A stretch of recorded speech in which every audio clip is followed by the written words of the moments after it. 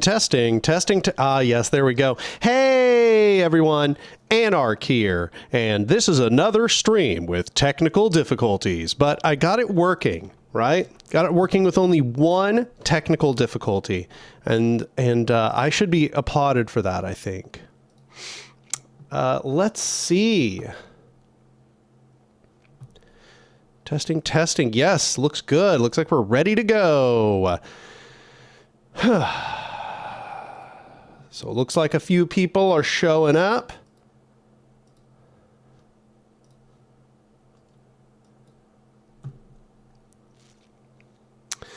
Today's stream, I have no idea what we're going to discuss, but I never do. And yet we always find something to discuss every single time.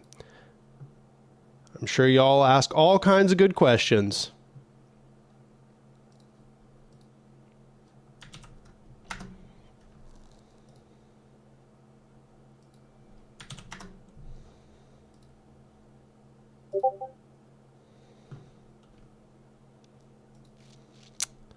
All right. Well, if it isn't the canvas, welcome the canvas. Yeah, I guess first thing I would say is that I just released a collaboration with Radical Reviewer on The Wretched of the Earth that just finished premiering only about, 40 minutes ago or something. And that was the first time I've actually seen the complete cut. And I actually thought it looked really good. I was very pleased with how it turned out. Do I have the f-stop turned up too high? Do I need to lower it a little bit? Can't quite tell.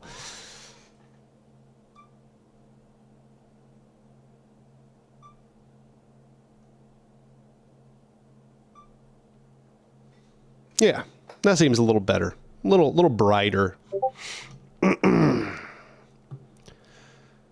All right, we're ready to go.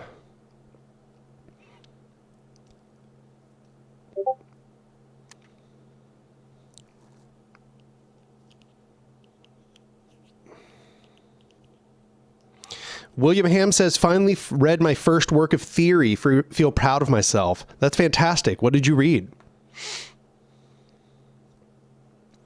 Also, I just want to say, I'm supposed to say this at the beginning of these streams.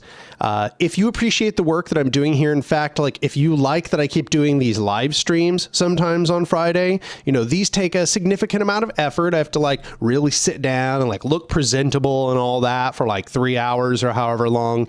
You should become a patron at my Patreon, which is patreon.com/anark, ANARK. And there is a $2 tier, $5, $7, 10, 12, and 20, I believe. So if any of those sound like an amount of money you could spare per month, please go over to my Patreon and become a patron. But I understand most of you were probably poor because it was just Christmas. So you probably just spent like a bunch of your savings. However, if you are one of those lucky few who is not poor because of Christmas, then please consider giving old Daniel a Christmas gift. Yeah, that'd be cool. That's it, though. I'm probably going to drink a little bit on stream today, mostly because, I don't know, that just seems like what you're supposed to do around New Year's Eve. It just seems like it is a drinking holiday. I hope that any of you who are recovering alcoholics or having problems with alcohol, don't take offense to that. Tell me in the chat if that bothers you. I don't know, but... Simnot Sam says, hey, Daniel, really enjoyed your response video last week. Good. I'm glad. It's doing pretty well, all things considered. It's not going to compete with the Second Thought video, obviously, but, it's doing pretty well. Lots of my viewers are watching it, and it's getting a little bit outside of my viewership. Accordingly, the ancaps are not happy, which, understandable. The whole video is just shitting on them, right? Why would they be happy?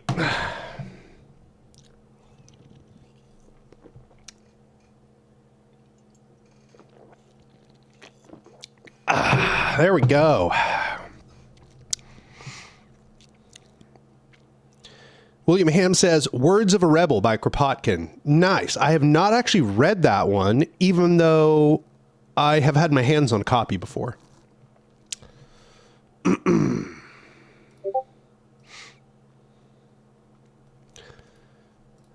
So somebody asked what I'm drinking. I am drinking Pabst Blue Ribbon. Okay, Pabst Blue Ribbon.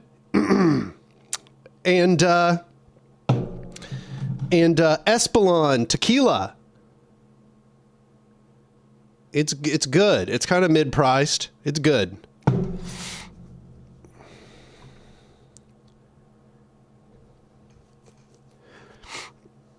Sam points out that it's a Union beer, and I didn't even know that, but that's awesome. Lee says, nice work with Radical Reviewer on decolonization. Favorite reference book? I'm not sure what you mean. Favorite reference book on that video, or my favorite book in general? Clarify for me and I'll answer.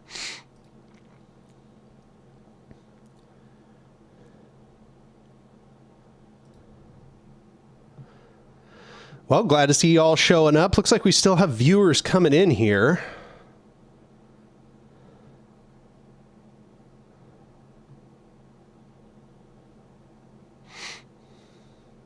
Aggravated Agnostic clarifies that they used to be Velociraptor, but they changed it, and now they're just giving me a heads up. Nice. I'll keep that in mind.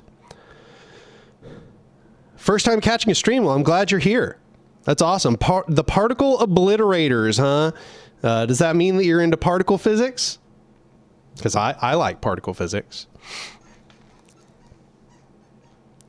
Eric Gray, can we address the ANCAP dude that wanted to debate you? Yeah, I'm never going to debate any sort of reactionary. That is pretty much my commitment. And the only exception I would ever possibly make is if their account were hugely bigger than mine. If they had like hundreds of thousands or over 1 million subscribers, it seems like it would just be, you know, obvious that I should debate them, even if I lost, because I'd probably gain so many subscribers from the interaction. But vice versa. Obviously, I'm never going to debate a channel that is a reactionary who's smaller than my channel. I'm not going to give them any sort of platform. I'm not going to, you know, exaggerate their reach in any way. I want their reach to be small or non-existent. So obviously I'm not going to debate them, even if that, you know, I would just stomp them out. I've actually had conversations with that particular ANCAP before, and in the conversations it was so one-sided they couldn't present a single rational argument. So they say, no, it's just a name. I know nothing about particle physics. All right, well. That was my emphasis in my bachelor's in physics was particle physics, or high energy phenomenology, as we call it.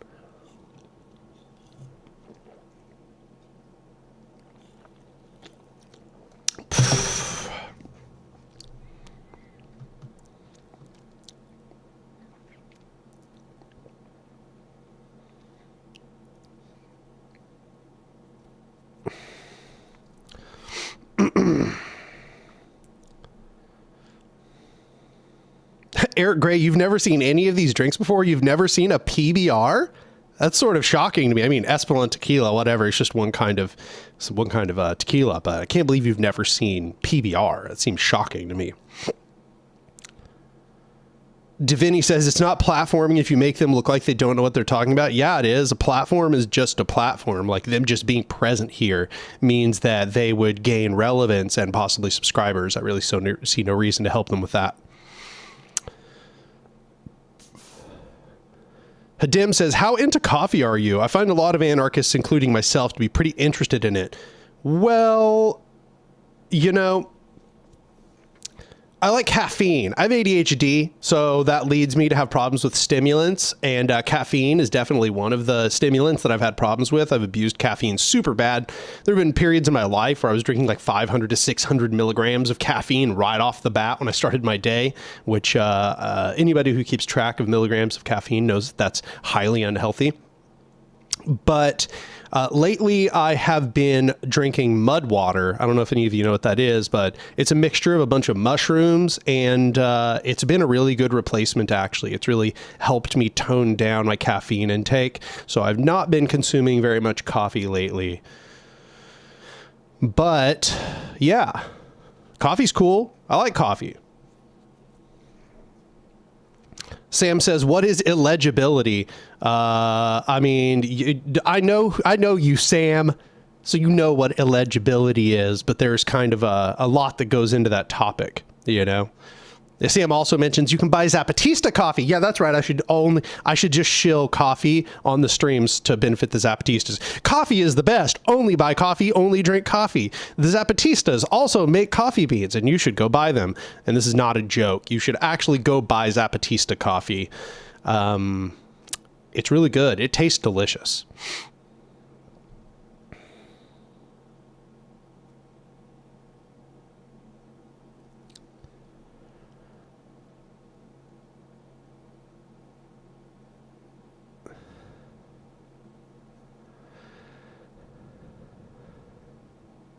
William Ham says, just wondering, favorite works of fiction literature? I've gotten my hands on the complete prose and poetry of William Blake, a poet who both Peter Marshall and E.P. Thompson have written on. You know, the sad truth is I have not read fiction in a long time now. I've committed so much of my time to reading theory and really just generally nonfiction. I shouldn't even make it out that it's all political theory. You know, starting in my early 20s or something, I really just started reading almost exclusively nonfiction. I read a lot of science stuff, mostly about physics and chemistry, philosophy of science, history of science. That was a huge emphasis for me. That was a lot of the preparation of me becoming or going to school to become a physicist. But and then I transitioned pretty seamlessly into reading almost only political theory and philosophy. So it's been a long time since I've read any fiction. So that means that not a lot of fiction really comes to mind right now, you know?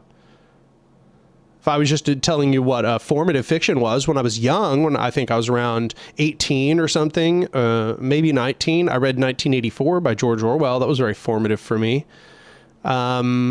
On my bookshelf behind me, I have some fiction there. I haven't read all of it, but I like the Cormac McCarthy. Big fan of Cormac McCarthy. I like The Road is fantastic. Frank Herbert, Dune. I've read like the first 5 Dune books. So I know all the spoilers about what's coming up in the movies.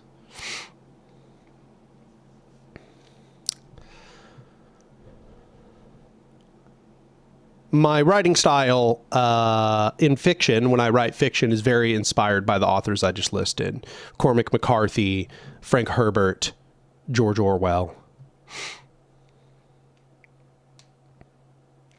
Particle Obliterator says, what do you think of the revolutionary potential of Gen Z? I think the revolutionary potential of any generation can be high or low depending on circumstances. I think that the revolutionary potential of Gen Z could be very high given that our circumstances are very dire. Things are getting pretty dark. So that being said, they're being rapidly radicalized. Seems like Gen Z is more radicalized younger than even the millennials. And the millennials are all already exceptionally radicalized at a very young age. But the Gen Z is very polarized. You know, you've got radicals in either direction, off into the far left and in the far right. I suspect that we'll probably have more into the far left, but that remains to be seen. Sir Verbose says, are you a syndicalist? No, I'm not a syndicalist. And that's not because I object to, anarcho-syndicalism as a political theoretic like structure. I just think that it didn't quite go far enough. I think that we have to build more diverse and intersectional bodies than even the anarcho-syndicalists offered. And they were already doing a pretty good job in creating a variety of political power structures, which would allow the people to control the world around them. But I think we need to create more and more diverse ones that fight on a more diverse field of activity. So if you want to kind of get my view on that, it doesn't go directly into discussing anarcho-syndicalism at all. But, you know, I started as an anarcho-syndicalist, but I think the video I did was called like "We Must Fight on Every Front" or something like that, or strategic holism might be what it's called. I think that's what the thumbnail says, at least. But it kind of lays out my conception of how anarchists need to approach political power in the modern era.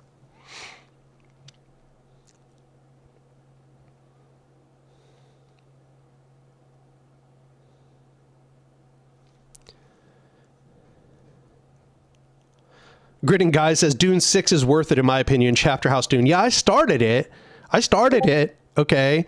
But the thing is like Frank Herbert in those books, it'll be like 1, 2, 3. Like, I don't want to spoil anything. I know y'all are getting into Dune right now, but I feel like it's old enough that I'm allowed. Huge jumps in time take place within the series. Okay. We're talking about, not only jumps of like decades, we're talking about jumps of like centuries or millennia take place within the Dune universe. Herbert is happy to, span enormous spans of times in between the books where, afterwards, almost all the characters are dead and maybe only some of them are left or resurrected or something. So yeah. I started Dune 6 and I think I was just like not ready to re-immerse myself and having to like relearn everything and figure it all out, like mostly from scratch, because so much seemed to change in Chapter House that I was like, that was where I stopped. I think I maybe got like 30 pages in, 40 pages in or something.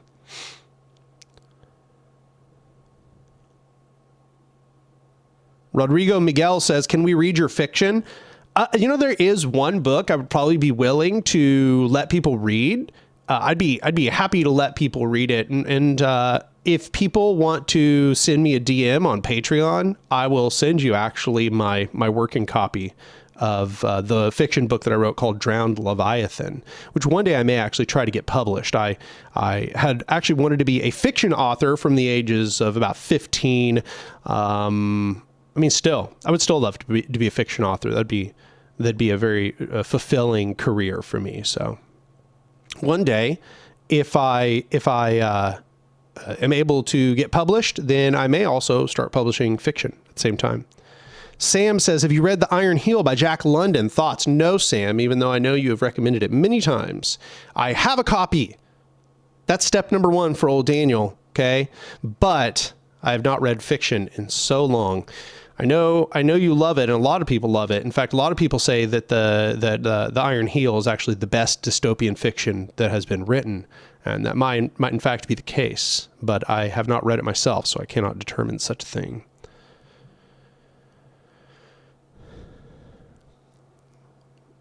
Yeah. So do you plan on reading Ursula Le Guin? I mean, it seems like a good candidate if I were to start reading fiction again.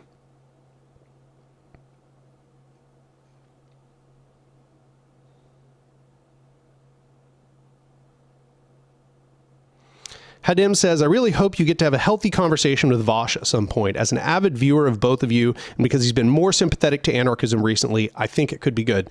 I've said this numerous times, and I'll say it again, is that I would be willing to have a discussion or debate with Vosh under the condition that we actually came into the discussion with something that was worth discussing. I'm not looking to just find some reason to debate Vosh, right? I'm not trying to think up a reason why I want to get into an argument with him. But if I thought there was something meaningful for us to discuss, if there was actually a kind of solid thesis to the discussion we were going to have, I'd be willing to have a discussion with him for sure.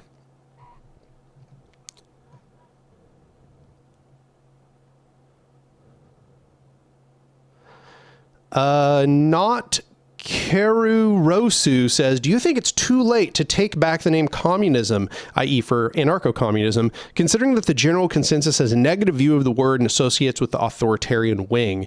This is an open question. My answer is yes. I believe yes. I think that it in my experience, it's actually really easy to kind of calibrate people's understanding of this word communism in person. So when I'm talking with them face to face and I say, by communism, I mean a stateless, classless, moneyless society. and we just start from that basis, then they know what I mean, and we just can get into discussions about direct distribution of resources and so on, and planned economies, decentrally planned economies. But I got to say, pretty much every discussion that I have with someone, that has to be done. And that is a bad indicator. But unfortunately, that's just what it is to hold any sort of political ideology, is that there are all kinds of smears against every political ideology that make it to where you're going to have to run defense for it. And I know we all just love to run offense all day long, but there is some amount of defense that has to be run for every political ideology. And when it comes to the word communism, it's obviously that we have to disentangle ourselves from the legacy of state capitalism, which has claimed itself to be communist.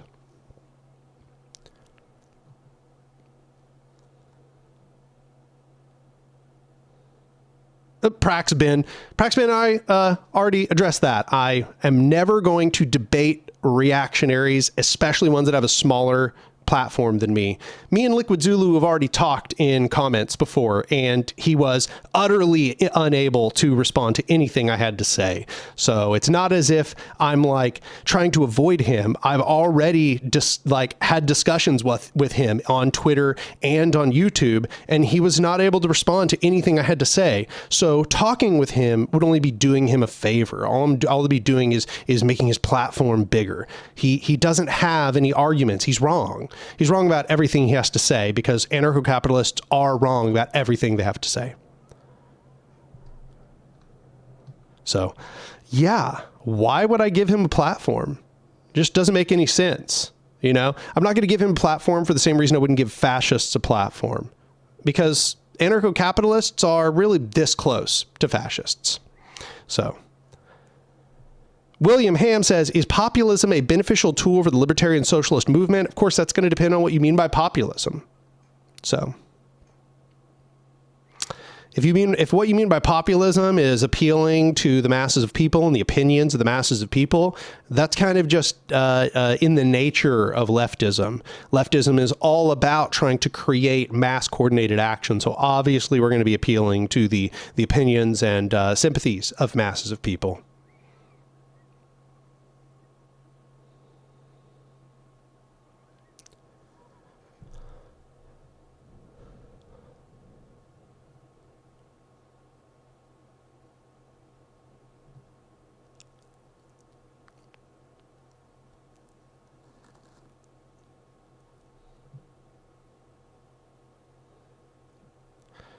Surely, nerdy online ramblings.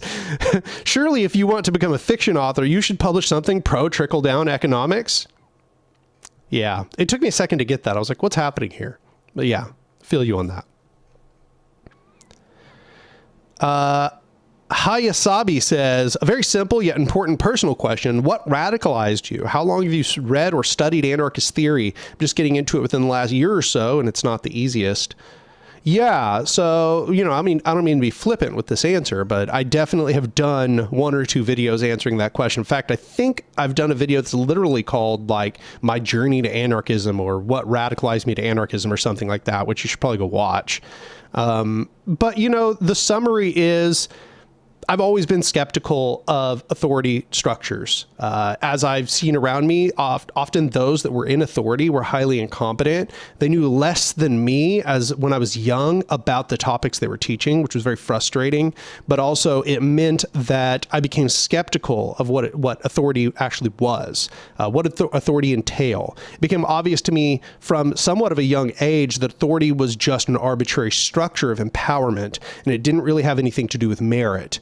So that was sort of like the earliest inklings that I had. But my first encounters with anarchism were, you know, mostly through the Occupy movement, and very, very early on, my encounters with Noam Chomsky and watching his lectures and reading about his viewpoints. Obviously, I've evolved way past that at this point, but if you are looking for stuff to get you introduced to anarchism, I've actually created a variety of videos that I think will probably be good for you.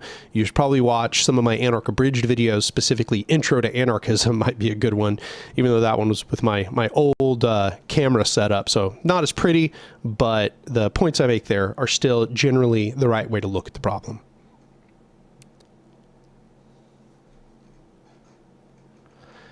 Not Karosu says, what would you agree with the phrase that anarchists are people who take social contract theory seriously? I think that would be a very difficult statement to make, given that so many anarchist theorists directly critique social contract theory and directly critique Rousseau specifically.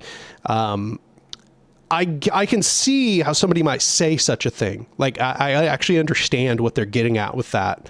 However, there has been a lot of criticism of social contract theory by anarchists. So simply, or certainly not as simple as making that statement.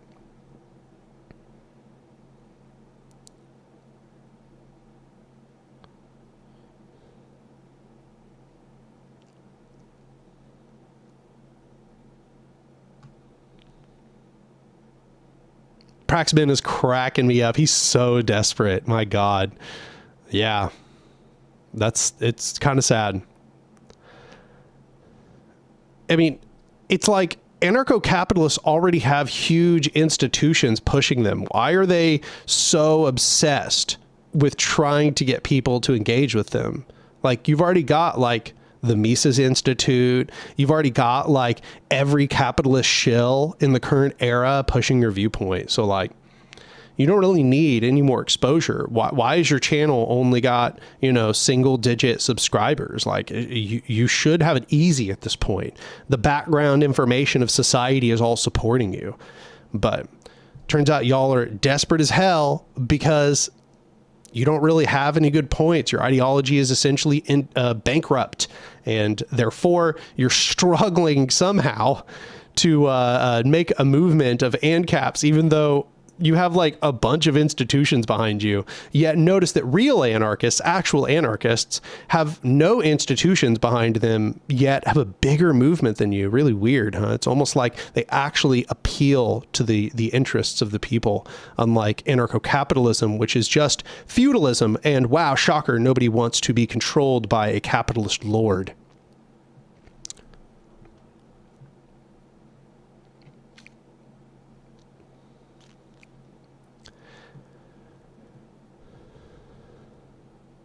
So I Love Owls said, do you think one of the reasons some people fall for the authoritarian party line could be due to their personal attachment style? If you know about attachment theory. Yeah, I know about attachment theory. And obviously that's some amount true. Like, I'm sure that that's accurate to some degree, but I think it's generally dangerous to psychologize too much and associate someone's like psychological bearing with their political ideology. I think that it's going to lead to correlations, but it's dangerous to think of it as causation. So, different attachment styles are probably going to have some tendency toward one or another political theoretic position, but I would say it's probably not a very good mapping to use. I would not default to it, and I'd be interested to see any studies that were conducted. Yeah, nerdy online ramblings. Anarcho-capitalism is like if teenage Redditors were a political movement. Absolutely accurate. It's like the unity of teenage Redditors with ultra wealthy capitalist ideology. It's essentially like the ideology of the ruling class under capitalism, like what their wet dream would be about what kind of society might exist, but mostly supported by chuds who literally have nothing going for them in life. Like, the majority of ANCAPs are these people that are like absolutely at the bottom, and they've given into some hilarious dream that they are actually going to achieve anything. They think they can like pull themselves up by their bootstraps, but it's kind of pathetic. I mean, it's like average people essentially simping for the ruling class ideology. I consider it like kind of the lowest sycophantic ideology, other than perhaps fascism. But as I've said, these are so close to one another as to be largely indiscernible.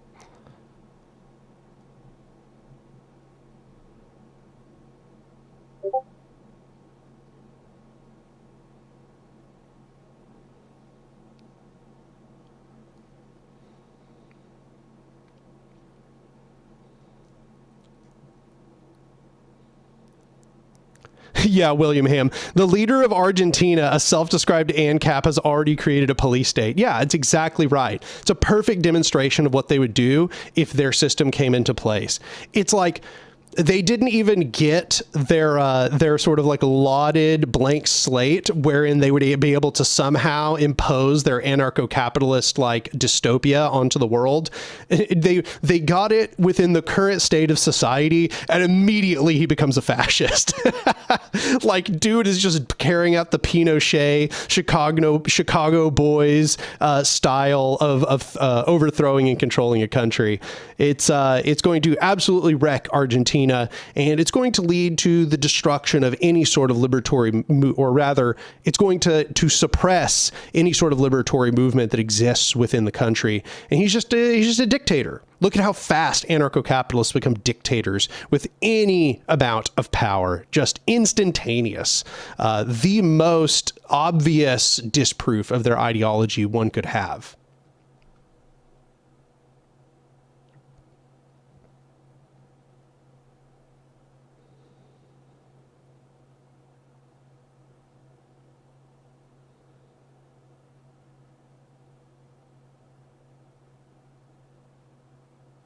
This is so hilarious. They are so desperate. The ANCAPs are just pathetically desperate in chat. I think it's funny because I actually think this is a big reason why their movement doesn't get anywhere, is the majority of people can see how kind of pathetically desperate that they are, right? I think their movement mostly sort of appeals to these sort of shut-ins who don't have any experience of the world, who are highly, highly sheltered.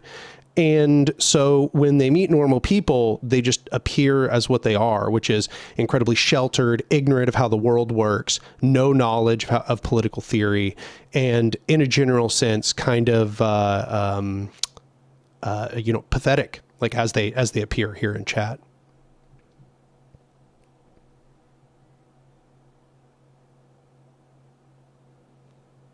Dr. Eagle Talon, anyone heard Carsey Blanton's new song, After the Revolution? It's so good. Her music is anti-capitalist, anti-fascist, and anything you could ever want. Basically, if Bamboo was a folk singer. No, I've not heard it. However, that is now like the fourth iteration of something that I've seen that uses the name After the Revolution. You know, when I used the name After the Revolution for the video that I did, I was like, yeah, this is a pretty good name. You know, it's a little simplistic. Obviously, it's not like there's like a revolution for which there is a before and after. But, you know, it's a good name, After the Revolution. Now I've seen like 3 other things use this name After the Revolution. It makes it kind of very unsearchable on Google, that's for sure. But I think Robert Evans probably has the biggest claim to the name at this point, given that he wrote a book and released it, and a publisher is distributing it throughout society. So most certainly, when you search After the Revolution, you're not going to find Anark's YouTube video. You're going to find Robert Evans' book on the topic.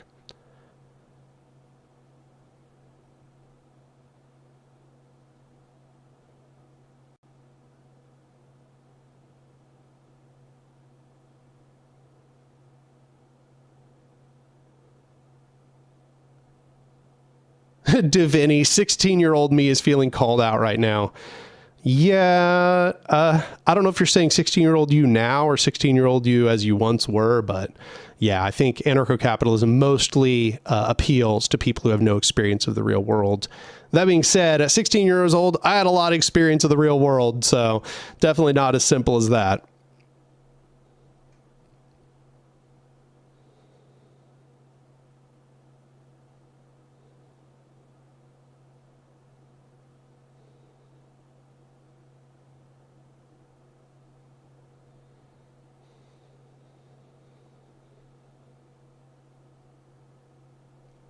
Shade Aquatic Breeder says, what do you think about the ideology of the necessary evil in order for the people to come together?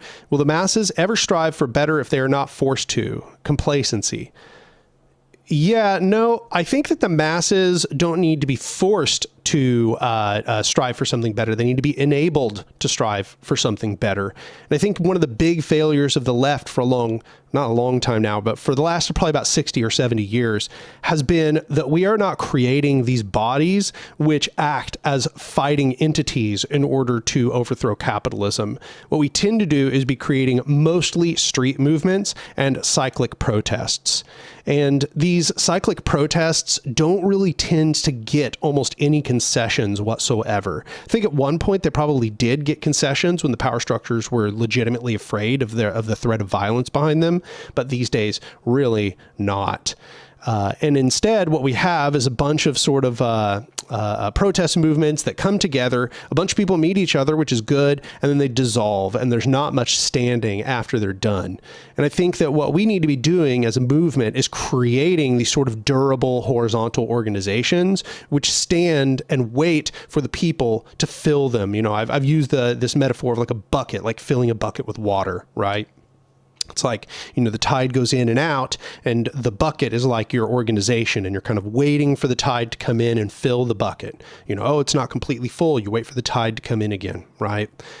This is what we need to be doing. And unfortunately, we have so much anti-organizationalist sentiment, and we have authoritarians confusing people and pulling them into dead-end strategies which don't work in modern capitalist nations. We've got a lot of people that are pulled in a bunch of different directions. Also, we've got examples like anarcho-capitalism, which just confuse and confound and lie to people about how reality works, which, you know, essentially pull them off into a bunch of like daydreams and fantasy realities. And that was not nearly as present during the late 1800s and early 1900s. There were people making these arguments, yes, but in a general sense, you did not have nearly as many different competing ideologies trying to pull people in different directions. You know, the left was much more consolidated, and it was more organizationalist in its tenor, and it was more anti-authoritarian in its tenor. So with that, you know, I think that's really the big problem we face. I don't think it's that we need authoritarian structures. I mean, as you could see, we have like PSL and CPUSA, and those are very authoritarian, yet they're not doing anything either. So it's clearly not that we just need authoritarianism to do the work. So looks like I got $5 from Eric Gray. Eric Gray says, simply put, there are better things to do than wasting time debating ancaps whose logic attempts to justify paternalism. Yeah, I mean, that's one aspect of it for sure. You know, if somebody were actually like in the anarchist space making these sorts of arguments, then yeah, I'd probably talk with them, debate with them, and so on. But ancaps are basically fascists. They're like very, very close to fascists. That's why when they get power, they act as fascists. That's why, you know, you can see an enormous overlap between their desires for deregulation and what fascists do in practice. Take, for example, Pinochet in Chile. But yeah, I mean, there's just no reason for me to help expand their ideology. If they are obscure, they should stay obscure because they are in every way a threat to the liberation of human beings.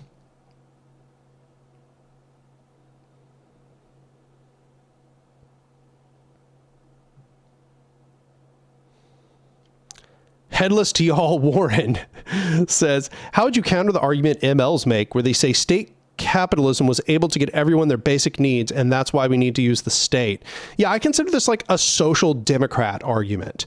You know, this is the sort of argument that social democrats make, which is, well, you know, look, it led to the a general improvement in the quality of life. Like, clearly, this is the ideology that's supposed to stand.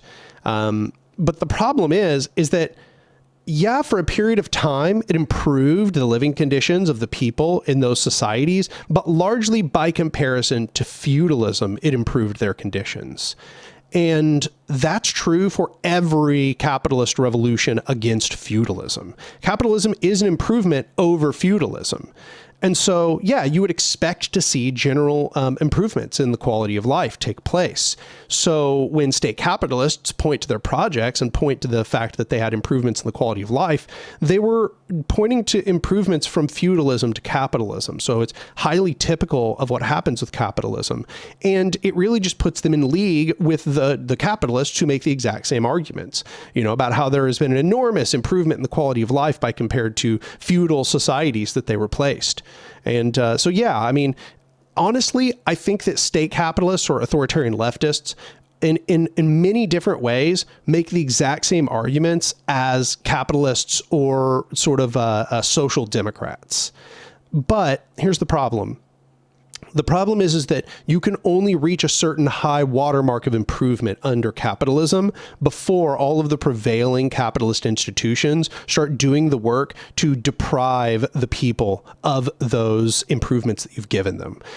And you can see, for example, even in the Scandinavian countries, they put in place all these wonderful welfare programs, all these programs that have led to the betterment and improvement of the lives of the people there in those Scandinavian countries. And yet now they are slowly being peeled back. They're slowly being taken apart. They're being taken apart by deregulationist capitalists and fascists. But of course, I repeat myself. Fascists are getting positions in those governments now, and they are slowly starting to use their typical rhetoric in order to split the people among themselves, and in order to create highly nationalistic conceptions, and to once again benefit corporations at the expense of the people. Now, they haven't done this. They haven't fully peeled it back yet. But what I've always said to state capitalists is, if what you're really looking for is a system that just improves the living conditions of people, social democracy has got it nailed down. There's just no comparison, right? If you want to compare state capitalism and social democracy has it completely handled by comparison. Social democracy actually takes capitalist nations and improves their living conditions, whereas state capitalism only ever takes feudal nations and improves their living conditions. So I think a lot of state capitalists are only state capitalists or authoritarian leftists because they like the aesthetics. They think the aesthetics indicate there must be something radical and revolutionary there. But in a truthful sense, most of them will probably end up as social democrats. This is why I call them insurrectionary social democrats.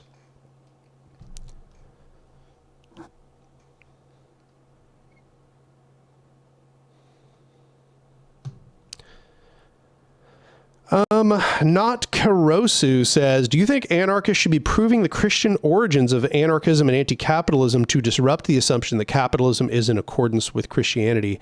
I don't know if they should. It's something they could do, absolutely. But in a real, sense, most people just aren't going to really be super receptive to that. I think it might help. There might be some people for which, if you were to discuss the history of anti-capitalism, you were to root it back to the levelers and the true levelers and Gerard Winstanley and all of that, that might be valuable to some people. I'm not saying that there won't be anybody for which this will be effective, but I don't think it's going to be highly beneficial to try to convince everybody that, anti-capitalism is more in line with Christianity, because most people who are going to be resistant to that don't really care what Christianity is about to begin with. Number one, they don't really care what it actually says. And so they're more doing it backwards. They're backwards justifying what they want to be the case. Christianity for them is a tool of conservatism. And so, the conservatism is what they're really bound to, and Christianity is a sort of supernatural theological justification for their already standing conservative beliefs. But yeah, I mean, there are certainly strong justifications to link the two, and as I mentioned, some of the earliest anti-capitalists were indeed Christians. Aggravated Agnostic donated €5. Thank you very much. They say, I fear revolution as it could cause mass death with innocents caught in the crossfire, i.e. friends or family. I hate capitalism, but care for ordinary people. Yeah, it's an extremely rational thing to be concerned about. this is part of the reason why I don't advocate big R revolution, except at this very last juncture of self-defense. I think that we should be doing what some people might call like little R revolution, but which I call prefigurative revolution, which is that we're trying to build as much of the new world within the current society as possible. We're trying to build the new in the shell of the old, as is often said. Now, the problem is there will come a time where if you've built that up, and if it's successful enough and it's robust enough, it will eventually threaten the prevailing power structures. This is what we've seen numerous times throughout history. And when that time comes, there's not going to be much you can do but defend that revolution, but defend that prefiguration. That's just going to be the natural way of it. You know, it's something I wish that weren't the case. I wish there was a way we could gradually just transform society peacefully, but it turns out hierarchical power structures are never going to allow you to do it peacefully. That's just not within their natural functioning to allow something that is actually a competitor structure to arise within them. So what we should be trying to do is create as much of this competitor structure within the existing society and make it as powerful as conceivably possible within existing society as we possibly can, as to reduce the amount of conflict that will take place in that transition.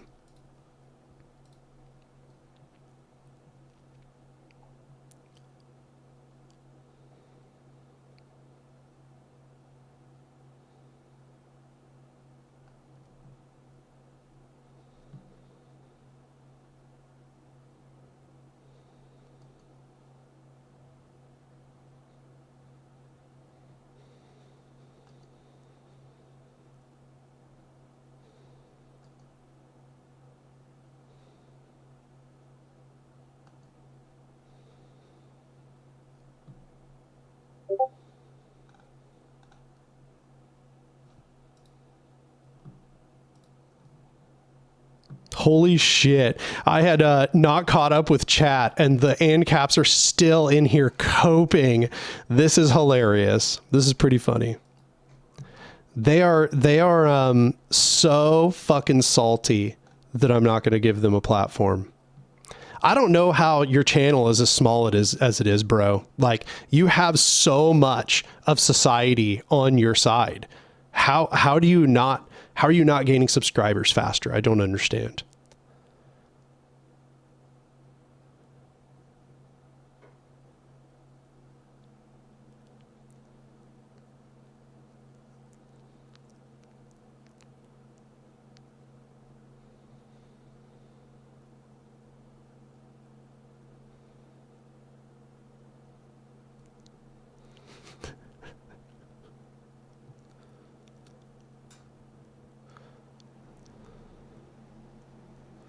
Yeah, anarchy. When a read-on authority channel like Second Thought has more comprehension in one sentence than an ANCAP's whole identity, ANCAP should be ashamed. Yeah, I mean, that's just the way of it. You know, even authoritarian leftists understand the world far better than ANCAPs.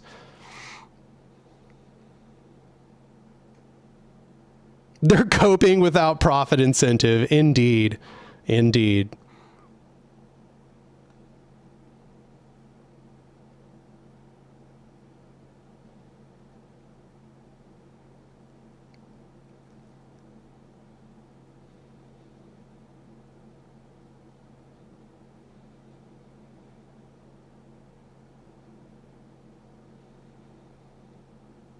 It's so funny. Like, any of these ANCAPs in here could just go watch the videos where I just completely tear their ideology apart. There's absolutely nothing to their ideology. There's what reason do I have to debate? You don't have any points. I've already talked with all of you. You just repeat the same things over and over, and those things are all debunked in the videos. Go watch them. Enjoy.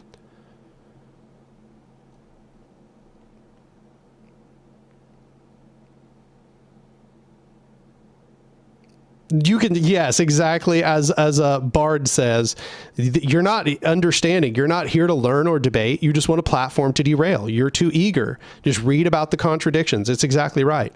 Yeah, I mean, it's so obvious in the way that you're engaging that what you really just want is a platform. And that's just not going to happen. Do you think you're coming away from this as the one who looks confident in his beliefs? Absolutely, yes. Nobody really cares about your kind of pathetic begging. Like, this is just not effective. You know, you're desperate, and anybody who sees it can see how desperate you are. Like, that's why everybody makes fun of ancaps. You're completely lacking self-awareness. Nobody thinks you're big and tough and smart. We all think you're pathetic and uninformed. Like, this is just the general social conception of ancaps, even among normal people. Just talk to normal people. Their conception of ancaps is that they are nerdy neckbeards who are sheltered from the world and have no idea how anything works. Like, yeah, obviously that's the case. Literally, all I have to do is shit on you, and 90% of people agree with me.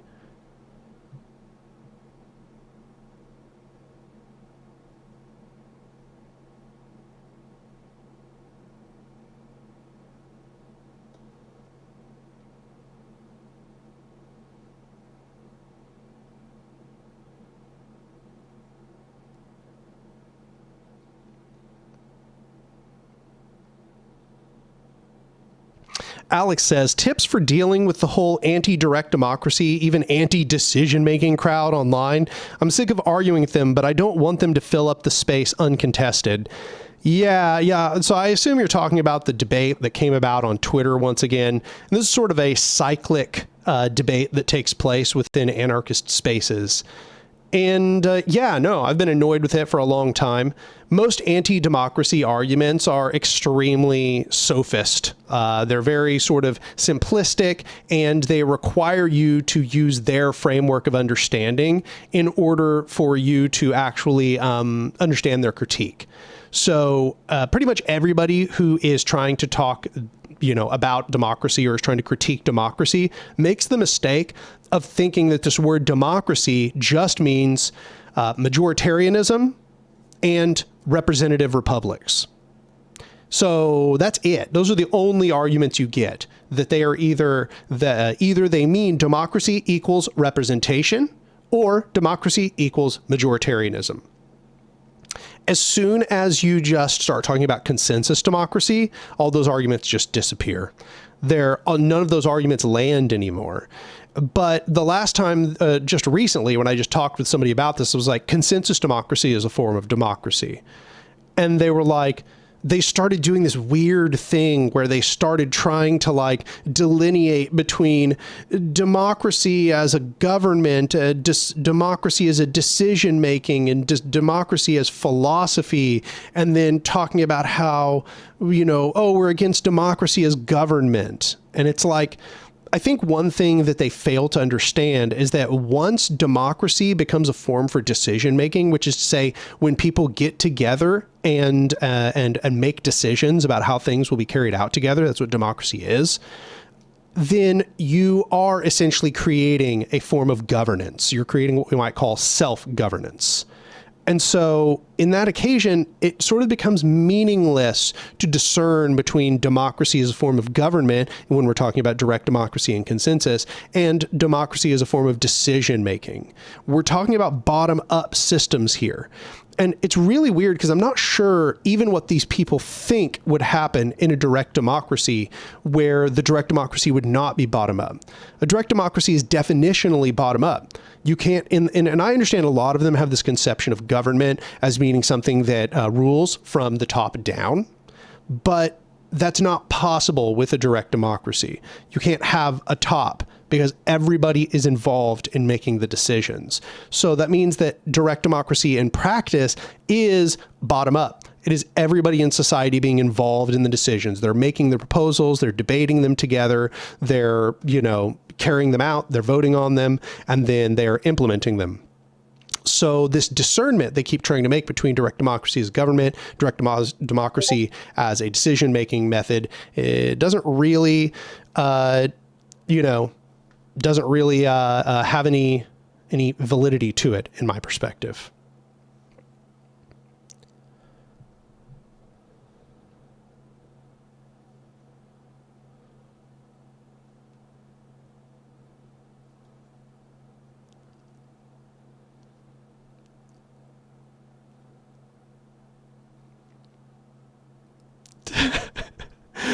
Okay. I think these people have about had their time here.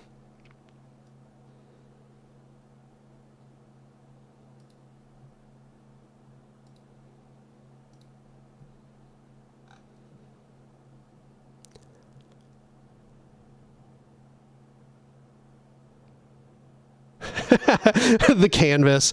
I didn't know this was Anark's community. Yeah, it's hilarious. Today, this guy who's, I'm still not going to say his name. I'm not going to give him any sort of benefit here. He saw that I was posting on Twitter and was like, debate me, you won't, you're scared. And so I knew when I did this live stream today that they were going to come in here and try to derail it. I think I've given them enough time now.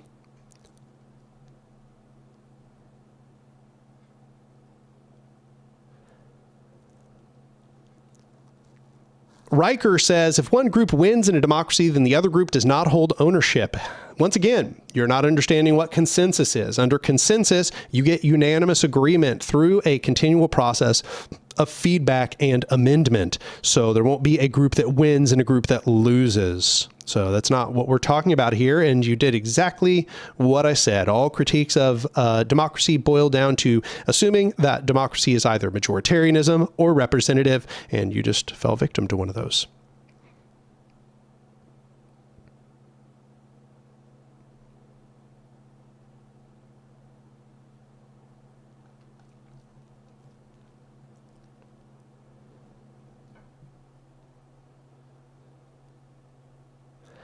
Cheeky Hassar says, would you say statism versus anarchism is a more important divide than right versus left at the end of the day? No, I don't think so. I think that they're both pretty important. You have to understand that support for the state and support for capitalism are going to be roughly synonymous. This is why when authoritarian leftists use the state, they devolve into capitalism. And this is why ancaps all essentially support the state.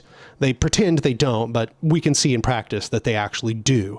They'll create these kangaroo arbitration courts. The massive corporations and the neo-feudalist lords will just own massive private militaries that they will use in order to enforce their will. It will be an even less accountable state than the one we currently have. Be in every way a return to feudal conditions. So I actually think that you have to oppose both at the same time. And part of the anarchism that is offered on this channel is an anarchism which pushes back against all hierarchies of power, and both capitalism and the state qualify.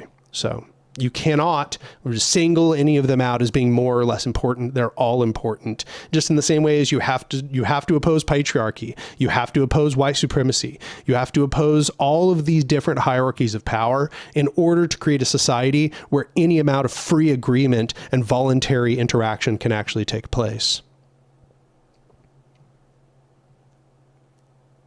Yeah, as Nate says, markets lead to state-like solutions. Most of the time, they're just going to lead to the state. That's just how it works. Markets cannot be free. That's not a reality. There has to be something to regulate and control them. Otherwise, they just concentrate power and recreate feudalism.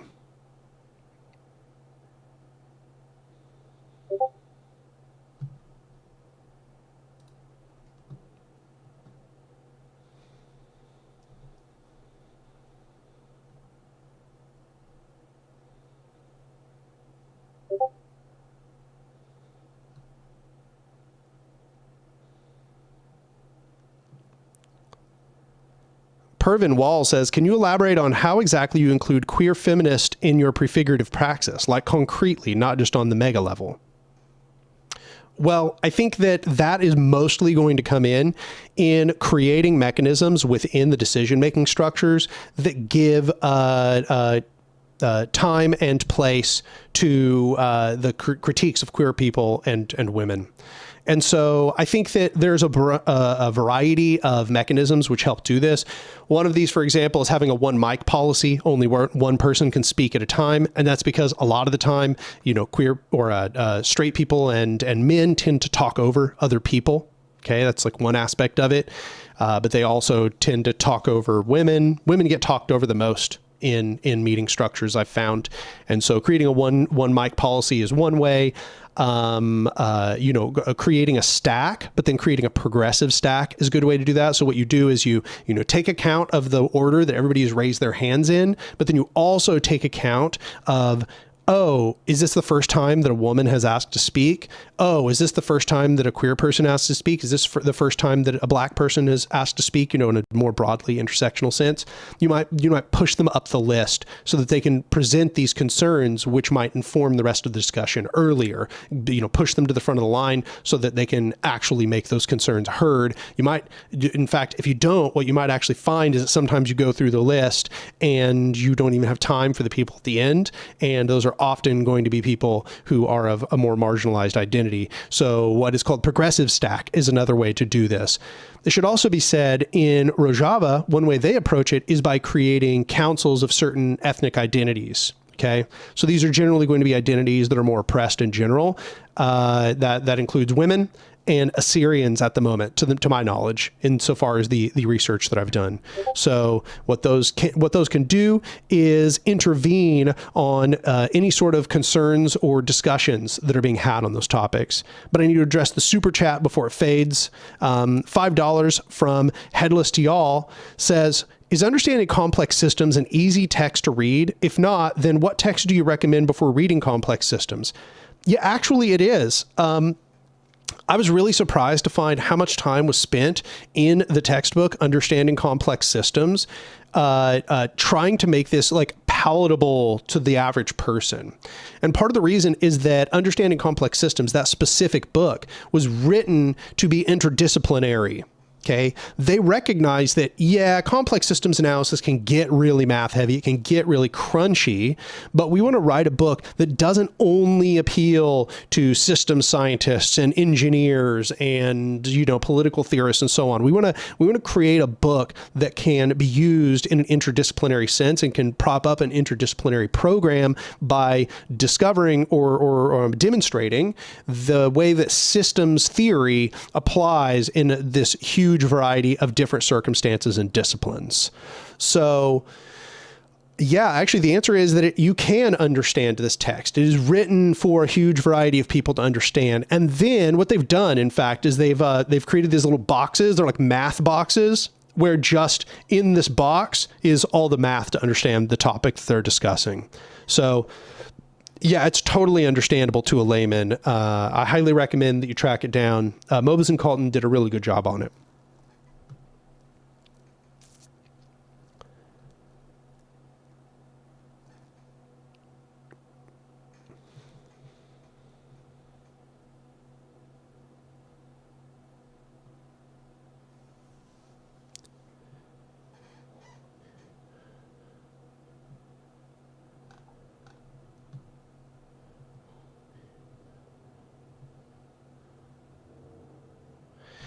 Chiki Hassar says, historically, ultimately, do you think that the Ukrainian Black Army stopping Western reinforcements, hence helping establish the USSR, was overall positive or negative? Listen, it was overall a positive. It's just tragic that supporting authoritarian leftists means supporting your own destruction.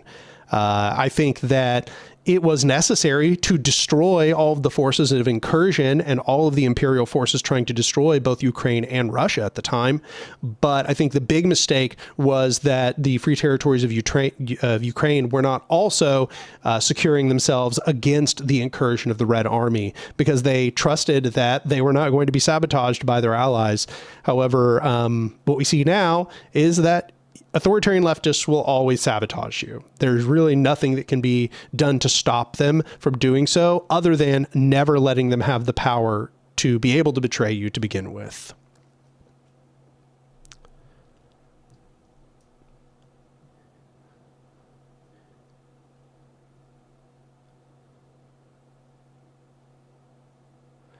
IDK Man says, I asked this question earlier in the stream, but you didn't answer. I assume it got deleted by YouTube.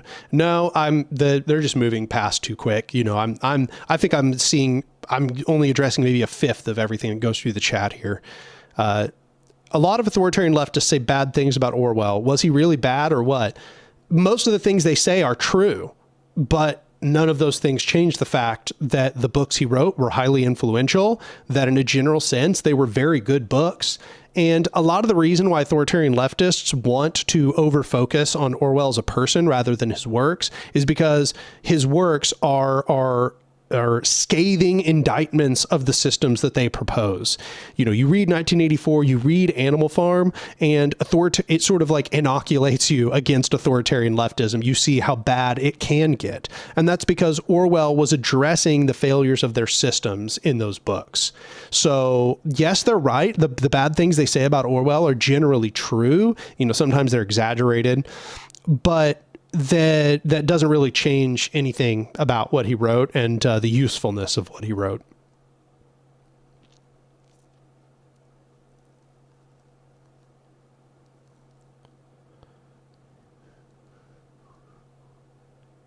I love owls. Why do so many supposed socialists keep confusing Cuba, Vietnam, Venezuela, North Korea, etc. with socialism? Partially because people in those nations keep calling themselves socialist. There's no worker ownership taking place, but it doesn't matter. They keep calling themselves socialist because the state capitalists insist they are socialist. Why? Because one day they'll do a communism, they say. They tell us that eventually one day they'll do a communism. The state will wither away and classes will disappear and there will be no more money. How? I don't know how they expect that to happen when they're just doing capitalism, but yeah, that's what they say. They have a strong state and that controls the capitalist market. And for some reason, that's just magically going to turn into socialism. Yeah, no, absolutely absurd. So it doesn't help that what we have is a contingent of the left and the right all claiming that state capitalism is socialism. So it's a very coordinated effort to distort what is taking place in all of those examples.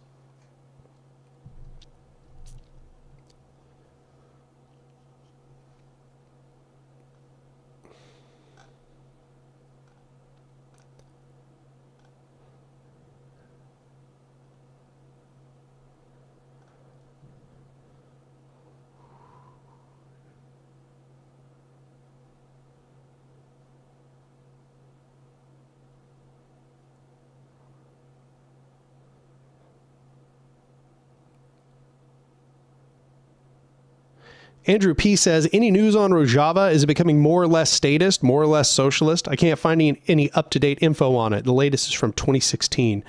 Yeah, I mean, there's not a whole lot of modern analyses of their structure that have been done. And you're totally right to say that a lot of it is back from 2016.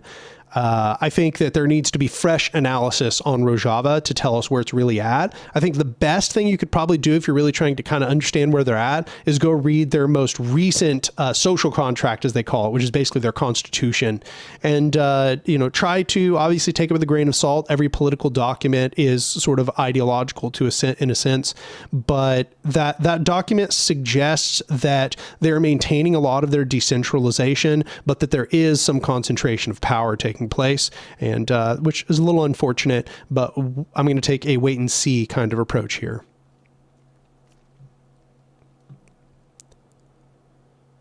Yeah, someone says, it reminds me of how Christian apologists point out that Darwin was cringe in some aspects, then to try and discredit evolution. Yeah, exactly. Yeah, attack the person, not the ideas, exactly. The Hunter, what are your thoughts on democratic socialism, not social democracy? It's kind of too broad to have opinions on, what fits under democratic socialism. There's too many different things which might fit under democratic socialism for me to make a big sweeping statement about it. It's more of a grouping of tendency than it is a specific ideological perspective. So if I talk to the democratic socialist, I always am sure to try to understand what that means to them. Like, what does it mean to be a democratic socialist? Pervin Way says, or Pervin Wall, have you read Black Marxism by C. Robinson? And if yes, what do you think? Does the Black radical tradition, what do you think does the Black radical tradition mean for anarchism? I've not read that book, so I cannot comment on that. Anakihi. I love how ancaps helps your algorithm without profit incentive by coping. More people will see your video than their comment, disproportionately benefiting you and the anarchist left. Yes, this is what I mean when I say they're just completely sheltered and have no idea how anything works in reality. They have no conception of how power functions. They have they're ignorant of how anything works. And so, yeah, absolutely. I think this is the biggest stream I've had so far. Probably because they came in and pumped the number of comments in the live chat, pumped the number of viewers. They probably linked it somewhere, which every one of these links in any different social media helps push the video. So yeah, they just literally have no idea how power functions. That's why they're ancaps.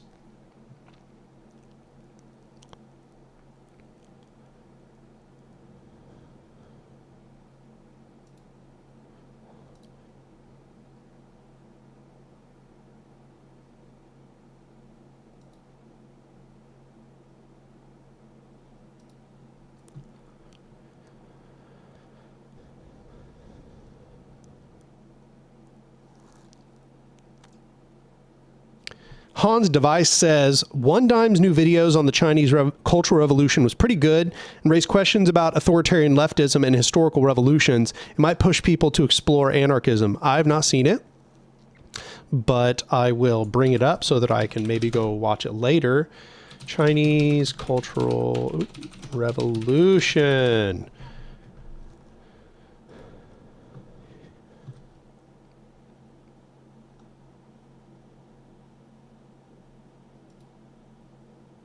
Okay.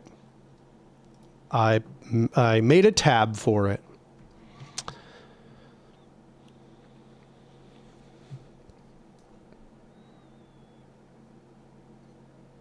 Dr. Eagle Talon says, as a comrade in the conservative rural Midwest running a mutual aid org, raising class consciousness, any tips for bridging the gap or creating a pipeline?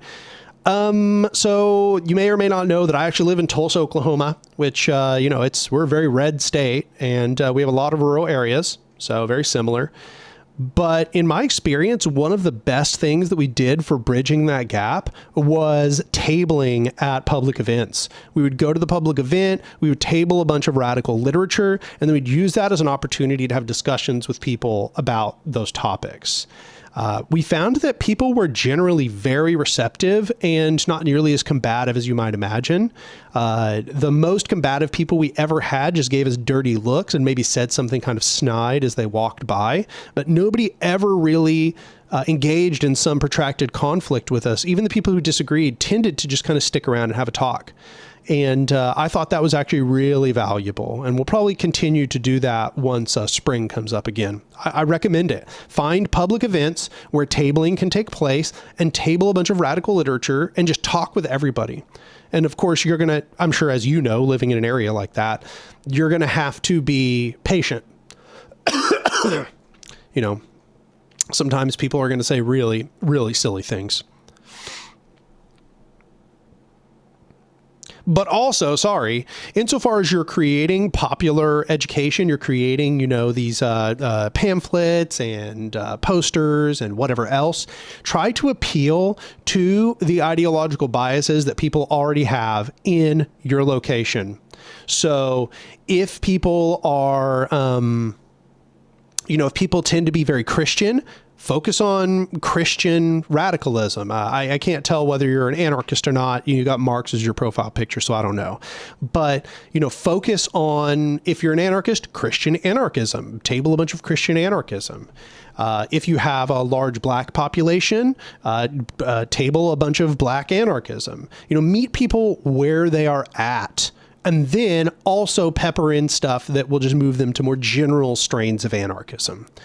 And if you do that and you have lots of good discussions, you're going to find that you're going to radicalize a lot more people than you probably expect. And if you do it very, very consistently, you might radicalize a lot of people.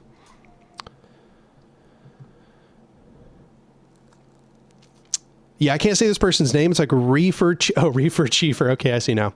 Yeah, they say, or set up in high foot traffic areas. Yeah. Absolutely.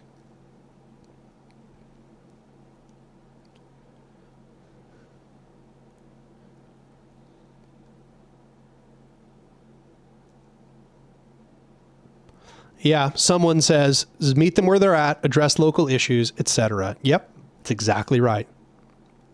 That's just how it works. You know, a lot of people in the modern left are extremely unaccepting of people who have not made it all the way down the path of radicalization yet. You know, they're very judgmental. They're often cruel, and they have a very short temper. But you're going to actually have to practice a long fuse.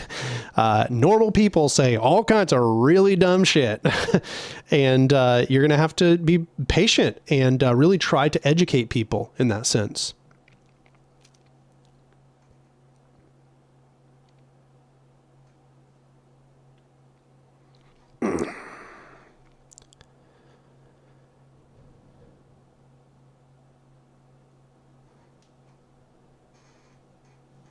The Hunter says, do you think there's room for getting out of the internet culture of toxicity to people that don't share our opinions and have proper discussions and advance the field of communism with non-anarchists, non-anarchs? Yes, absolutely. But it's going to take a series of really difficult conversations and devastating defeats before people actually really start understanding what they're doing wrong. Because unfortunately, the internet culture, it really exaggerates these tendencies towards judgment and this sort of puritanical, what's the word I'm looking for? A unanimity where it has to be exactly as I say, and it cannot stray outside of this box, or otherwise I hate you. Right. And if the left cannot stop doing that in an interpersonal sense with people that it just talks with, then it's never really going to get anywhere. Now, this is not to say that you should be spending your time trying to convert the, far right people. In a general sense, that's probably not going to work very well. They are so dug in their ideology, they don't really care about reality most of the time. Now, if you keep having, say, repeated interactions personally with someone who's a fascist or someone who's an ANCAP or something of that sort, then yeah, I would say keep having those conversations. But I think the majority of people are not that. The majority of people have a sort of nebulous, gray blob of an ideology, and they, could probably be pushed or pulled in a bunch of different directions. And we have to practice patience, not to go in on them, not to attack them when that happens. And that can be very difficult because the left online, that pretty much seems to be all they do. Just saying. Eric Gray with another $5. I appreciate you so much, Eric. Says, if anyone plans on tabling Black anarchist content, I would recommend using the writings from Black Autonomy Federation. Yeah, absolutely. I think that's associated with Lorenzo Camboa Irvin, right? What I found was Andrewism. He did a video on Black anarchism. I think it's called What is Black Anarchism? And he published the script to Anarchist Library. And then Anarchist Library has everything on there can be imposed onto into a sort of pamphlet form. And What is Black Anarchism by Andrewism made a great pamphlet, and we gave it out to so many people who came by. It's a great resource for that purpose. We also bought copies of Anarchism in the Black Revolution, and that was also a really good resource that we found. And there's a few other ones, but those are the two big ones, I think. Yeah.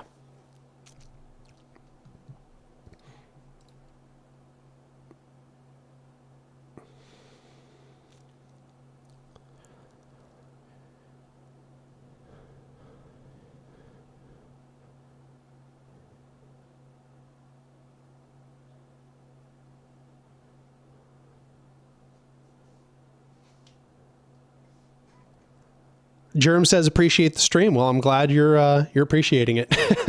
How long have I been doing this now? About an hour, I think. Let me see. Yeah, about an hour.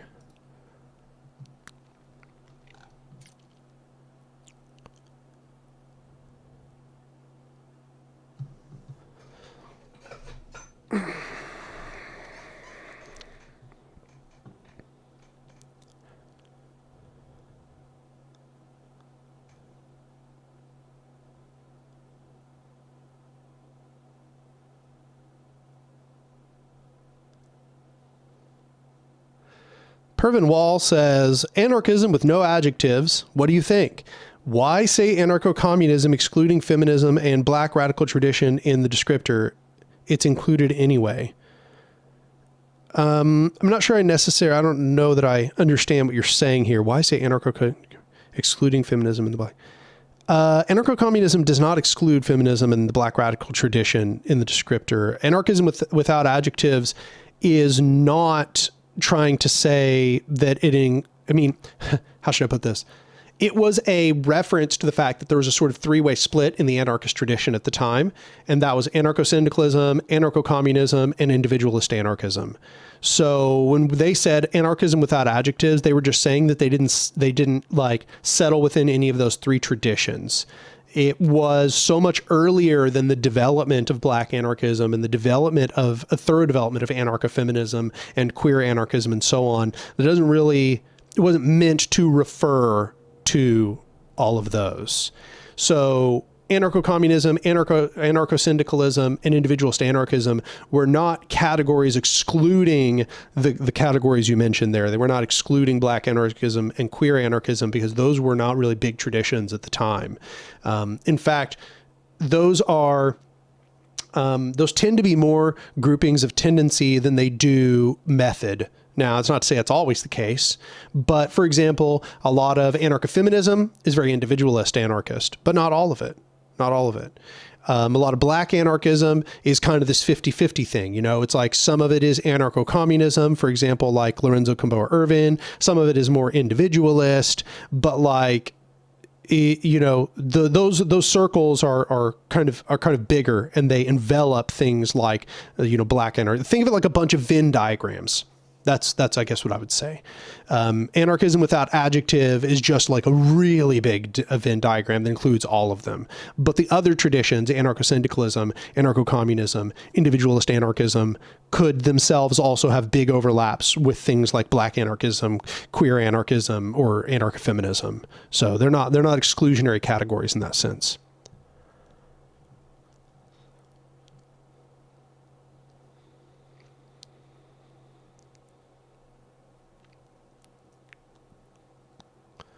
Procyon Lotor says, you didn't reply to my second comment on your gun control video. Not enough space to type it all. You put the cart before the horse when you focus on arming when there's no left in the US. No, because there's not an order to this. You have to do both. Like you have to create the left and you have to arm the left.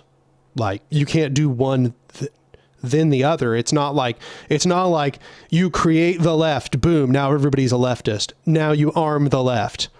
You have to create and arm the left at the same time. So you have to be expanding the number of people who are leftists, and at the same time, you have to be encouraging them to learn how to use firearms in a safe and responsible way in their community.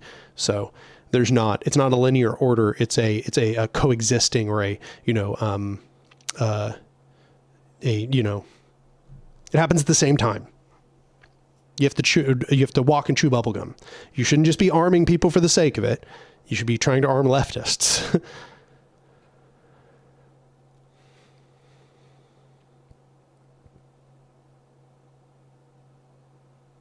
Headless Y'all says, what are the core principles of individualist anarchism? I have no clue what they represent, but want to learn. I would recommend watching part 2 of A Modern Anarchism, where I give you pretty good introduction to that topic. Yeah. Ooh, someone wants you to talk about Stirner. Yeah. I kind of did that in the last stream. I went off into a deep thing about Stirner, but I'm trying not to do that right now. Because I'm so far, you know, the comments just be going past and I'm not even hitting most of them. So, a union of egoists, indeed. Yeah, individualist anarchism mostly has its root in Stirner. Stirner's two main principles, as I lay them out in part 2 of Modern Anarchism, are the unique, or the ego, the self, and ownness, which is to say that which you apprehend, that which you interact with. And the main principle of Stirner's philosophy is that your ownness is part of the unique. Your unique expands to include all of those that you love and the things you interact with. And therefore, self-interest is in a way selfless, But I think you can see in a lot of individualist anarchism that this principle has not continued, and a lot of people sort of vulgarized this basis of egoist anarchism. Aggravated agnostic gave me €1, and I appreciate it, but no message was included. But I appreciate the tip. Eric Gray with another $5 says, the best way to think of something like black anarchism, for example, is anarchism being guided by black historical reality. Yes, I agree with that. That seems like a very good way to understand black anarchism. It's essentially like, it's like anarchism being reinspected by the black community, understanding the pitfalls of the historical reality, as you say. And so it also takes into account the failures of the anarchist movement to take into account those realities. And I think that's one of its greatest values. In a way, it's almost just a synthesis tradition that almost everybody should be reading to understand how the experiences of black people have, how they bear on the anarchist theory that has already existed and what needs to be added to it to make it more robust. I got $10 from Amy X, who says, thank you for being. Well, I appreciate that, Amy. Wow, no question, no anything. Just giving me $10 as a tip. I appreciate it. Or you're giving me $10 for being, I guess.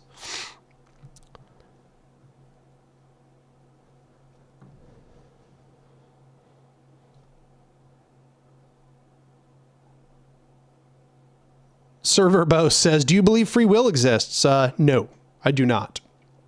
Do not believe free will exists. Mostly because I believe we live in a deterministic universe, and free will conceives of the possibility that you could choose otherwise than you are choosing. But how you are choosing is determined by all of the causal factors that precede you. Therefore, you are only going to choose in one way. And that means that there is no such thing as free will.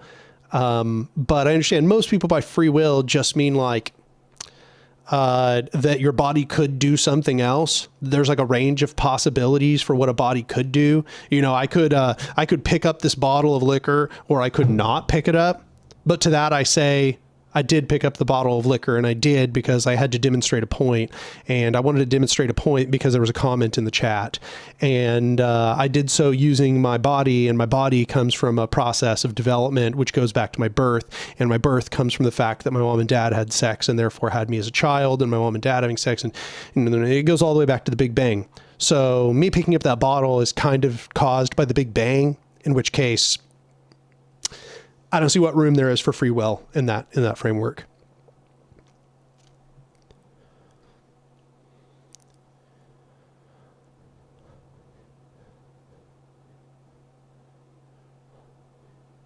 William Ham says, favorite philosopher who wasn't focused on political philosophy. That's probably Hume. Probably. I think Hume is one of my favorite philosophers. Or Camus. Probably Camus. If I had to choose, I guess.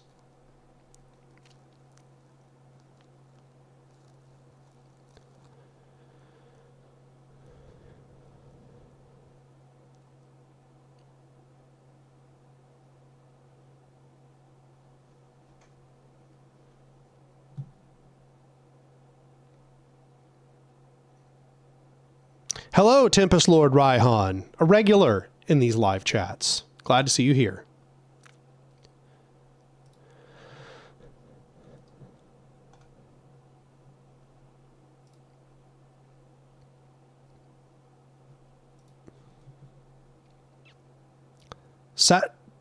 Satadru Roy, I'm sure I screwed that up miserably. I'm sorry ahead of time.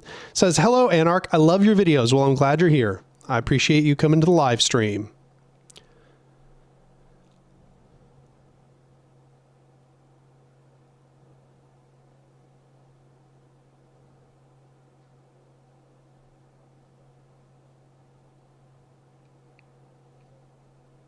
Grinning Guy says, I've become doubtful of the Big Bang. Big Bang's pretty well confirmed at this point. It's just been confirmed over and over and over since like the early 1900s now. There's complications to it, you know. It wasn't like a perfect model right off the bat, but We keep looking further and further into space and therefore further back in time. And it looks more and more like the conditions of the Big Bang that we were expecting. So I'm not sure what you mean.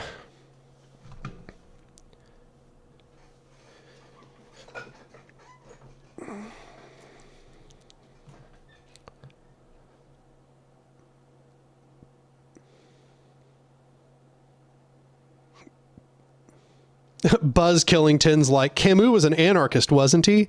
Yeah, he was. But he didn't really talk about his anarchism in his work. So that's why I thought it was at least a good inclusion there. I mean, Hume was a liberal, so, but he doesn't really talk about his liberalism very much.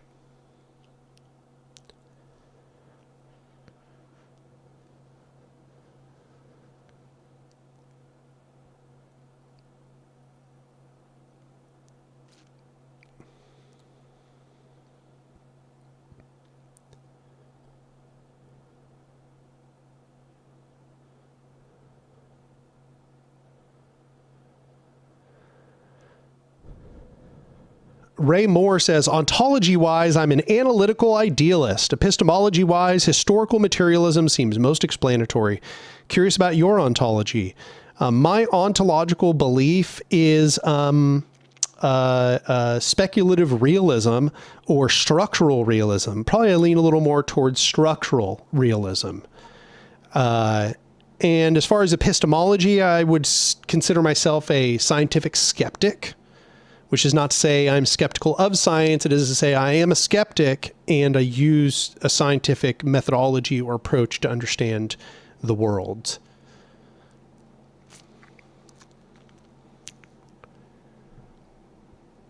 Overthrow says the Big Bang could be an expansion contraction more than an explosion. I mean, it could be, but we actually know the math that would make the universe do a big bounce, a big expansion, a big crunch, etc. And we do not appear to be in a universe that's doing a big bounce. So that's actually theoretically possible that a universe can do a big bounce, but our universe does not have the physical characteristics of a universe that is doing a big bounce. Ours has the physical characteristics of a universe that's going to do, essentially, it's going to expand and expand and expand and expand and expand until it dies of heat death. I know, kind of depressing, but that's what the math and the physics suggests about the universe we live in. So here's that Greek name that I can't pronounce. Starts with a K, though. And they say, would it be fair to describe Emiliano Zapata as a socialist and or an anarchist? He never described himself as such, if I recall correctly, but the Magonistas influenced his movement. Yeah, Zapata's kind of a complicated one. I would say he was a very libertarian, socialist kind of thinker. And as you say, he was very influenced by the Magon brothers, who were both anarcho-communists. So he definitely had very strong libertarian, socialist, or anarchist leanings. However, as you say, he did never say as much. However, that's a lot of howevers, damn. I just howevered like 5 times. He was also very influential in the Zapatistas, as we know, given the name, Zapata, Zapatistas. And as we can see, the Zapatistas are also very bottom-up and anarchistic. And I say anarchistic, not anarchist, for everybody here who's trying to be nitpicky. But yeah, no, I think that in that tradition, Mexican socialism has been very anarchistic and libertarian socialist.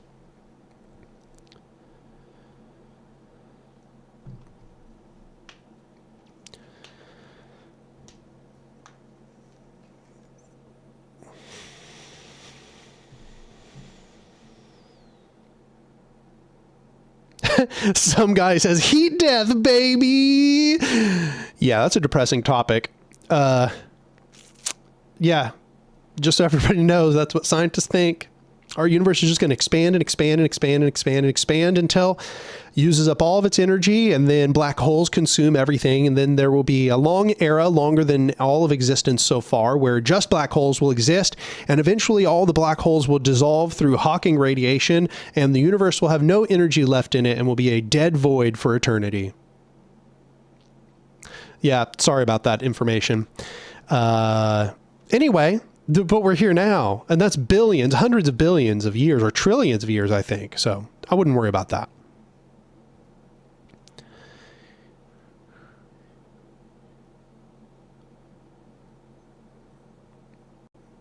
Headless Y'all says, is there anything important to learn from the Mexican Revolution back in the early 20th century? I assume yes, but I'm not going to pretend to have studied enough to tell you important things about it. One is the don't trust your enemies, because I'm pretty sure that's how Zapata died. He trusted to have a parlay with his enemies and they assassinated him. Hadim says, I had to cope with the heat death when I was like 12. Now I'm just like, nice. Yeah, for me, it just doesn't matter. I don't live a trillion years from now. Why does that matter to me? You know, like we're going to live for so long that it is functionally eternity for human beings. Okay. Stop worrying about something that's going to happen billions or trillions of years away. Aggravated Agnostic gave €5. I appreciate it. Thank you very much. They said, thoughts on Michel Foucault besides the pedophilia as his takes on power and how history is distorted by society and leaders is sort of cool, I guess. Yeah. I mean, I've been all over the place on Foucault. So, you know, I've been highly critical, and then in some ways I actually see what he's saying. And then in other ways, again, I'm highly critical. So I've kind of, you know, fluctuated. I think Foucault was right to focus on power as, if not the fundamental feature, one of the fundamental features. I think one of the things it's like, I can't say I disagree with Foucault on this, but I think that it's not the whole story. Foucault talks a lot about how power distorts things. It's about how power distorts and changes and creates new epistemes for the basis of knowledge and so on. And I think that he's right that power very much can distort things. However, I think he's wrong to think about the idea that power always distorts things. Because in my perspective, power is power too. It's the power to do things. It's the ability to enact one's will, which is not necessarily power over. And I think a lot of Foucault's analysis tends to kind of blur these lines between power to and power over, such that it seems like he can't think of a world where power has not distorted the truth. And I think that mostly hierarchical power structures distort the truth. I think it tends to be that bottom-up structures are less able to distort the truth because they are in close contact with the realities of the world, and therefore they have to cope with reality and cope with the truth as it is. And they can't effectively create distorted epistemes in this sense.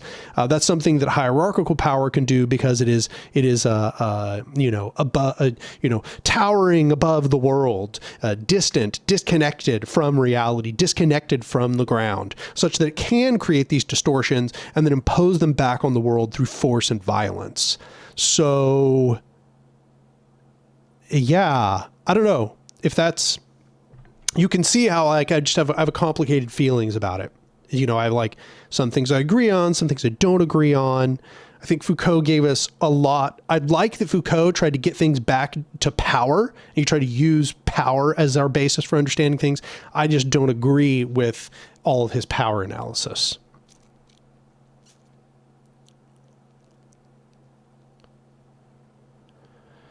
I Love Owl says, do you think there can be pitfalls by trying to find a scientific grounding for an anarchist theory and practice like there was with scientific socialism? I know Malatesta was pretty much against it. Yes, absolutely. There are some flaws to trying to find a scientific grounding. And that's because political theory is still at the end of the day sort of a elevated sociology. And in many ways, honestly, not elevated. It's kind of more of an elevated political philosophy. And so it's like a mixture of philosophy and sociology and psychology and economy and a few other fields. I think that political theorists often try to create scientific methodological structures, and I think that's fine. I think that's good. You should try to do that. But if you can't, or you should be aware of the fact that you're not going to be able to. I hate to be defeatist about it, but sociologists are not able to create extremely rigorous scientific methodological structures. So I'm very doubtful that political theorists are going to be able to do so with considerable ease. And I think that we should always be modest about the fact that we have probably not found something that is a perfectly scientific methodology. Instead, I think we should always be aware of how science bears on our discussion. I think that we should be using the results of science in order to form the structure of our ideology and the structures of our conceptions of the world, but that we should still keep in mind that it is not itself a science. And that's my perspective. So you can see that in a lot of my work, I use a lot of science to justify my perspectives. But I'd like to clarify, and I've clarified many times, that I don't think that it is a science. I don't think that what I've created is like, quote unquote, scientific in that sense. I think that it is derived from a bunch of scientific facts. It's possible that in some future world, you could mathematize the things I've said through probably things like field theory, graph theory, perturbation theory, percolation theory, chaos theory, all that stuff, complex systems analysis, the math of complex systems analysis, game theory. If you were to combine that all together, I bet you could flesh out the stuff that I've written in a modern anarchism into something that has a lot of scientific structure to it that could be analyzed using science. But at the moment, I would not pretend that it is. At best, what it is the abstract for scientific development of these ideas. So hopefully that was an answer to your question.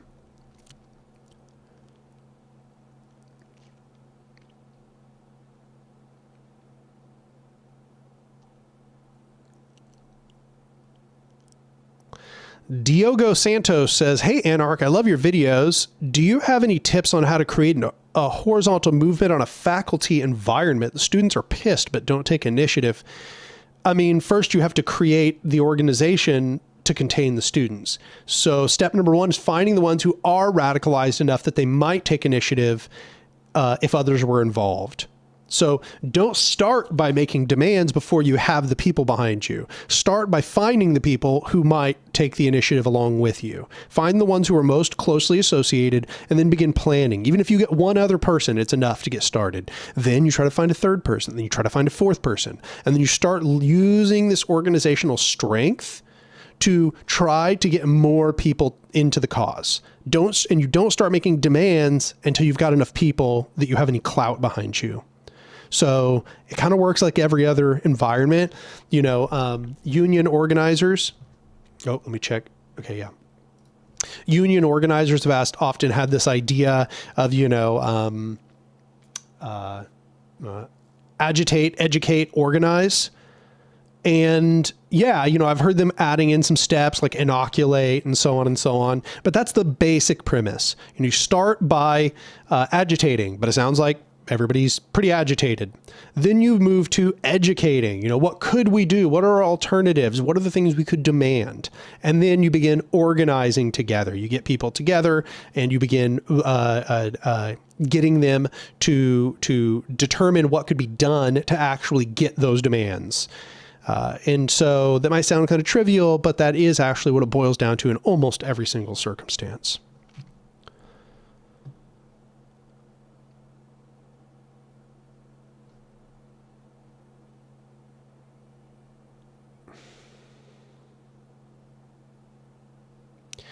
Dr. Eagle Talon, have you ever talked to or debated anyone from Midwestern Marx Institute? I'm not a big fan, but I feel like there's a lot to learn from them in creating a pipeline for the rural working class. No, I have not. I don't even have strong opinions because I don't remember anything from them. So I'm not sure necessarily what to take away from that. But I'm not familiar enough to make any comments.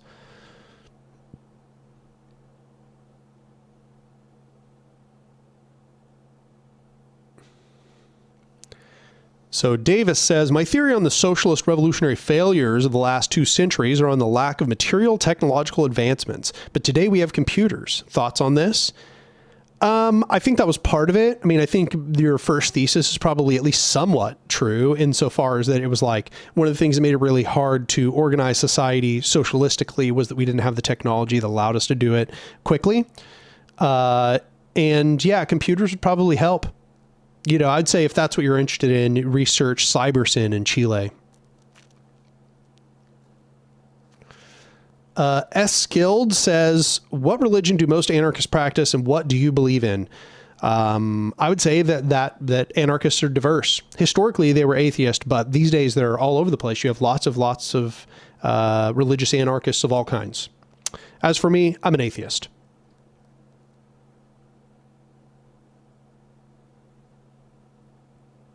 Alex says, in reply to my earlier question, do you think there is ever a case for majority voting in certain situations? Personally, at least, I'm not fully convinced that we can use consensus process in every situation.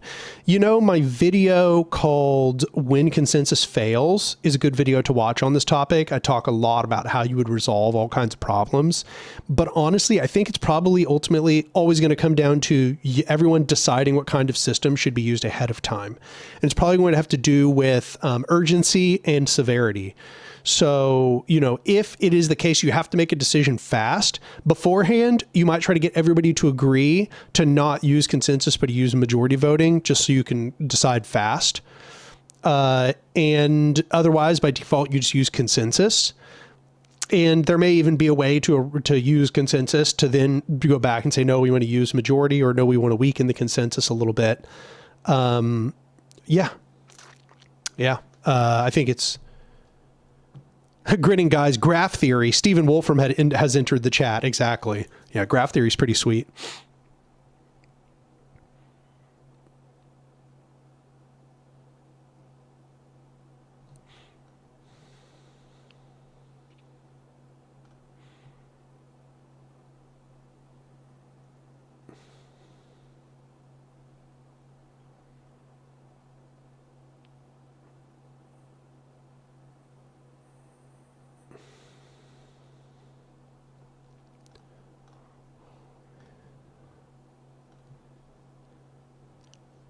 Headless Dial says, what's your case for atheism and what does atheism entail? Atheism is just a lack of belief in God.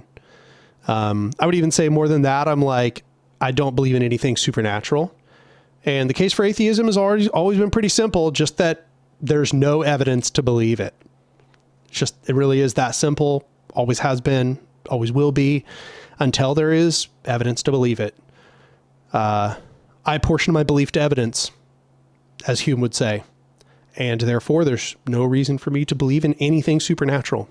Nothing supernatural has ever provided in any amount of evidence to believe that it's true. But I could go in a lot deeper on it, but that's the basic premise.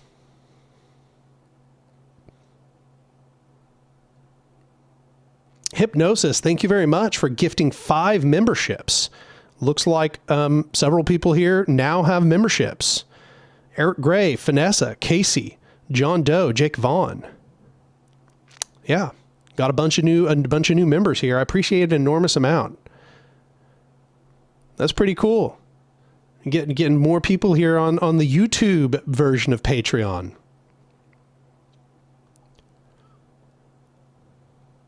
Vanessa says, hi, learning about anarchism was my New Year's resolution this year, since anarchists have always been nice and correct about things in my experience, and your videos have been a great resource for me. I'm very, very glad to hear that.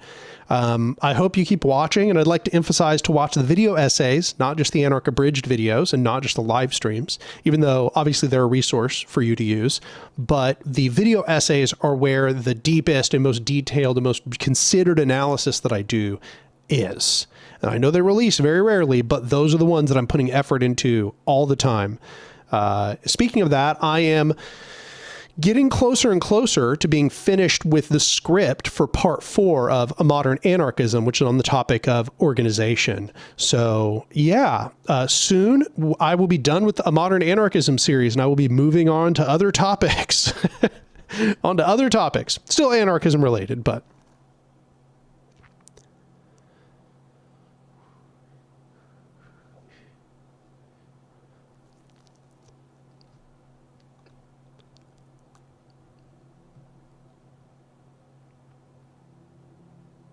Indira says, in my experience, sometimes you can just take a vote to go along, even if people disagree. It's important to gauge how a majority decision might impact the group and those in the minority.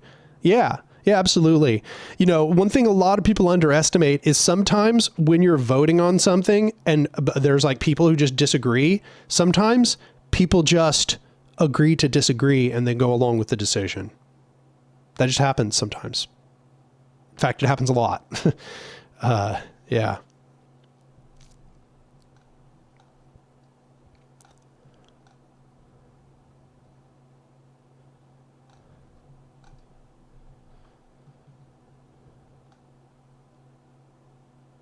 WebCloud says, what do you think about arguing about the definitions of words? Like, my opinions on the left are pretty complicated, and anarchists always argue about it if it is democracy. Yeah, that annoys me. I wish that there was a more of a methodology or more of an approach where we just try to figure out what we mean by the words, okay? And there's some aspect to it where misuse of words is dangerous, right? Misuse of words can be deceptive. But there's a lot of the time where people aren't misusing the words to be deceptive. They're just using them in a different way. And instead of people trying to figure out what they actually mean by the words, they just argue about the meaning of the words. And they just go back and forth and back and forth and back and forth. And they try to figure out reasons why it's one way or this way, or why that definition is more or less right. Once again, that's not always inappropriate. Sometimes it's the right thing to do. But a lot of the time, people just are getting caught up on the words, and they're not trying to figure out what the words mean and then figure out, oh, okay, let's talk about that thing that you mean. What are you referring to here? And what do I think about the thing you're referring to, not the word you're using to describe that thing. If that happened more, you'd probably have more understanding. Overthrow Media says, what type of anarchist are you? I generally just call myself anarchist. But if I were to be more specific, I am an specificist anarchist. That is to say that I agree largely with the opinions of Farge, and that is a Brazilian anarchist contingency, and their tendency is called especificismo, which just means specificism in English. But yeah, I usually call myself an specificist anarchist, which is a sort of development of platformism.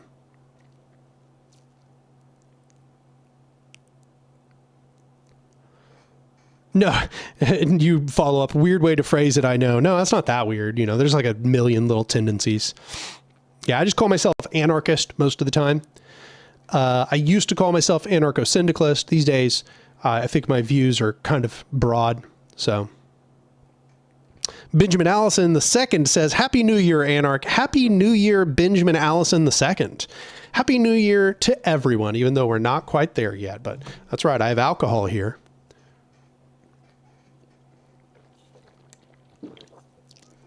There we go.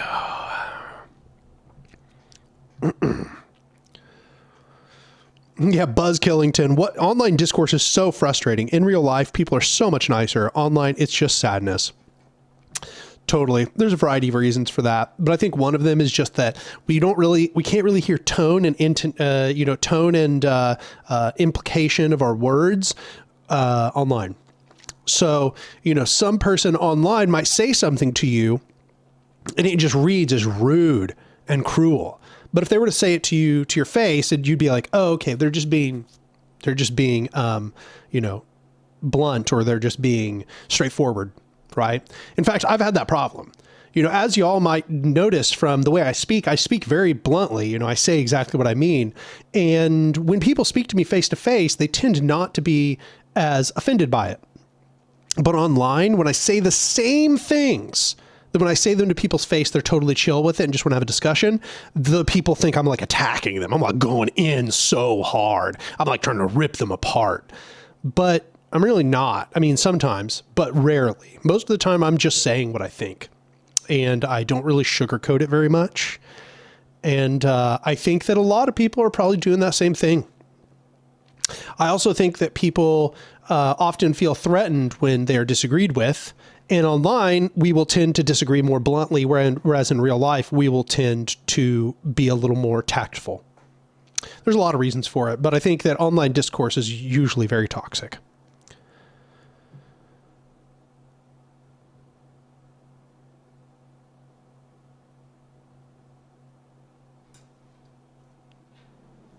Frobeck says, trying to get more talk about political theory in my union, specifically the COPE, political education, but it's just used to vote on distributing donations to politicians. How do I change that?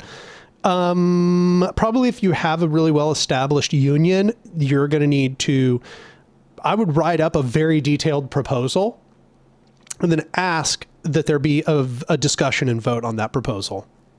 The more detailed, and not, it doesn't have to just like be details for the sake of it, but the more that you kind of like answer questions and create structure and create a legible, understandable path to the proposal and try to encourage a discussion, the more people are probably going to entertain it and consider it realistically. So write a proposal, I'd say. Yeah, Eric Gray says, glad to know we both started off as anarcho-syndicalists. I think a lot of people do, because anarcho-syndicalism has the most accomplished track record. And I still think that is the case to this day. And that's why I'm not anarcho-syndicalist, because it still does have the best track record. You know, like other anarchists don't really have that kind of accomplishment to point to. So Benjamin Allison says, can you make a video on communalism as an anarchist praxis? Yes, question mark. Kind of, insofar as that in a way, I'm always kind of weaving Bookchanite communalism into my work. And I will be referencing it here in part 4 of A Modern Anarchism as well.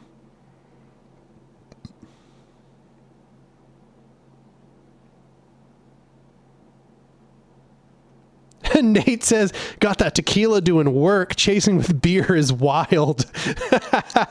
That's funny. Yeah, no, beer's a great chaser.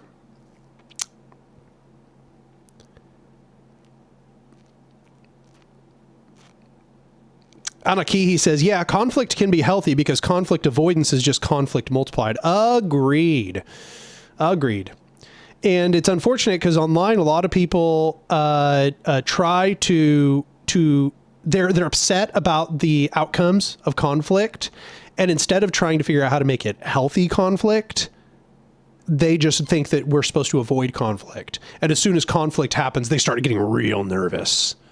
But nope, we have to figure out how to do healthy conflict, everyone.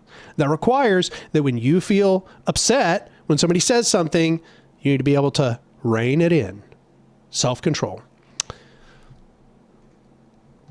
But also people need to not be needlessly cruel. That's also important. Healthy conflict does not come from cruelty.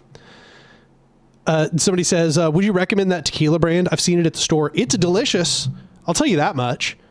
I can pretty much just drink it straight, to be honest, even though I would like a little bit of a chaser, but it's good. It's good. I think it's maybe a little pricey, but it's like a middle expense liquor, you know? I think it's good though. If you can afford it, you'll probably like it.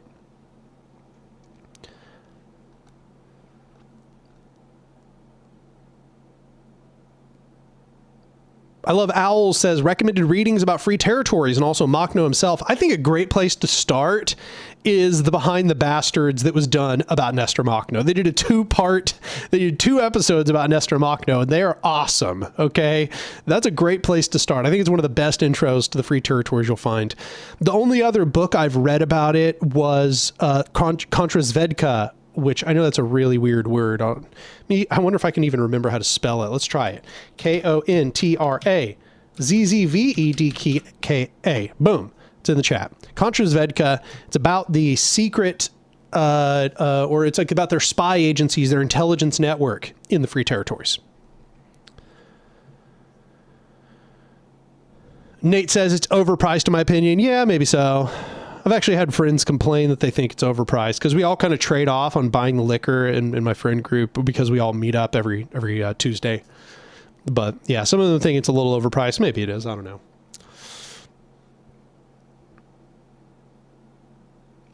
Guidal Incognito says, I'd read studies that say people in high positions of power lose cognitive abilities over time, like IQ. There is a correlation. Do you think people get dumber if they have power? I mean, that is literally what studies show.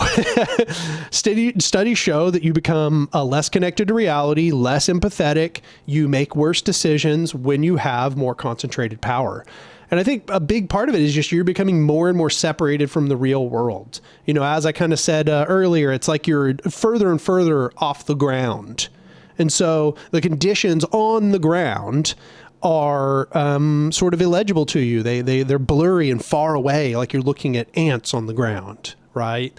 And so I think you just make worse and worse decisions. You're less and less tethered to reality. But the whole time, because you have more power and because you're listening to the cynical reasoning of all these people with power around you, you're convincing yourself that you're actually more connected with reality, that you actually have a better connection to the way things are.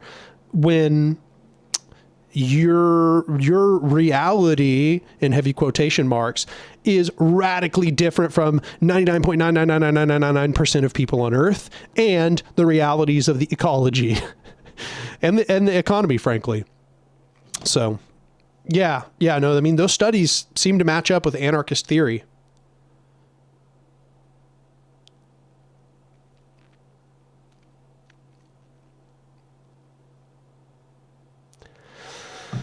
Okay.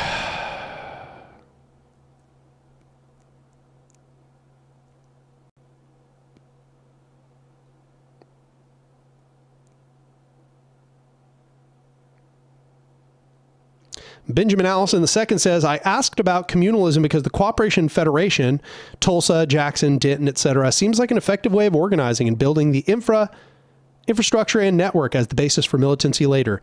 Yeah, I tend to agree. I am one of the founders of Cooperation Tulsa. It was me and another guy, Roberto Mendoza, who's an indigenous elder here in Tulsa. Although I think he's now out in California, trying to start a cooperation group out in California, Los Angeles. But yeah, no, I mean, I agree with you. I think the communalist method is very effective, and it's part of the reason why Cooperation Tulsa is growing as it is. And Cooperation Jackson obviously has demonstrated its feasibility. Eskild says, what do you think about crime? When is it morally okay if it is? I think that morality just has nothing to do with crime. I think crime is more about prescribing what hierarchical power structures have determined are necessary for them to maintain their hierarchical power. Now, that should be said.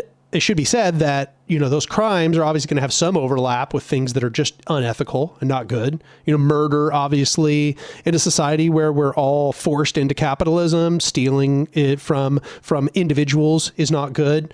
But by contrast, stealing from corporations, who cares, right? Doesn't matter. Property destruction of large corporations, who cares? Nothing unethical about that. I think it's about trying to untether ethics, untether morality from the dictates of hierarchical power structures. Then you'll be able to see what is and is not ethical about law.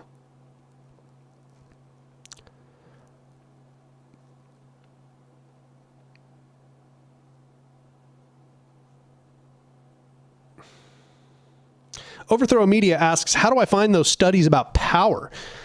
Let me see if I can Google it real quick. I'll tell you what I Google. Power destroys brain function. Does this work? The brain under influence of... Yes. Yeah. Literally, that's what I typed. I typed power destroys brain function. But the top article, the one I've read before, is power causes brain damage. But then there's another one, how power corrupts the brain and kills empathy. Power physically damages the brain under the influence of power. If you Googled any of those, you'd probably come across this same constellation of studies. Sam says, PBR is the best chaser, the king of anarchism. Yeah, you heard it here.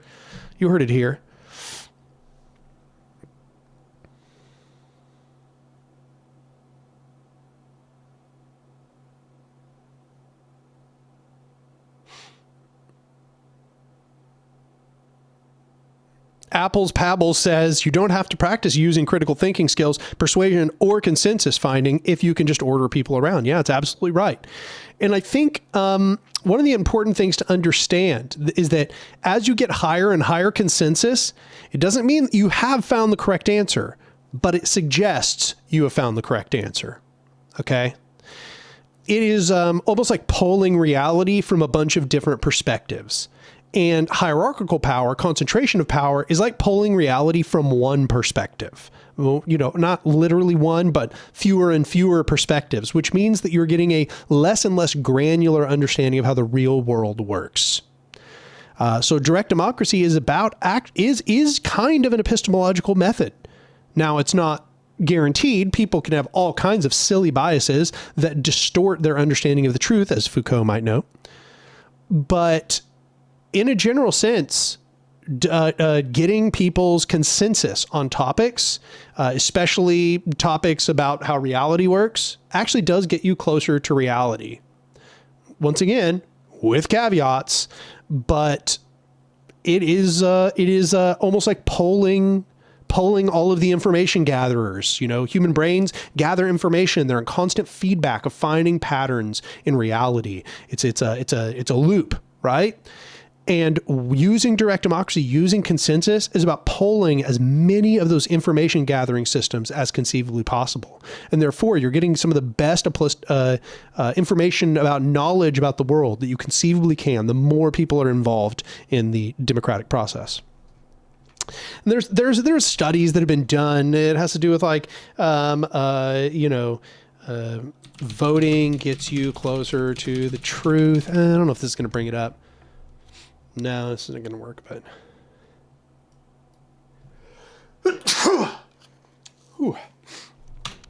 more people observing gets better results. I don't know. There's these studies that were done where they, I still can't get the thing I'm looking for here. The more people, I think it has something to do with, I think this was what happened in the study, okay? It was something like they had a jar of beans or something, okay? A jar of jelly beans or something. And they got everybody to come through and vote on how many beans were in the jar. What they found was nobody got it right, but the average of all the results came closer to the correct answer than any individual came. And what that means is essentially that when we combine all of our perspectives together and we kind of average them out, we get something closer to reality than any of our individual perspectives. And I think that this applies to democracy as well, or direct democratic methods, or consensus, whatever, right? The more people's views that you're able to include in your amending process, the more, probably, the closer you're going to get to reality. Anyway, I'm going to stop repeating myself. As somebody says, this is known as the wisdom of crowds, the wisdom of the crowd, as several people have said.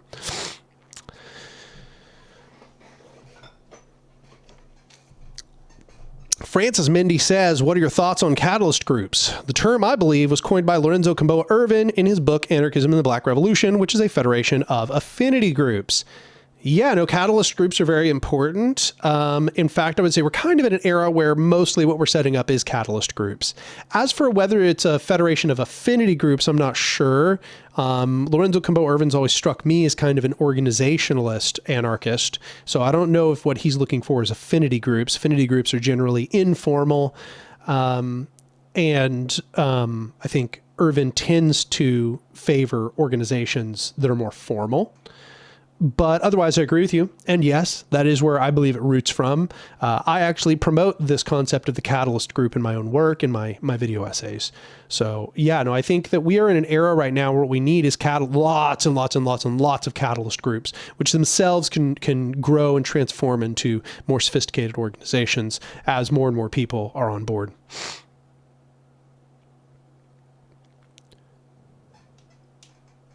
Grinning guys, how many beans? The AI says it's 7,449. What do you say?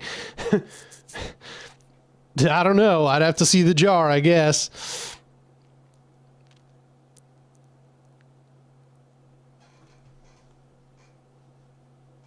Diogo says, thank you for the last answer. Also, do you think it's possible and desirable to create an online organizational anarchist movement like organized hackers stealing banks?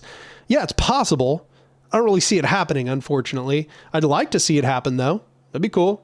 Hopefully a bunch of hackers get together and start doing anarchist stuff. Unfortunately, what I see is a lot of hackers are very much like these sort of Wild West cowboys who all just want to stick to themselves and don't group up and try to actually sabotage structures of hierarchical power.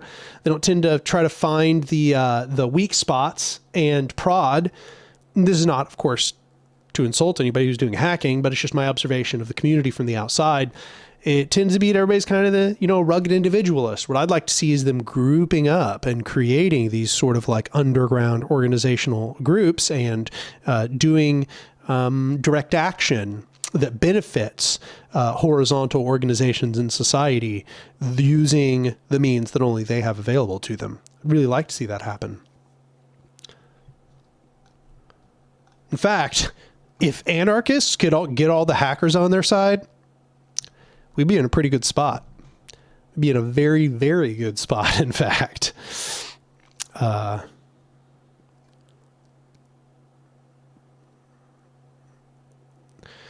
Yeah, cool. Okay, well, I'm caught up with chat here. We got 117 concurrent viewers. Pretty good. Pretty good.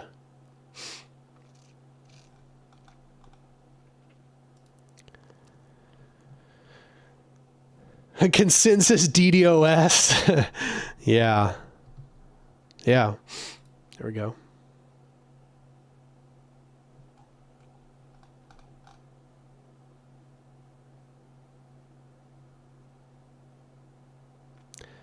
So this is like the third time somebody's asked about One Dime series on China's Cultural Revolution. I don't know whether that suggests it's good or bad, but suggests I should probably watch it. I think cyber warfare will be more important than regular warfare in the future. Yeah, I don't know if more important, but yeah, it's going to be an increasingly important component. Bonezar says, any thoughts on realist versus anti-realist metaphysics? As I said earlier in the stream, I am what is called a structural realist. So I am more of a realist insofar as it comes to ontology or metaphysics, which are of course close to one another.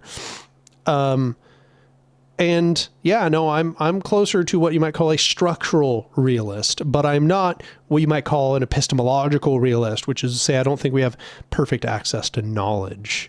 I think that's quite a bit harder. The structure of reality, I think, is a consistent set of rules, but I don't know that we have perfect access to that. What I've said before is it's almost like, you know, when you were a little kid and you put paper on a surface that had like some sort of roughness to it, and then you would take a crayon and you would rub the crayon against the paper, and then you'd get kind of like an imprint of what the surface underneath it was. Well, I think reality is kind of like if we did that, but when we pulled the paper away, we couldn't see the surface, right? And so we're kind of in this situation where we're trying to gather information secondhand as best as conceivably possible from a reality that is largely opaque to us and for which the rules are not obvious. And we are trying to create better and better methods by which to apprehend that knowledge from reality and to reduce the amount of error in the measurement of that reality. And this is generally how I describe what I call structural realism.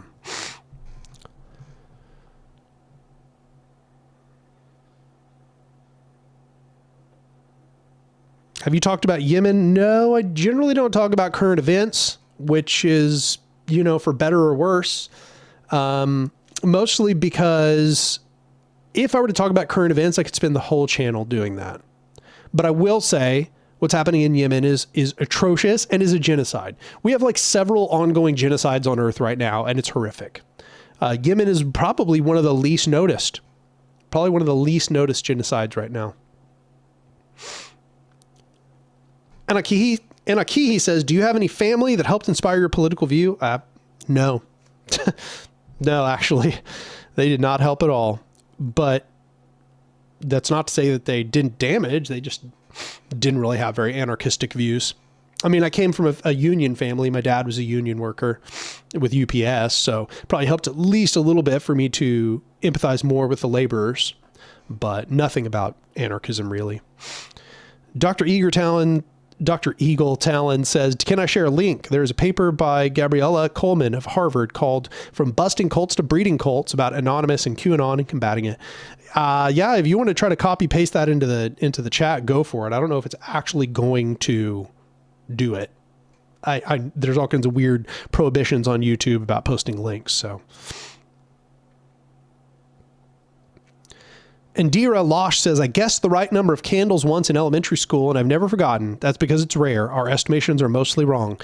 Yes, and I can't tell whether you're agreeing or disagreeing with what I said, but I just want to emphasize the important part about the study was that the average was correct, or very close to correct, at least.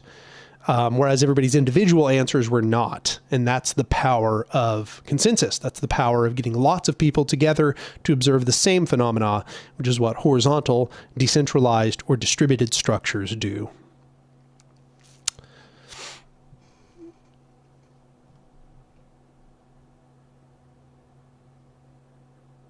Headless Y'all says, I've had reactionary people tell me guerrilla warfare wouldn't work against something like the Nazis who are ruthless in their methods. What's your solution to this? I just think they're wrong. I think that if you're already in the concentration camp, nothing's going to work. You're stuck. But insofar as we're talking about the lead up, yeah, no, it's a pretty effective form of resistance. Just don't get caught. Like, don't become stubbornly attached to sticking around until they throw you in the concentration camps. Be willing to flee. Part of what makes guerrilla tactics so successful is their ability to retreat and return to the fore as they please.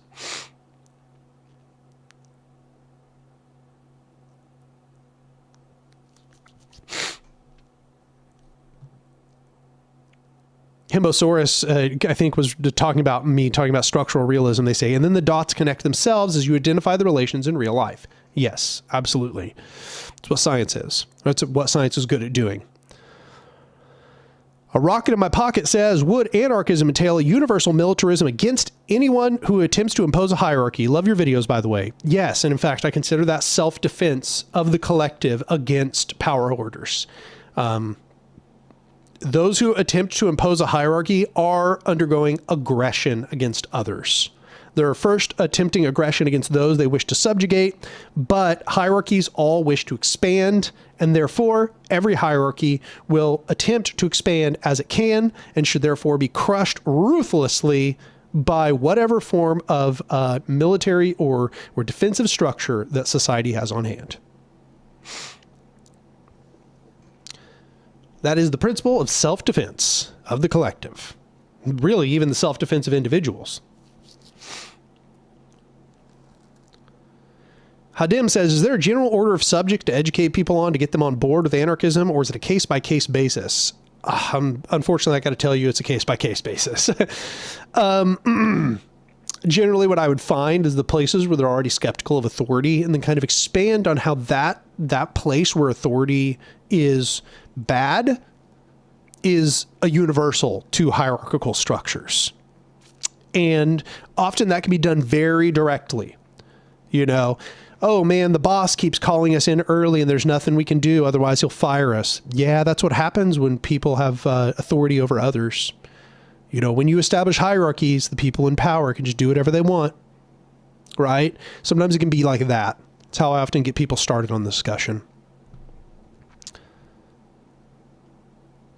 Pivamon Slavensko says, the channel Anansi's Library just updated a video about Hurricane Katrina. That's awesome. Anansi's Library, everybody should go watch them.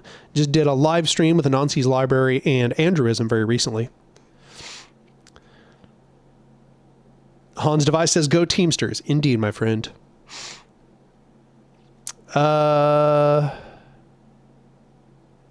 Hypnosis says, I have this suspicion that a lot of the ways that children were raised in the last couple decades have anarchist origins or were influenced by anarchist thought.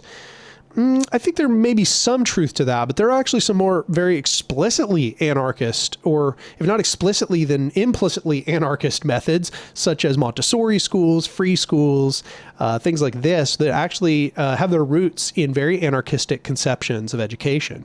So those actually exist in a much more implicit form. But I also think this more non-coercive, more gentle parenting that is rising definitely has its roots in an anarchistic view of the world, even though I don't think most of them are anarchistic at all.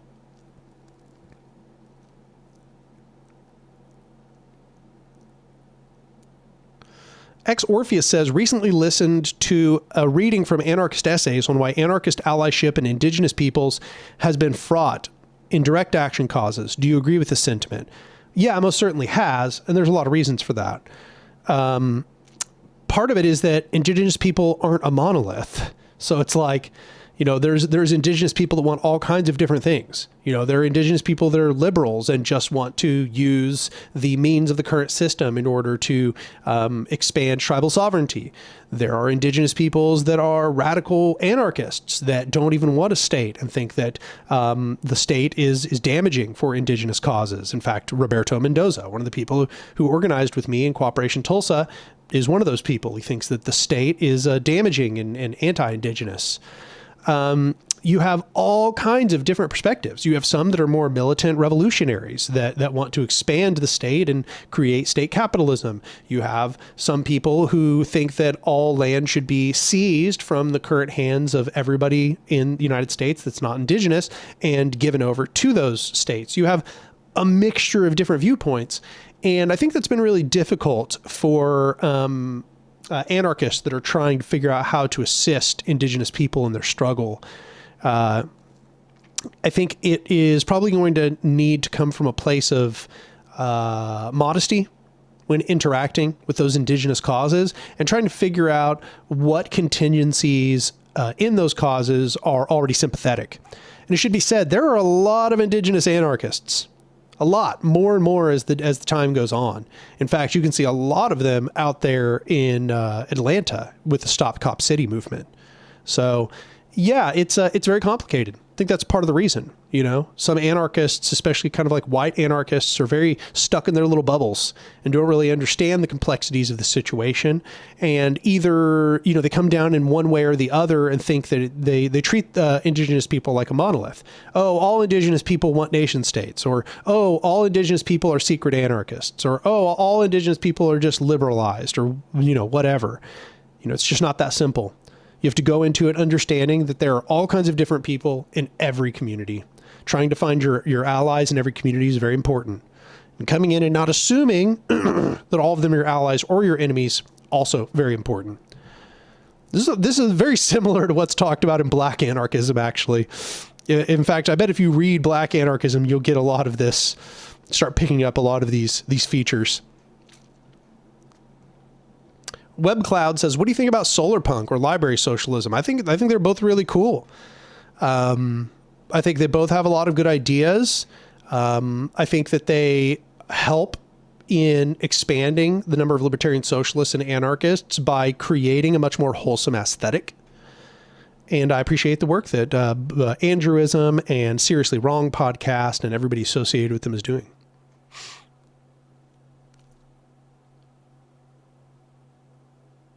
Paul Mantella says, guerrilla warfare was highly effective against the Nazis in Yugoslavia. Yeah, guerrilla warfare is highly effective insofar as you just continually are able to retreat and come back and strike and retreat and come back and strike. But if they just root you out, yeah, I mean, nothing you can do at that point. Murillo Trigo says, Radical Reviewer collab was awesome. My partner got Wretched of the Earth for Christmas, and I've been reading it too. It's really, really good. Well, I'm glad you enjoyed it. That collaboration came out even better than I expected it to be honest.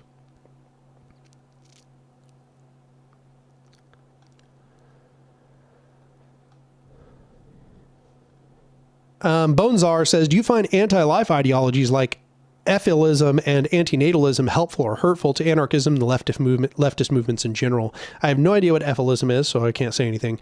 But antinatalism, I think that both natalism, or you might say pronatalism and antinatalism, are just both off track. Like, it's not about should we birth people or shouldn't we birth people. We're going to birth people.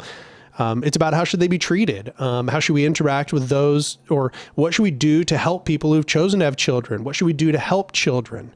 You know, those are the questions I have. I think this sort of like blanket thing where we're just like, no more babies, having babies bad, or it's good when people are born. Like neither of those, that's too simplistic to understand reality. Reality is complex. Antinatalism is really weird as well, because it's almost like misanthropic, like it seems to hate humans. And I think Bookchin is a wonderful antidote to that.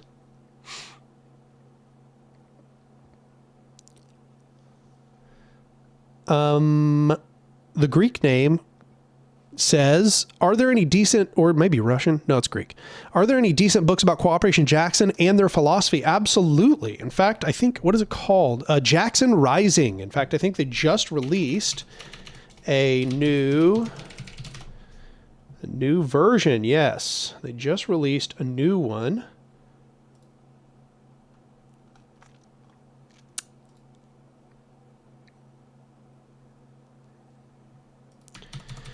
Jackson Rising, the struggle for economic democracy and black self-determination in Jackson, Mississippi. That's the name of the book, literally written by some of the main figures in the movement.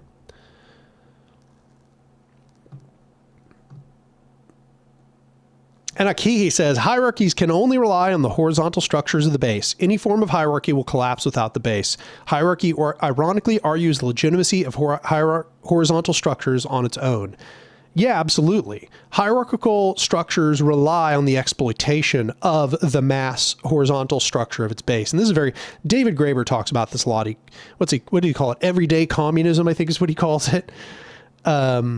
Yeah, basically his idea is that hierarchical structures essentially are like parasitically resting over the inherent communistic relations that allow society to flourish. That if we were not, from each according to their ability to each according to their need on a daily basis, nothing would function. Game Talk Time says, what do you think about the war on drugs and other things related? War on drugs was bad and is bad.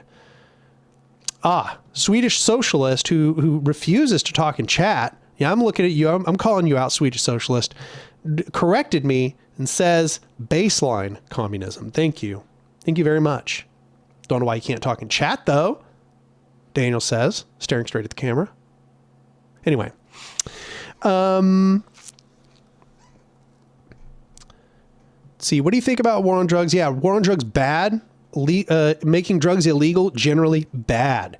All that making drugs illegal does is make it to where addicts cannot find treatment as well.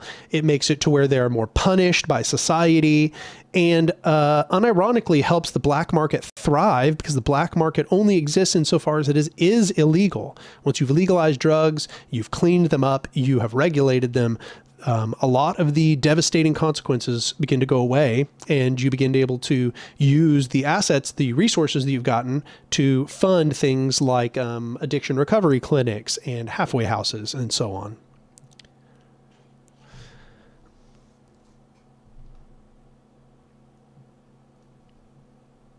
Ruckley says, my younger brother has made Facebook posts decrying the kyriarchy or the kyriarchy, and was like, I know what video essays you've been watching. He found the channel independent of me. That's really encouraging to hear.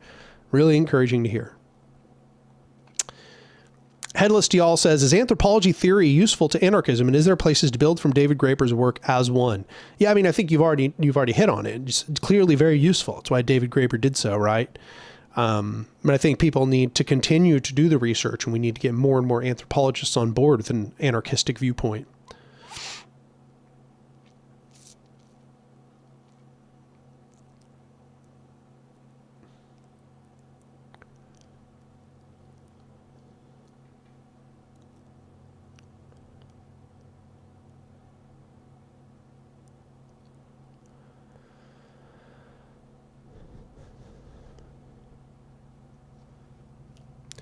Himbosaurus says, Anark, I do all my art mostly through posted to Instagram. Is that a bad outlet for presenting online work?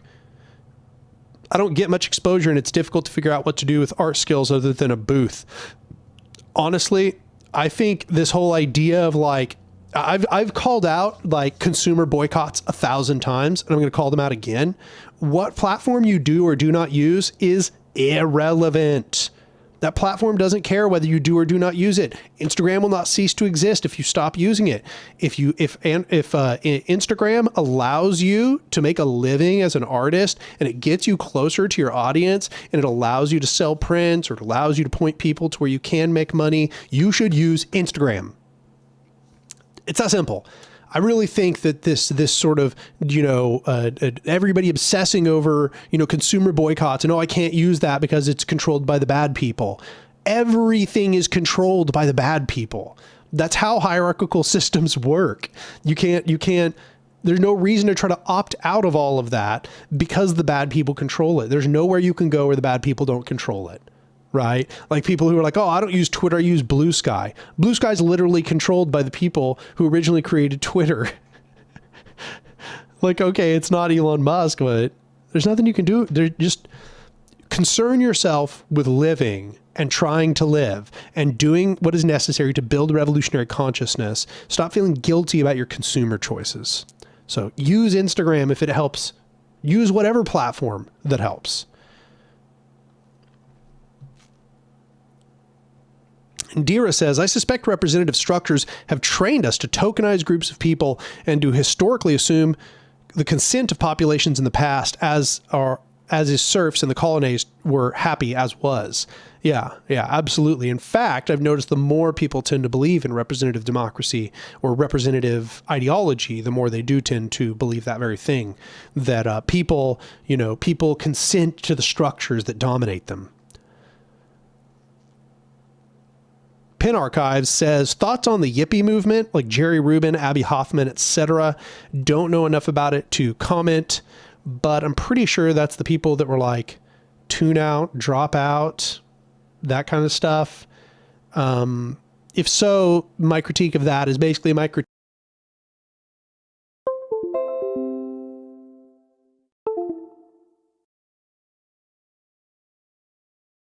Testing. Oh, there we go. Now it's working. Yeah, sorry, I bumped the wire on my mic. Screwed up.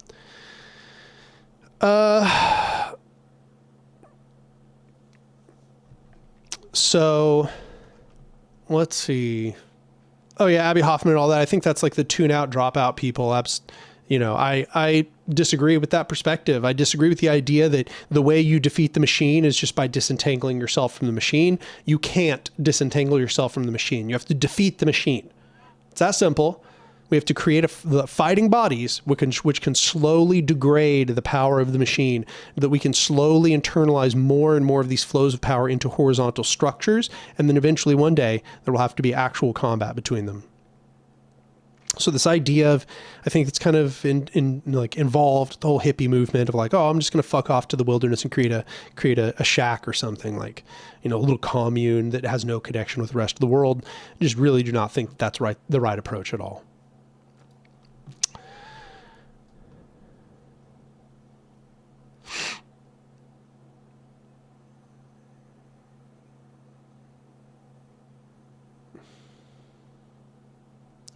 K.N. Gutkin says, yo, Anark, I've been listening through the video essays while working on my dissertation proposal. Thanks for the thanks for the infotainment. 2, have you ever thought about academia in relation to anarchism? Yeah, I've thought a lot about it, but it's hard to say where even start in that discussion. I think there are some aspects of academia which are pretty anarchistic and other aspects that are very hierarchical. The Canethian says, hi, Anark. I recently got into your videos and have been identifying more as an anarchist thanks to you and other anarchist YouTubers like Andrism and Zoe Baker. Cool. I'm in good company. You guys are all great. Thank you. I'm really glad to hear that. In fact, I think you've got some of the best ones under your belt right there, but there's also some really great ones. Radical Reviewer just did one with them. Anansi's Library comes to mind. Every time I do this, I'm like, I just leave different people off the list. Yeah. These are good ones to look at. Paul Mantella says, pardon me if you've addressed this at some point, but what are your thoughts on Bookchin's later anti-anarchist turn? I think it's really weird because the things he says about anarchists, like he has to know, are mostly just true of individualist anarchists, especially given that he literally wrote an entire essay about differentiating social anarchism and individualist anarchism. I think that if you actually read the essay where he is shifting from anarchism to communalism, he's actually still even calling it an anarchist philosophy. It wasn't until pretty late in his life that he began to separate himself from anarchism in a more explicit way.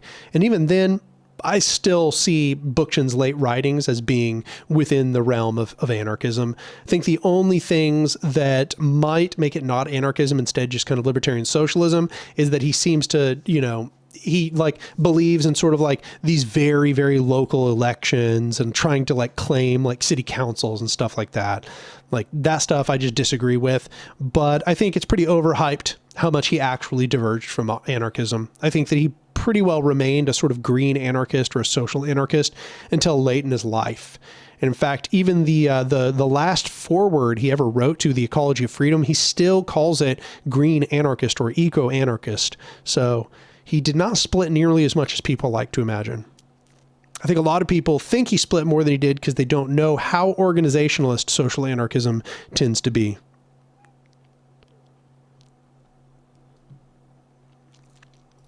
Testing. Okay, the mic's good. See, I'm seeing you all in there talk about my mic. You must have been seeing behind. Okay.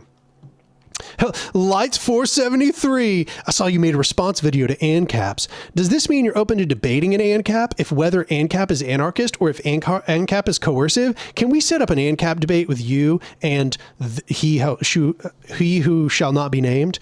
No, I do not platform reactionaries. It's that simple. I do not platform reactionaries. If they have a smaller channel than me, I hope they stay a smaller channel than me. There's no way they're going to distort the history of anarchism such that somehow capitalism becomes anarchist. Capitalism is the diametric opposite to anarchism. And there's a reason why every anarchist has always been against capitalism. There's no way anybody can argue themselves into an alternate reality where that is different. Dr. R says, do you use Mastodon or Twitter more? Twitter, because it has a bigger reach. Kind of back to what I was saying earlier. I don't believe really in consumer boycotts. So Mastodon is cool, but it just really communicates with other anarchists. I probably should at least post big updates on there just so that other anarchists kind of know about it. But Twitter has a bigger reach. Therefore, I use it more.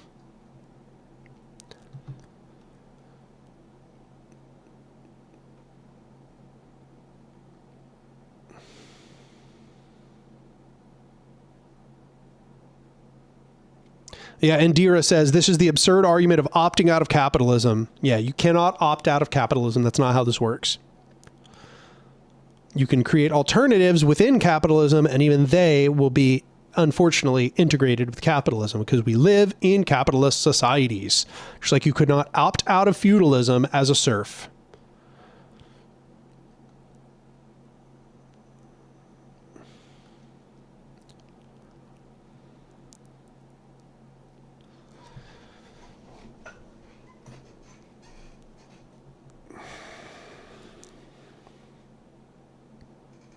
Game Talk Time says, why is it that there's no anarchist social media or any major cooperative businesses that a lot of people use or go to? What's got to be done so we can see more of these? Part of it is I think that, we spent decades with people not creating cooperatives because they had all of these arguments against cooperatives and therefore they just did protests instead. But it should be said, there actually are major cooperative businesses. Like if you've ever heard of Mondragon, for example, it's a major cooperative business. There just need to be more made.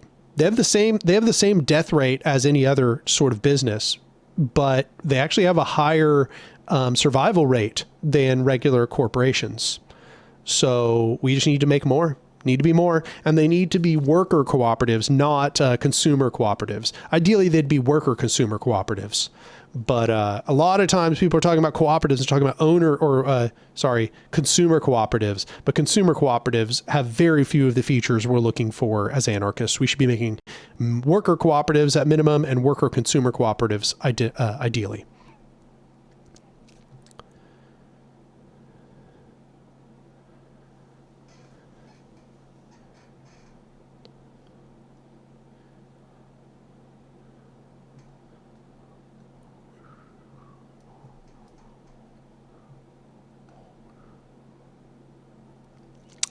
The Canethian says, hey, Anark, do you align yourself more with synthesis, platformist, or another third option? Platformist, for sure.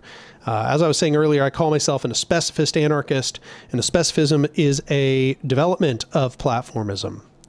I'm a very organizationally focused anarchist. So platformism is closest to my viewpoint.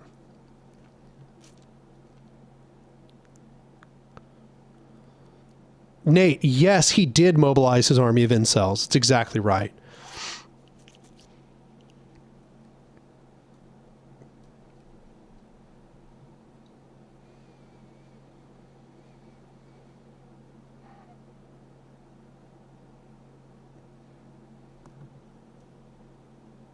Some guy, yes, he's an ANCAP. Yeah, he really wants me to legitimize him by giving him a debate. And Aki says, Bookchin seemed more critical of anarchists rather than him actually leaving anarchism. If one knows anything about the left, we are very critical even to our own side. Yeah. Yeah. Bookchin was pretty much a social anarchist until his death, in my viewpoint. But I think that he did have some aspects to his ideology where somebody could maybe rationally say that he was just a libertarian socialist. But yeah, everything he advocated pretty well in line with things that the CNTFAI would have done, except for his focus on the municipality, which I think was a novel contribution, which is very valuable. Yeah, some guy. Even Rothbard says ANCAPs aren't anarchists. Yeah, no. The thing is their own theorists know they're not, that ANCAPs are not anarchists. Rothbard just admits that ANCAPs aren't anarchists, that they stole the word. And who's the other one? I think it was Hayek that just admits they stole the word libertarian, and that word is not theirs, and that it was useful precisely because it distorted the. Yeah, I mean, I'll just read it here. Let's read it right here in the. I just gave it to somebody the other day. Rothbard said, one gratifying aspect of our rise to some prominence is that for the first time in my memory, our side, has captured a crucial word from the enemy. Libertarian had long simply been a polite word for the left-wing anarchists, that is for anti-private property anarchists, either of the communist or syndicalist variety, but now we have taken it over. See, they're aware of what they're doing. They know exactly what they're doing. If any ANCAP ever tries to tell you they're an anarchist, just know they are either purposely deceiving you or deceiving themselves. Their own theorists admit that they are just co-opting terms in order to confuse people and to funnel them into capitalist ideology.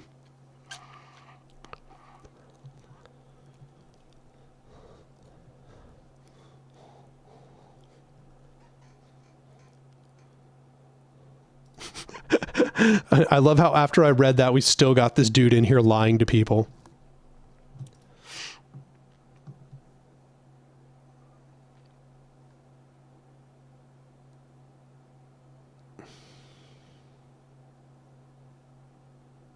Ah, Lights 473. I see beforehand, I didn't know whether you were just in here to troll and tried to promote his channel, but now you've demonstrated to me that that's all you're here for. No, I've absolutely already wrecked him in comments. The reason he wants to debate is because he wants to be promoted. He wants to be given the air of legitimacy. There's no reason for that. He's not legitimate. So anyway, Lights 473, I can see that you're not a good actor. If you mention it again, I'll just mute you.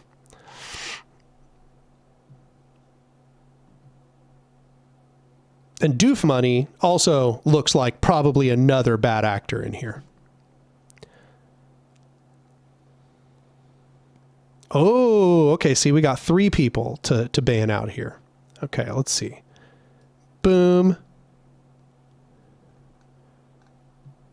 See, they're so completely ignorant that they literally just out themselves. Like, this was so easy. They weren't even subtle. Like, my God. They're the easiest opponents in the world to have. Not only are they so stupid that they give your channel engagement when you shit on them, but they don't even realize how stupid they look as they do it. Yeah, Kenethian, it's really weird that ANCAPs try and align with anarchists when they despise what real anarchists have actually said and done. That's exactly right, because they're not anarchists. It's that simple. It's literally just co-option. All hierarchical ideologies are ideologies of co-option. One of the main things that all hierarchy tries to do is it tries to distort reality. It tries to distort the meaning of words. So what ANCAPs tried to do very purposely was steal the word libertarian and steal the word anarchist so that the real like liberatory ideology of anarchism would be diminished as they grew. It is in every way sort of a bourgeois entry into anarchist spaces, trying to water down and destroy the anarchist movement. And so, yeah, here they are trying to continue to proliferate this distortion.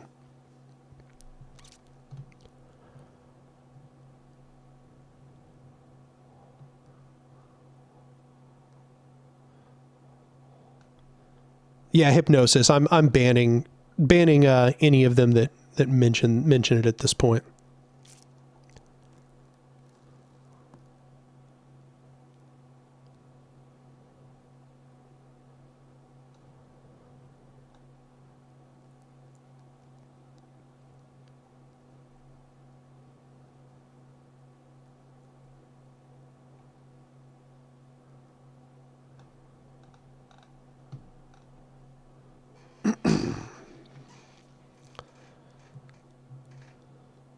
Yeah, as Hypnosis says, they're mostly teenagers. Yeah, I think you grow out of anarcho-capitalism so fast. Like, it really is kind of just an ideology of people who don't understand reality. As I've said before, it's fantastical thinking.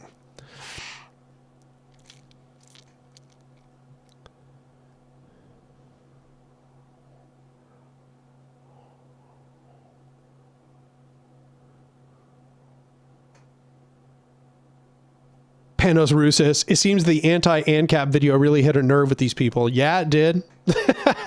Because it tore them to shreds. Because they literally have nothing. They just wrecked them completely.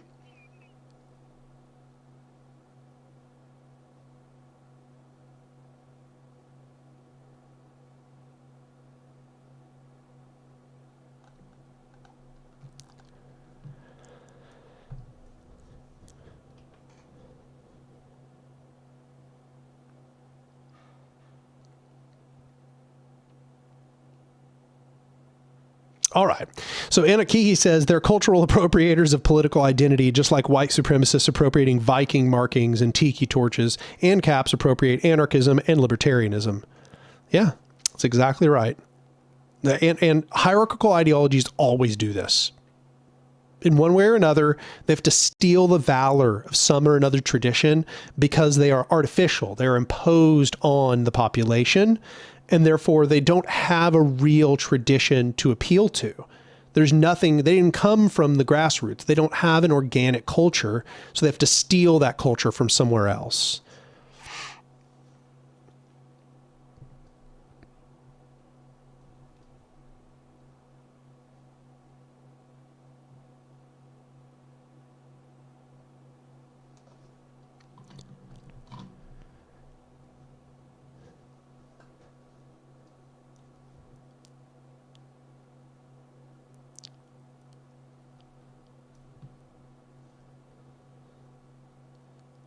All right. Pin Archives nails it. Anarchism believes in the destruction of a hierarchical society. Anarcho-capitalism believes in the privatization of it. Yes.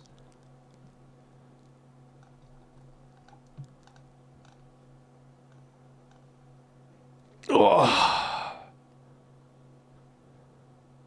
Hypnosis. Unfortunately, it's a highly effective method of confusing regular people. No doubt.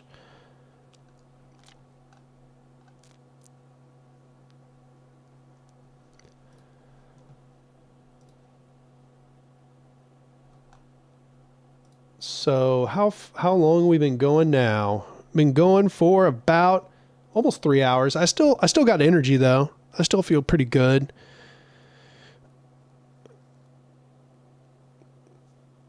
John Doe, I love when people get mad at anarchists doing online moderation as if pixels are anywhere comparable to real life hierarchies. Consider it free association. I'm freely disassociating with you. How's that sound? Because that's what it really is. I do not have to associate with you. Do not have to have you in my community. Straight up. Lauren says, is this then a form of recuperation? Yeah, it's exactly right. It's a form of recuperation. It's part of mega mechanical colonization, in fact, for any of those of you who have watched part 3 of A Modern Anarchism. Anarcho-capitalism is mega mechanical colonization of anarchist spaces. It's trying to take an unruly element that's maybe not outside the machine, but that is a poison pill for the machine, and it's trying to recuperate it to become something the machine can consume and not kill itself, essentially.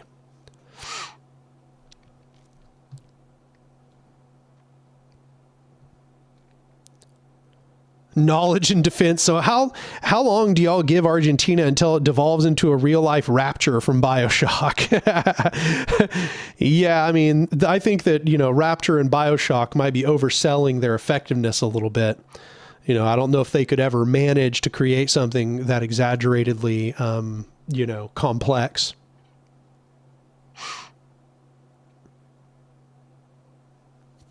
Grinning guys, Ayn Rand died on welfare. Yeah, gotta love it. Anna Keehee, funny enough, Ayn Rand in part helped push me from a moderate to the left because of how flawed her philosophy was. That's pretty funny. Pin Archives. According to Hop, communities can ban groups they don't approve of. In theory, that means gay people, ethnic minorities, etc. So banning them is in accordance with their ideology. There it is. Boom.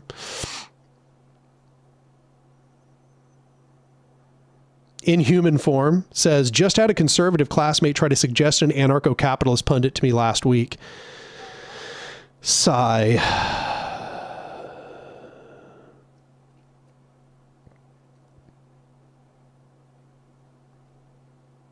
Halshin says, it would be so funny to see them destroyed live in a debate. They have been destroyed in so many debates. So many. A countless number of debates. Anarcho-capitalists are only good at the aesthetics of debate. They always lose the debates they're in. It's sad. I mean, almost anybody can trash them. Like every single political ideology can point out why anarcho-capitalism makes no sense. They don't care about that, though. Not really concerned with convincing everyone else. They're convinced on maintaining their cult. And so they have to continually keep trying to convince themselves that they are not living in a fantasy land. And so every time that they are offered a debate, it acts as a sort of legitimizing force for their tiny little microsect.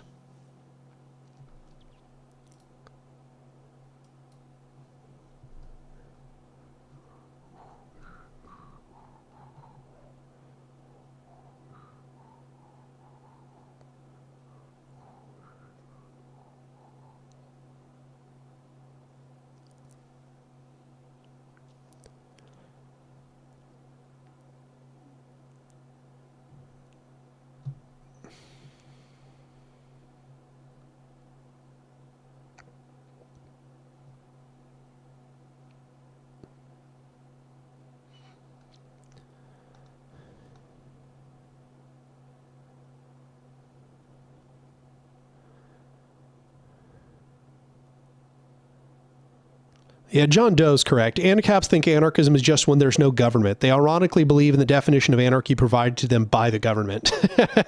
Yeah, I mean, that's because everybody who developed, quote unquote, anarcho-capitalism was, essentially a wealthy capitalist or an academic, somebody who was embedded in the power structure. So...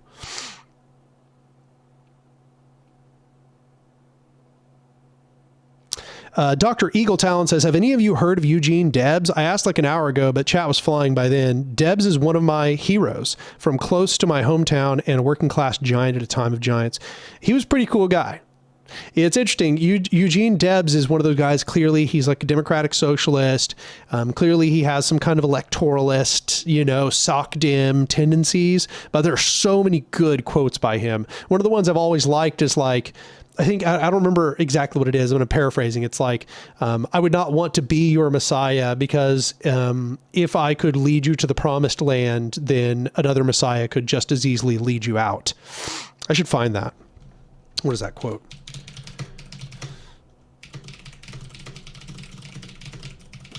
I bet Swedish socialist will have it before me. Yeah.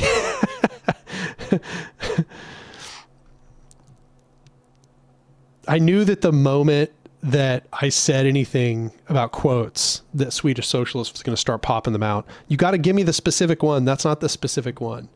What is it? Yeah, here it is. I found it.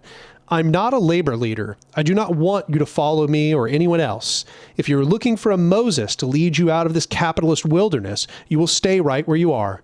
I would not lead you into the promised land if I could, because if I led you in, someone else would lead you out.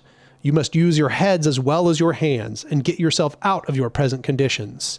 As it is now, the capitalists use your heads and your hands.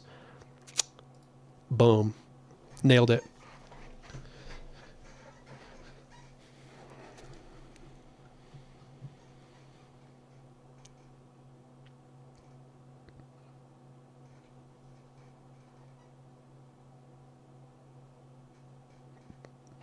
Diogo Santos says, is there a difference between federation and confederation? I've read Proudhon's The Federative Principle, and he seems to use both terms interchangeably. Yeah, they've been mostly used interchangeably within theory for a very long time, which is weird because colloquially, we actually have a conception of a difference between the two. Like in the colloquial sense, federation is like controlled from the bottom or from the top to the bottom, and confederation is controlled from the bottom to the top. But in actual political theoretical literature throughout history, they kind of just mean the exact same thing. It's really weird.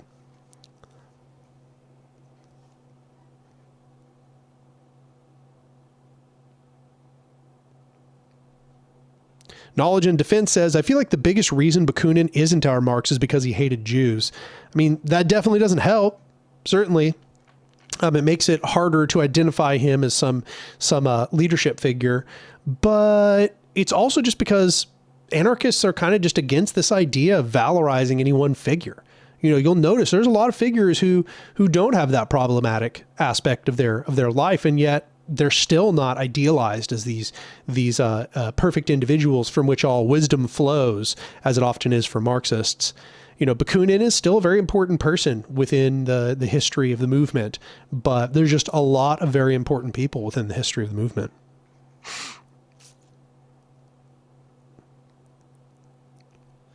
Knowledge and Defense. ANCAPs legit think Proudhon was a capitalist. Astonishing. He was probably one of the earliest and most openly, or one of the most open anti-capitalists in history.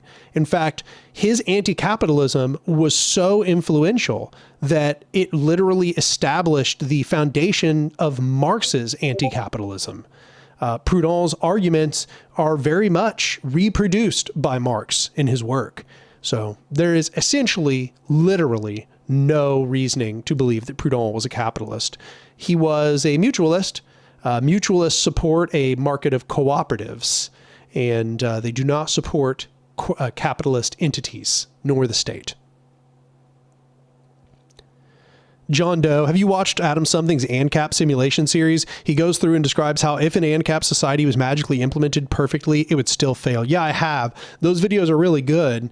I wish more people would watch them because he really does lay it out pretty well. And honestly, he doesn't even lay out all the failure modes. There's so many ways that ANCAP society would fail that it's obvious why it doesn't exist and has never existed.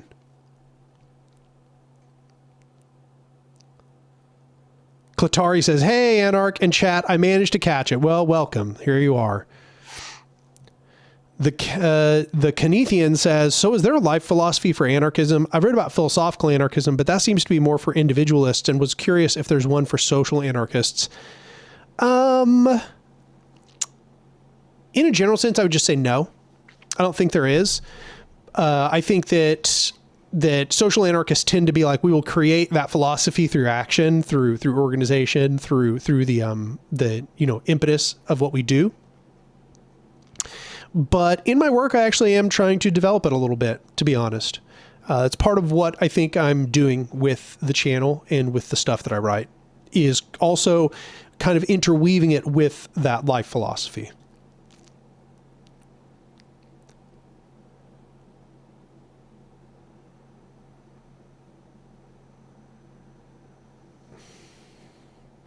Johnny Bravo says, if you were probably like forced to choose, do you think unregulated pure capitalism is worse than state capitalism? Yes. 100%. Yes. Anarcho-capitalism would devolve into feudal or fascist relations rapidly. It would be much worse than state capitalism.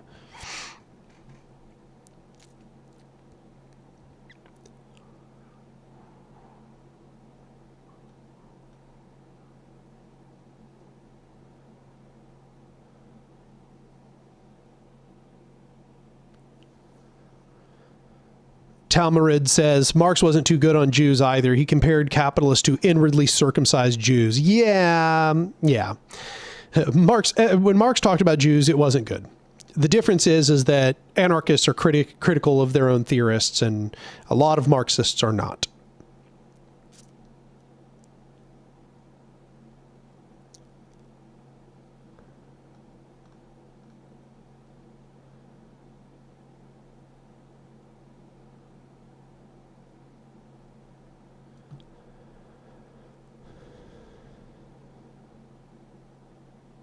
Grinning Guys points out, there is no such thing as unregulated capitalism. Yeah, that's absolutely true. This is why I say that anarcho-capitalism literally cannot exist.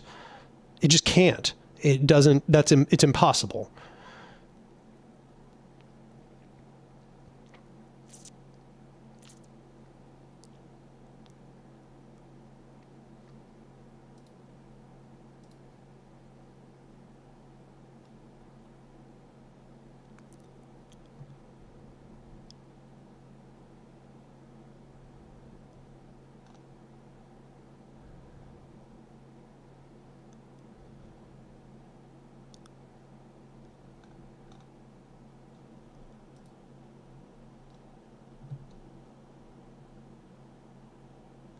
Okay. So I just want y'all to know, Swedish Socialist is sending me messages the whole time on Discord. Okay. He deserves to be called out for that. But he's also sending me really good quotes. So here's a quote. I'll read some of these, just as we go. You can tell me whether you think they're always pertinent. I think he does a pretty good job on that. He says, the strange thing about this document, according to the impression I retain, was that among the accusations Bakunin directed against Marx, the fact that Marx was a Jew stood out as a special cause of disgust. Such goes directly against our principles, which impose upon us brotherhood without regard to race or creed, and it had a terrible effect on me. As I am anxious to tell the truth, I bear this testimony, despite the respect and reputation which Bakunin's memory in many respects deserves. And that was Anselmo Lorenzo, who was a noted anarchist. Yeah, but this is what anarchists say when their people fuck up. Right? This is the difference.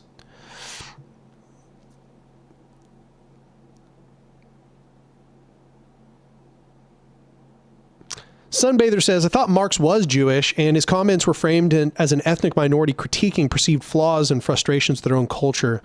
It's kind of charitable, to be honest. So all of this takes place in this one piece that Marx wrote in partially in response to a guy named Bruno Bauer, who was a noted anti-Semite. And the first half is Marx sort of satirically taking the position of Bruno Bauer and then demonstrating its absurdity. It was more satire than anything else. So the first half is kind of Marx just roasting Bruno Bauer. But then the second half is Marx's actual opinions on Jews, Jewishness, Judaism, all that. And they're bad. They're really bad. It's not good. If you read the second half, what is it called? On the Jewish question? I think it is. On the Jewish question. Yes. Yeah. On the Jewish question. First half, don't take it with a mountain of salt. Second half, big yikes. Big yikes.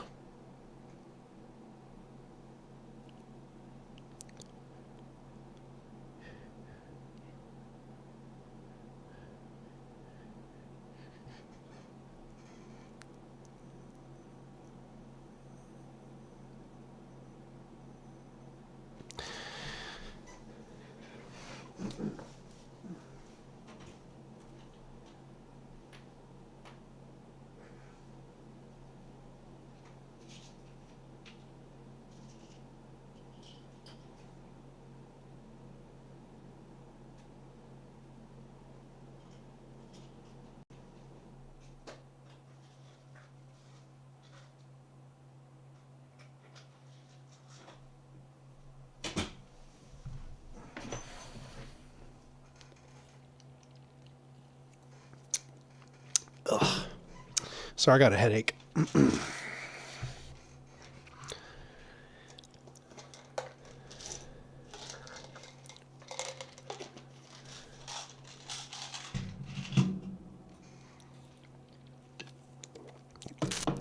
Probably kind of dehydrated.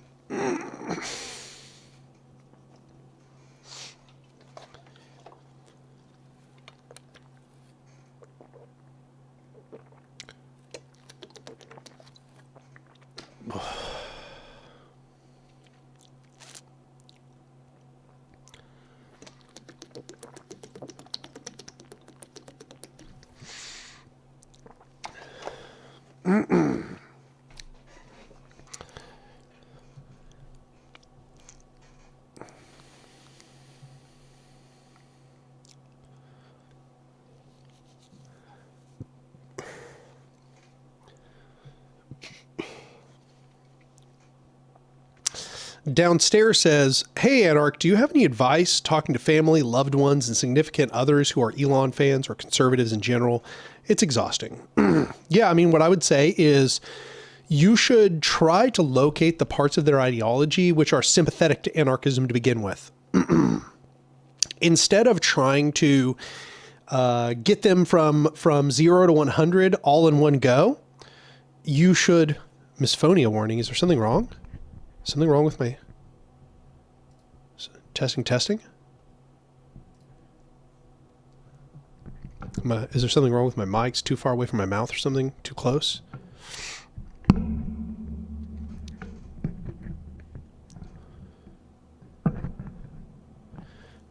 Anyway. Oh, yeah. But I think I made a video that's called, like, convincing people.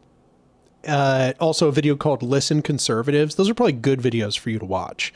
Those videos probably have a lot of insights that you would find valuable in talking with your family, especially if they're conservative. Oh, the drinking. Ah. Shid Vicious. Why, hello. It's good to see you here, my friend. Am I allowed to smoke on stream? Is that acceptable?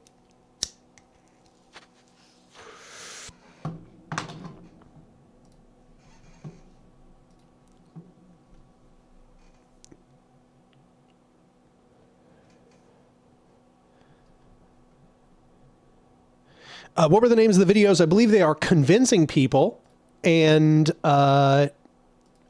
Listen Conservative. Let's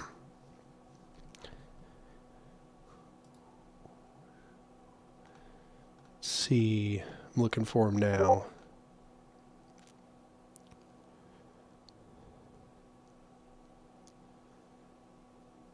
Yeah, so Listen Conservative, that's one of them. Yes, and then another one is Convincing People. Yeah, that's the name of the two videos. Those are both Anark abridged videos. Probably against TOS. Yeah, it probably was. It probably was. We just speed ran getting chemicals in the body. Yeah. Yeah. That's true. My life in a nutshell. Lauren Miller washing down an ibuprofen with a PBR. That's literally what just happened. I'm going to get another one.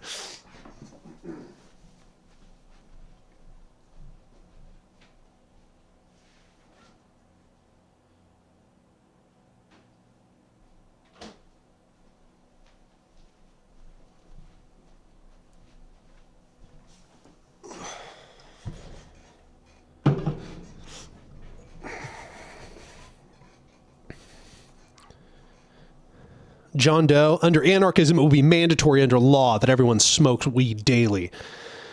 Yeah, it's true. Sad to tell you, that's how it works. This stream is so chaotic. I love it. I'd intended for this one to be very chaotic because it's like the New Year's stream. And also I'm like frazzled from the rush of the holiday seasons and all of that. And like my life is kind of chaotic. So I just knew I was going to be drinking on stream today. I already knew it was going to be happening.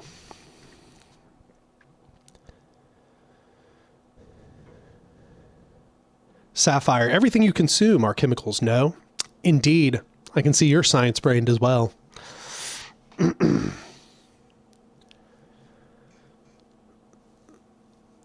Rotten Mouse, I hope that this is not in any way harmful for you. In fact, one of the reasons I didn't do this is because I was a little worried that if there were people that were trying to stay sober, that this might bother them. But some guy, have a good day. It was good having you in here.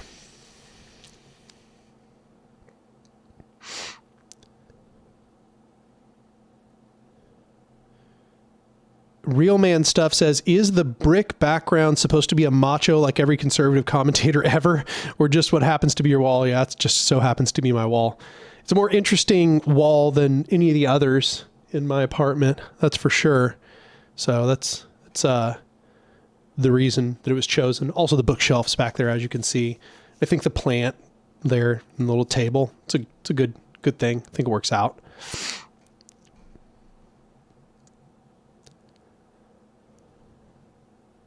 Union of Britain Mapping says, hi, Anark, you look very cute today. You look like a young Kropotkin.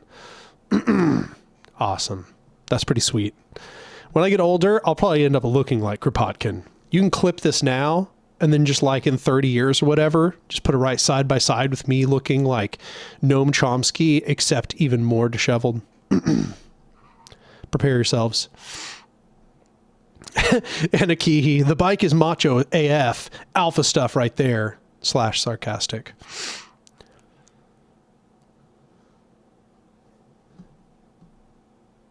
Sean Patterson says, hey, Anark, I'm new to your channel. Love the videos and your rational breakdown of complex ideas. Thank you for your service, comrade. Well, I'm really glad to hear that. That's definitely what we aim for on this channel. Cynthia Mayer is the first person to ever catch this. But yes, indeed. That is David Graeber's book, Under the Plant. That is Dawn of Everything.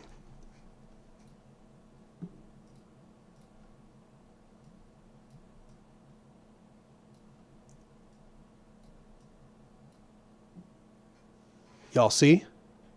It's right there. It's been there the whole time.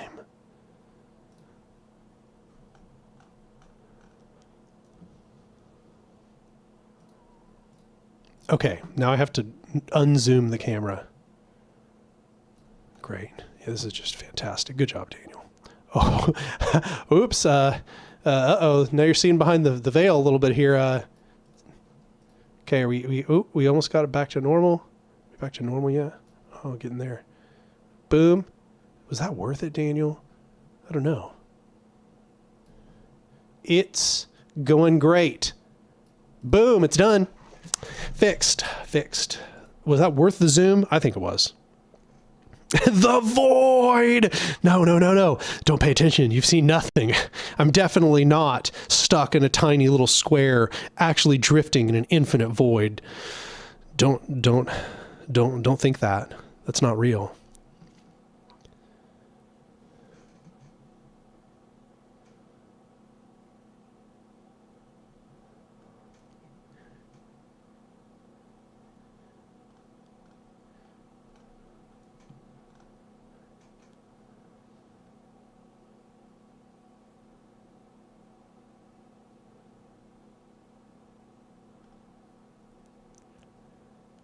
Digital zoom is awesome. There we go. That's the reassurance I needed.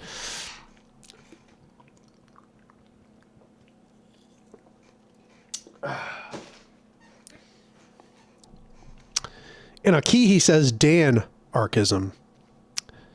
Yup. So true.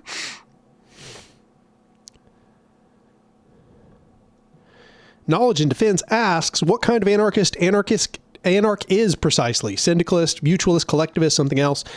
As I said earlier, I identify as just an anarchist broadly, but it's kind of a cop-out answer. In reality, I'm most close to a specifismo. I'm a specificist anarchist.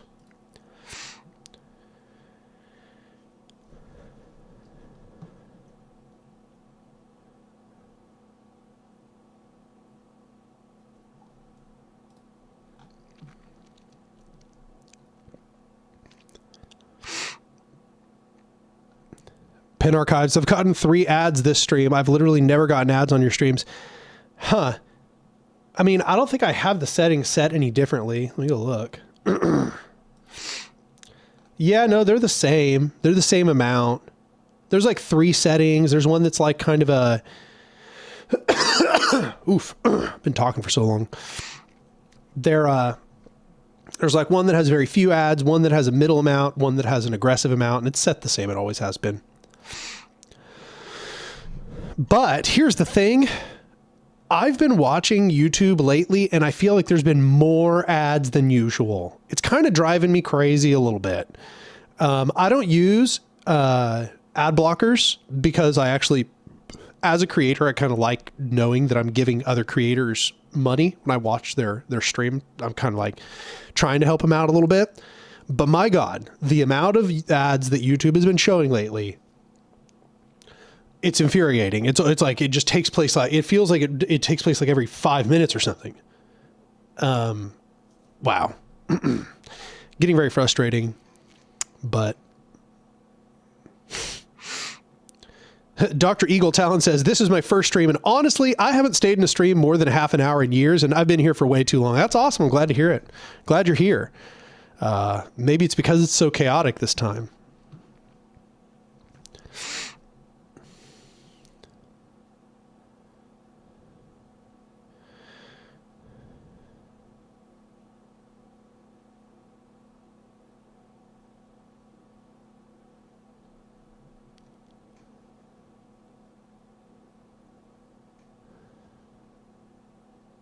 Nate says that YouTube revamped, which I don't know. Suppose that's true. I don't know.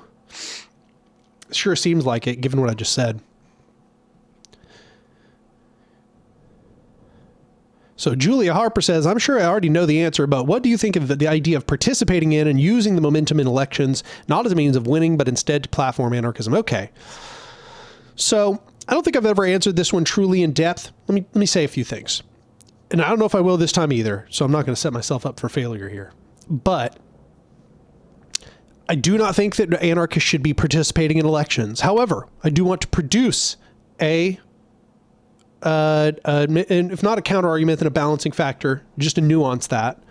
Historically, the CNT-FAI, which was the anarchist revolutionaries in Spain, did indeed run anarchists in elections, and they won some very big elections. In fact, they won like the secretary of health, I think, for the whole nation, and like secretary of education or something like that. They won really big places and even some smaller ones throughout Spain. However, I don't think that, I would imagine that was probably some minor benefit to them. And that is to say, in a way to platform their perspectives and their ideas and to give anarchists a public position within society. But overall, I don't think that that is a good method to use. Number one, because it puts some of your most ardent and charismatic organizers into positions of representative power, where now they have to spend all their times worrying about the problems of a representative government, not instead the organizational actions you need to be carrying out as anarchists in order to do a revolution. So I think it's kind of a distraction in that sense. I also think it takes up a ton of organizational resources to get someone elected. I also think that represented positions of government don't have as much power as they appear. They're locked into the structure of government more than you might think. They're kind of just parts in a big functioning machine. Yeah, I think that's the kind of my positions on it. However,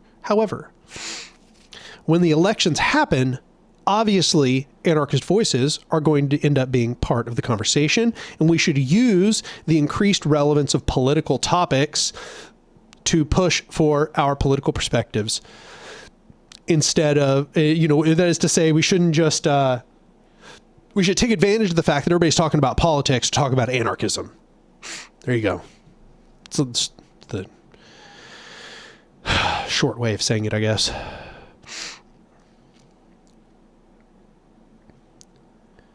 Margot Soren, sorry, because I know you've answered this question before, but I'm conflicted about voting in the United States. I don't want to embolden the fascists, basically. Well, let me say this. Unless you are in, oh, you're in the US, right? Yes. Yeah, you're in the United States. Okay. If you're not in a swing state, it literally doesn't matter. Just to be absolutely clear. Just in a truly functional sense. If you are not in a swing state or a state that looks like it's going to swing, it literally doesn't matter in the United States because of the Electoral College. Even conceding that your vote might matter in a swing state, in a general sense, your vote is probably not going to shift the scales one way or the other. It's very unlikely to do so. However, and I've said this many times, and I'll say it to you now, because you're the person I'm answering, okay? Whether if you not voting doesn't matter, then you voting, or if you voting doesn't matter, then you not voting doesn't matter either. And that is to say, do whatever the fuck you want. If you feel like you have a moral obligation to go vote, do it. It doesn't really take that long, to be honest, right? Even long lines of voting most of the time only takes, a few hours. So all you're really doing is spending a few hours. It's not a huge use of your effort. And if you already know how you're going to vote, it's also not a huge amount of use of your mental resources. So no argument can really be made that there's anything wrong with the act of going to the voting station and casting a vote. Okay, just who cares? I think that the arguments for abstaining from the literal act of voting, silly arguments. Who cares? They spend like 2 hours, 3 hours of their life. Maybe they're in one of these really bad places where they spend 7 or 8 hours of their life. What did that really do? Okay. If they don't do that or do that, it makes no difference to their capability as an organizer. And all of these silly moral arguments about how like, oh, you're consenting to the system. You're not. Do you really think that when they're subjugating the masses, that they're like, well, I don't know, are we allowed? These people didn't consent because they didn't vote. Do you really think they care? Like, do they check your votes for consent when the police beat the crap out of you on the side of the road? Like, it doesn't matter. It just doesn't. It's just not relevant. And there's no like metaphysical notch on a stick being determined that you did or did not vote. Okay. So is that an answer? Does that help? I don't know. My answer is fuck it. You are not consenting to anyone by voting or not voting in any given way, because that person is not reliant upon your vote to actually have power most of the time, especially if you're not in a swing state.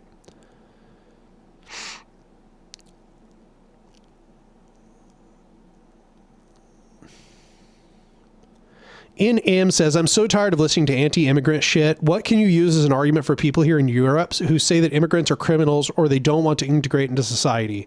God, there's so many things to be said on that. I questioned even reading this one off because I didn't want to go into all of the possible details of answering this question. But I mean, there's so many lines of attack and questioning and skepticism that can be offered into the conversation. First of all, is that are immigrants actually criminals more often? I'll say, interestingly, here in the United States, no, they're actually not. Here in the United States, they actually commit crimes less often. So I don't know about that in Europe. You might want to research it. And the reason is pretty straightforward. And in fact, is a great segue into the rest of the conversation. And that is, when you're an illegal immigrant, which many immigrants are, and I assume they're mostly objecting to illegal immigrants. When you're an illegal immigrant or just undocumented in some sense or another, you are actually very, very sensitive to whether what you're doing is legal or not. Because if it is illegal and you get caught, oh my God, you are so much more fucked than the average person. There's so many consequences for you and so many consequences for your family. The majority of people who are immigrants to any given nation are just trying to survive. And they're probably going there because they think they can make a better living there than they could in the place they came from. And that might even be that they're trying to take some amount of money they made here and give it to their family back in that area that they were in. So it's a way of propping up their family abroad as well for many of these immigrants. And think about what the consequences are for them committing a crime, for them getting caught for committing a crime. The consequences are way steeper than the average person who is a natural citizen of the nation, because those people probably don't have the same kind of reliance of other human beings on them to be a provider, right? So they're less likely to commit crimes here in the United States. So that part also isn't true. But even if it were true, okay? Even if it were true, you should expect impoverished communities to commit crimes more often. That's normal. However, part of the idea of accepting people into your society, part of the idea of accepting the immigrants into your society to begin with, is the idea that you are trying to give them a better life, right? You are trying, this is the liberal conceit. You're trying to lift them out of poverty. You're trying to give them the standards of your society now, right? Sorry, I have to sneeze. Give me a sec.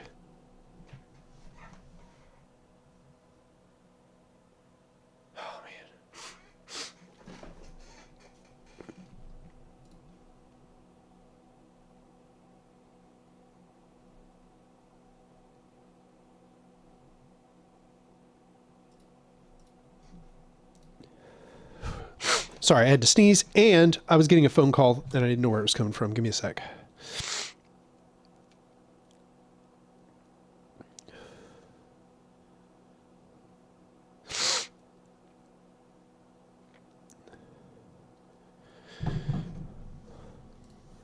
Sorry, give me just a second here.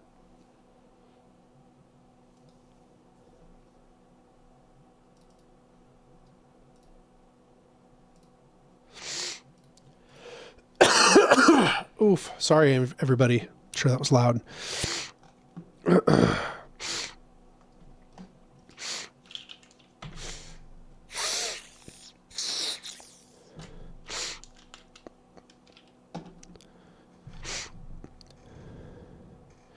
Yeah, Panos Rousseau pretty much sums it up. The state doesn't care if you believe that it is illegitimate. It will be ruthless no matter what. That's precisely correct. Thought experiment that I've used before. I've said, imagine if the number of people who voted dwindled to 1% or 0.5% or 0.1% or whatever, some really small percent of the population.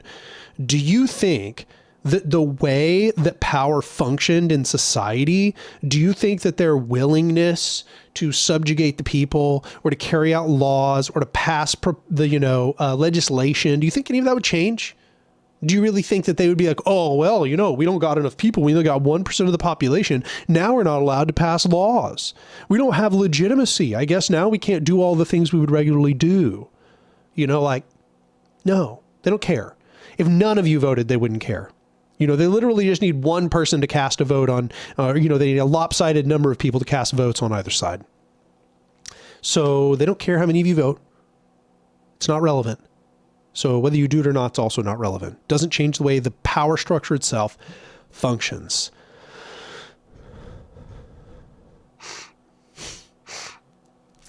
Hypnosis says, what if you do live in a swing state? I still don't think it really matters. But if you feel a moral compunction that you must do it, then do it. Neil Anderson says, what about local elections? Yeah, your vote usually matters quite a bit more in local elections. However, in my experience, you also don't make a huge difference there. You could get somebody, yes, your vote may matter more or less in getting somebody elected. I would only make one caveat here. And this is the caveat I usually make if I get to go on at length. And that is, if there are ballot measures that if you go vote, can just vote on, and then that will create a law, will pass a law or not pass a law, then yeah, that's probably worth voting on. That's actually like one of these rare forms of direct democracy that exists within our societies. And so what I would suggest, and you can just, crucify me if you like, is that we should promote voting in those directly democratic aspects of the society that currently exist. So if you have ballot measures coming up that you think are important, you should probably go vote on them. I actually think that's promote that happening, promote that taking place, and use it in order to change society as best as possible. And Dira says, not voting is sadly just often used as left virtue signaling. Yeah, that's pretty much what I was saying. It's a great way to alienate working class people instead of showing up, having a conversation with someone who cares about political systems. Damn, you just nailed it. In fact, you probably said it better than I just said it. Webclad says, you can mute, you know. Yeah, hilariously, while I was about to sneeze, I was like desperately looking around for how to mute, and then now I know exactly where it is, but in the fray, I couldn't find it.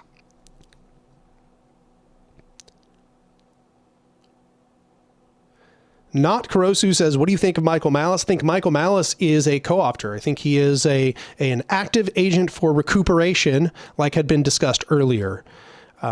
He's just trying to popularize anarcho-capitalism. Straight up.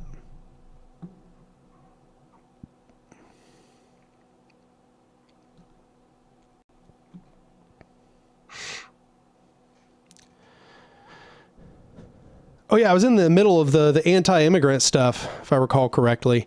I think I was making the point you should expect them to be more in poverty, but the conceit of liberal nations is that they pull people out of poverty, right?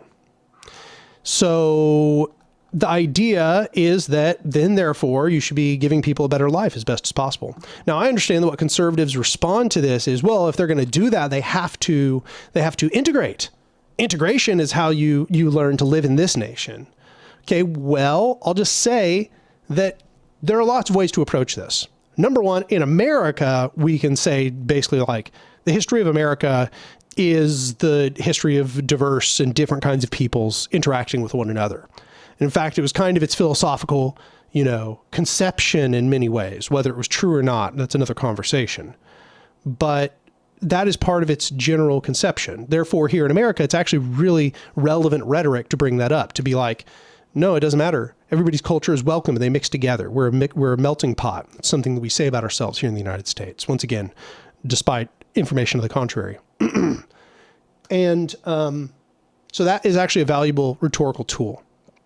In Europe, it's not necessarily the case that each European country views itself as being a melting pot.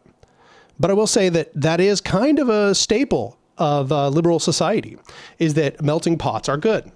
And this is because the underlying philosophical feature of liberalism, one of them, one of the key ones, is humanism. Humanism believes in the potential of all human beings to reach their full potential, to be ethical, rational actors in a diverse society.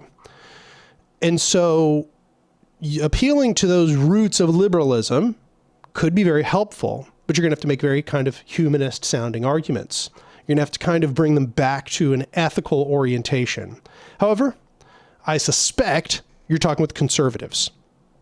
And let me just say, the only thing that's ever worked for me is appealing to the humanity and ethics of the conservative I'm speaking with. I try to get them to empathize with the people who they're trying to dehumanize. And I've actually found that can be very successful, but you have to do it in a way which is not moralizing and preachy. You have to do it in a way where you really are just trying to appeal to them, asking questions like, but that these are like human beings, right? They have their own needs, they have their own futures, they're planning and trying to do things in the world, and they have families and people they love, and so on and so on, right? It may sound weird, but that really is, sorry, I have a calic, very ADHD moments. That really is one of the best ways to appeal to people. You have to rehumanize those that they are dehumanizing. And yes, that takes effort, but I believe it's worth it. And I think that it's at the root of almost all rhetoric when conveying these topics to people who are bigoted or who have engaged in some form of dehumanization of others. Yeah, so I think I said I was going to give you the long version, and there's the long version, I suppose.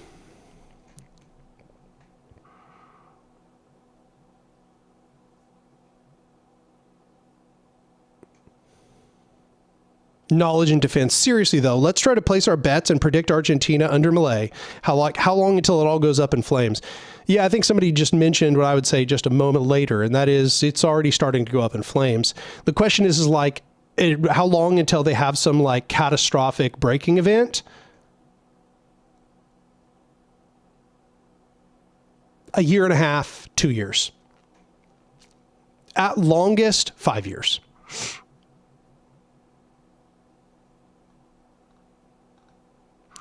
Somebody asked, what are my thoughts on left comms and council communists? Yeah, I've said this, I think most streams this comes up, and so I'll just try to summarize by saying council communists should be allies to anarcho-syndicalists because they are almost indiscernible from anarcho-syndicalism. But unfortunately, they have a really dogged sort of antagonism towards anarchism generally. And I think that just comes from them not understanding anarchism, because if they did, then they would probably recognize that they are anarcho-communists. They are probably, if I were to say, there's something in between an anarcho-communist and an anarcho-syndicalist. So it's unfortunate that they are so antagonistic against anarchists so much of the time. But left communism is a big umbrella, which includes people that would just would not be sympathetic with anarchism, even if they understood it.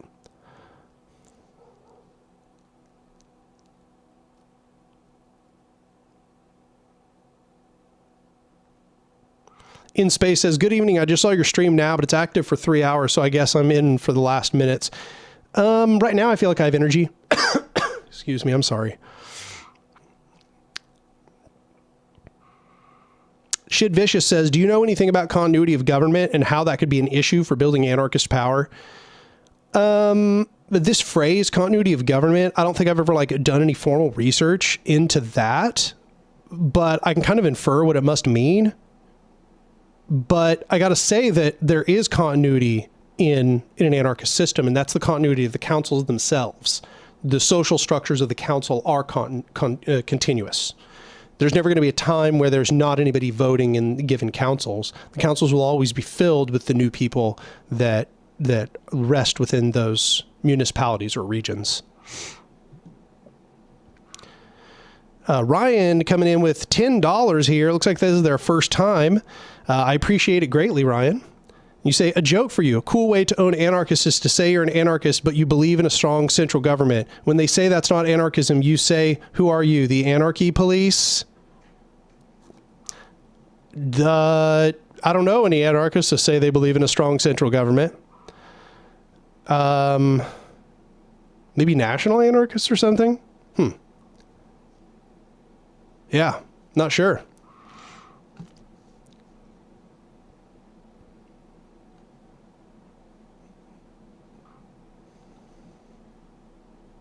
Goofy says, you are a bit naive on the immigrant stuff. Most people I talk with on this who are anti-immigrant barely see immigrants as humans. I live in Europe. Yeah, no, that's what I was getting at there at the end. I think that a lot of the anti-immigrant stuff that I've seen is about dehumanization. And it sucks. I know it's hard for you and for everybody who's engaged in this process.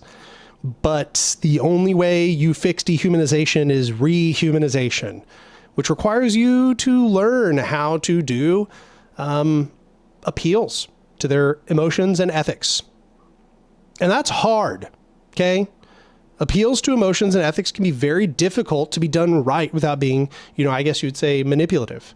But you're literally going to appeal, you have to appeal to their humanity, their desires. It's about, you're going to have to look and find their value system. Okay, you're going to have to do work picking apart their value system. And if you find that their value system contains humanistic or philanthropic, sort of elements, you're going to need to tap into those.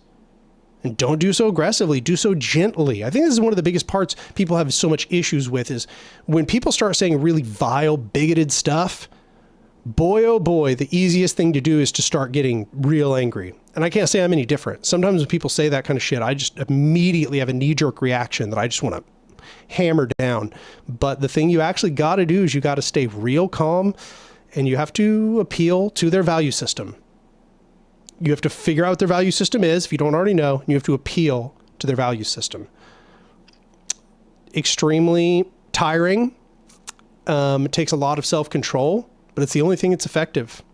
Unfortunately, I wish there were just an argument that you could just bandy around and rehumanize people, but no logic will rehumanize people. You actually have to tap into people's natural empathetic needs, their desires and expectations as a social species. Yeah, it's very conditional.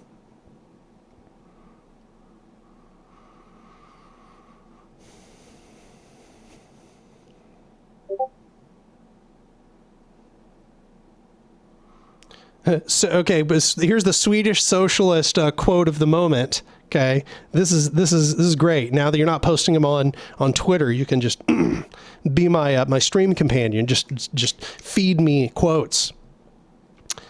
There is no other way to build solidarity than to put faces upon other members of society. That's said by Michael Leibowitz. And yeah, it's absolutely true. That's just kind of what it boils down to. You have to find a way to get people to empathize with other human beings and to care about their liberation. If you can't, good luck. Good luck.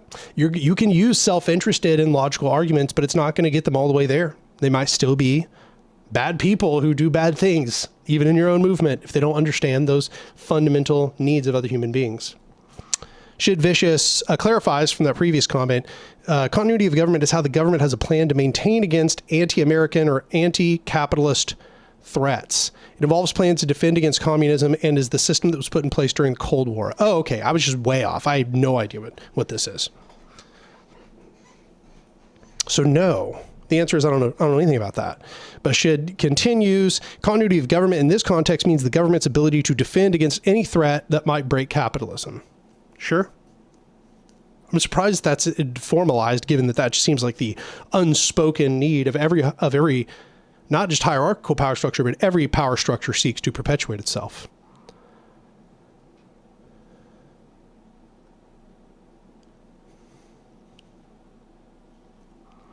Old Bay Enjoyer asks, have you ever read Walden or Civil Disobedience by Thoreau? Yes, I read Walden when I was young, but I must have only either skimmed it or just read the beginning and stopped because I don't have a lot of memories of what was in the latter part of the book.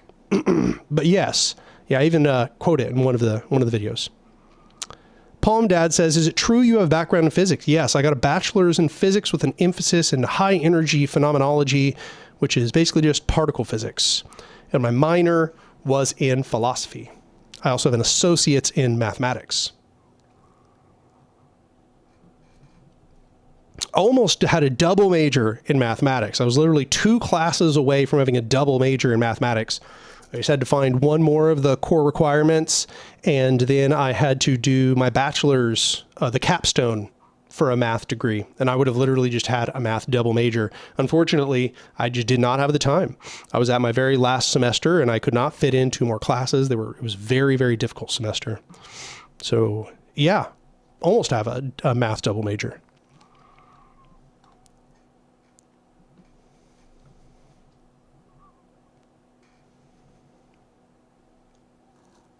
Ryan says, is national anarchism a real thing? Seems like that would work out as well as ancapism, which is to say not at all.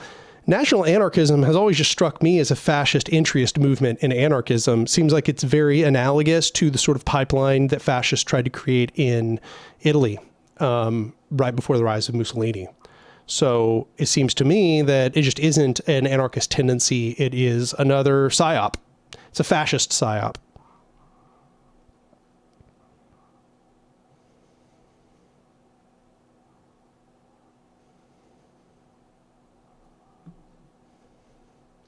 Knowledge and defense, other than unfair starting conditions compared to our enemies, how do they always defeat us?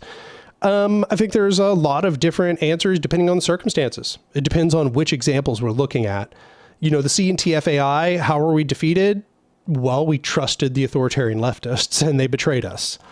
That was a big part of it. And then same thing in the Free Territories of Ukraine. But how were anarchists defeated in the United States? They didn't organize sufficiently enough. They were too disorganized. There weren't enough of them. and they were slowly crushed by by two Red Scares. The first Red Scare was targeted at anarchists. The second Red Scare swept them up again. And then after that, we had decades of slow erosion of radical and revolutionary ideology and the presence of anarchist ideas in society. So in every context, you can see there's probably going to be a little bit different answers. So we have to take away. We have to figure out how we don't do those things again. That's why I'm very pro-organizationalist. I think lack of organization is a severe weak spot. Kendra and I says, proof you don't have to be smart to get a STEM degree. So true. So true. Nate says, I think the foot soldiers might have returned. Yeah. I mean, you can see that they're salty and stupid, so it sounds like it's probably them. Yeah, Apples Pabble says it's basically just decentralized fascism from what I can tell. Yeah, it seems like it. It seems like it. I don't know of any like texts or anything. I don't even know if I would care to read them, but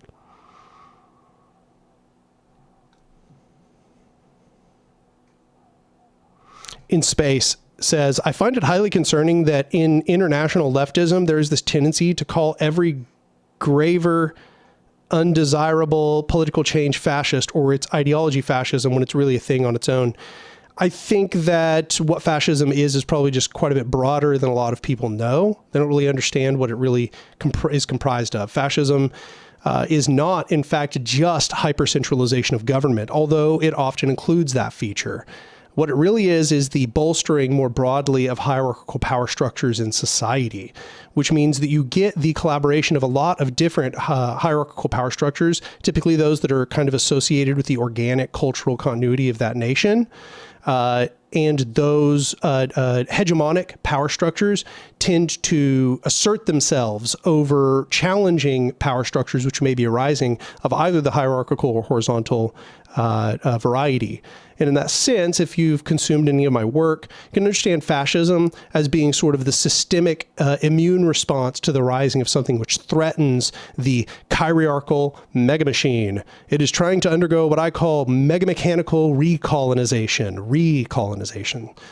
And that's what fascism is in my conception. And therefore, it really isn't one particular structure of governance, and often is comprised of some mixture of a deregulation and bolstering of private entities, which is to say a privatization of significant portions of the economy, mixed with nationalization campaigns where there are parts of the national economy which are not conducive to the needs of the government. So if the state thinks that there's some part of the national economy which is not going to bend the knee to the needs of the state and is not going to cooperate with the needs of the mega machine, as I sometimes call it, then those will often be nationalized.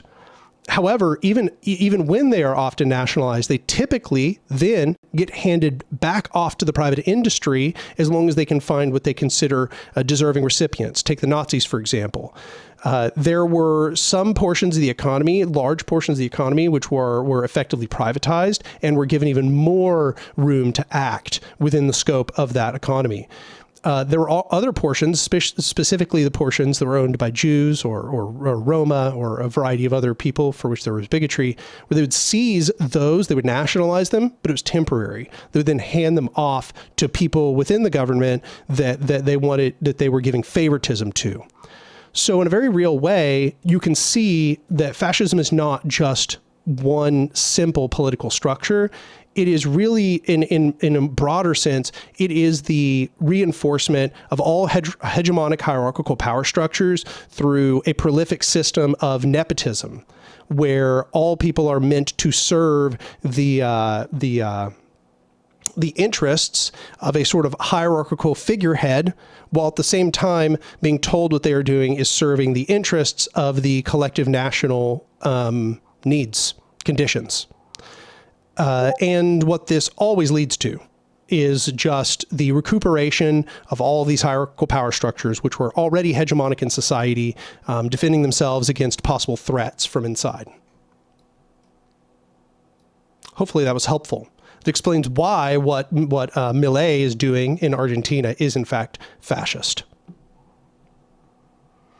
Oh, okay. We got a Malatesta quote on fascism here from Swedish Socialist once again. I'll just read that off.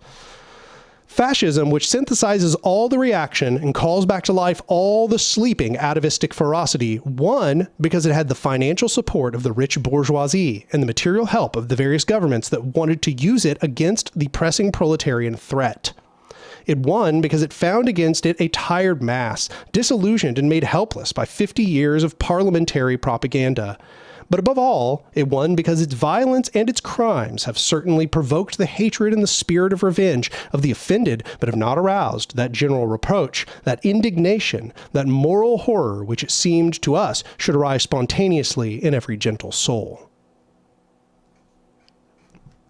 Yep. So that's why a lot of the things that the left calls fascism, even though they look really different, are in fact all manifestations of fascism. What I've said before is that fascism is the desire to return to the conditions of monarchy, ideally a sort of absolute monarchy, but being unable to do so because the current existing system is now capitalist. And because those conditions of the economic foundations have changed, they can't do monarchy or feudalism exactly. So what they do is they return to this sort of half state where the economic predominance of the bourgeois because of capitalism remains, but they are trying to reclaim the sort of centralization of power of monarchy nonetheless by creating strongly dictatorial regimes where a particular figurehead is able to act unilaterally without approval. So there you go.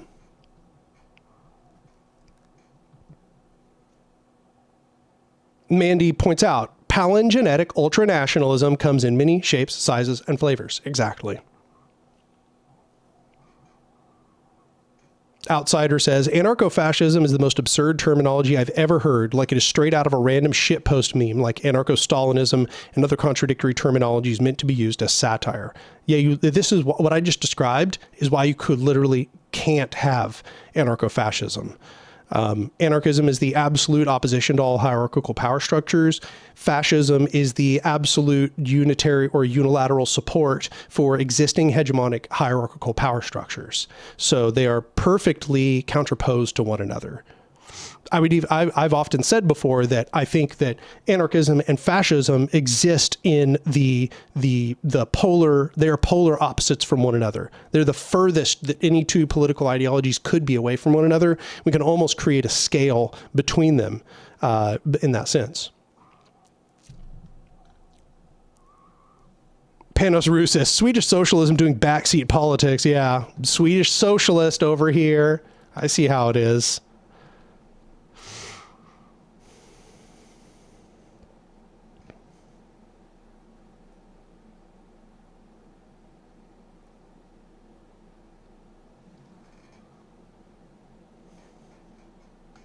Okay, let's see what comments I missed while I was rambling on like 3 different subjects.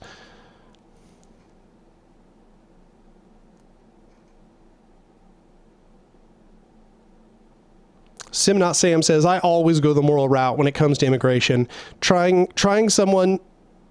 to get someone, I think, to imagine how they would feel in their shoes, treating others as you want to be treated. Yeah, I know it's hard, but it's literally what it comes down to. It has to be moral values-based argumentation, which the left often just likes to skip right over.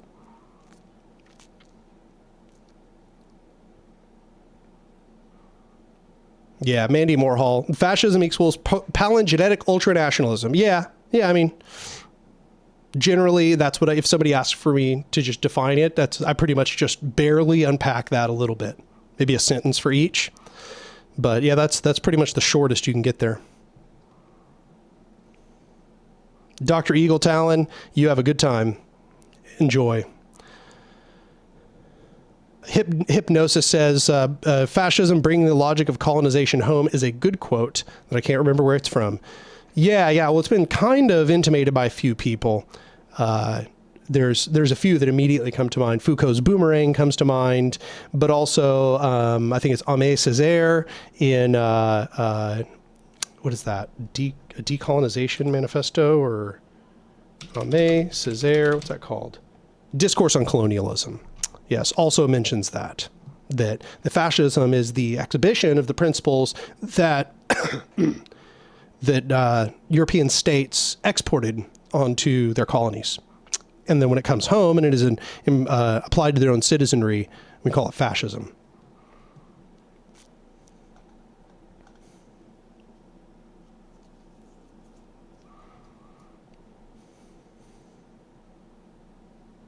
Lauren Miller says, would you agree with the statement that liberals often side with fascists against the left?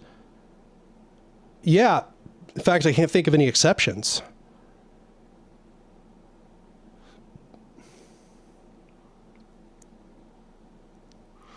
Yeah, I mean, even when they kind of like put up a token effort, if they are forced to choose between an insurgent leftist movement and the takeover of fascism by government, they always choose fascism.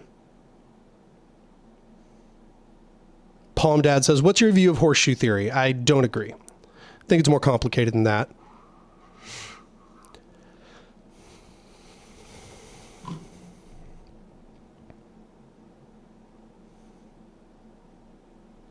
Knowledge in defense. What would the world look like today if every famous social revolution resulted in anarchism? We'd probably be still locked into a global conflict against the forces of capitalism. I bet, those blocks all would have expanded and created big regional confederations. But I doubt that by now they would have defeated all of their enemies. I bet they'd still be locked in geopolitical conflict to this day. But we would have had now several generations who would have lived within those horizontal societies. So they probably would have been very developed by now and would have created complex interrelations that are far beyond our imagining by this point. Because every generation that lives in a society becomes better at understanding and using the society at hand. That's what the Zapatistas have talked about. So they would be far beyond our imagination, probably. Be doing things in ways that probably are almost impossible for us to believe or understand. They would probably arise from principles that we are familiar with, but would have manifested in complex systems which are far more elaborate than we probably are immediately assuming.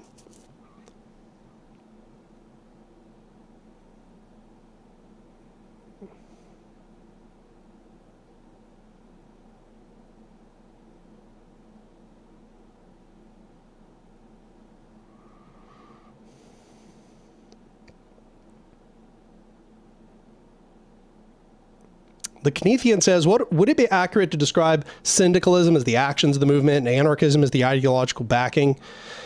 I mean, I think you could frame it that way, but syndicalism is just one of the possible methods of the movement. Anarcho-communism, syndicalism, individualist anarchism, communalism, other sorts of tendencies or strains within anarchism are all going to have slightly different methods. But yes, insofar as you're talking about anarcho-syndicalism is a method, not a necessarily a distinct political theory. Anarchism is the distinct political theory of which syndicalism was one of its methods. That's what I would say.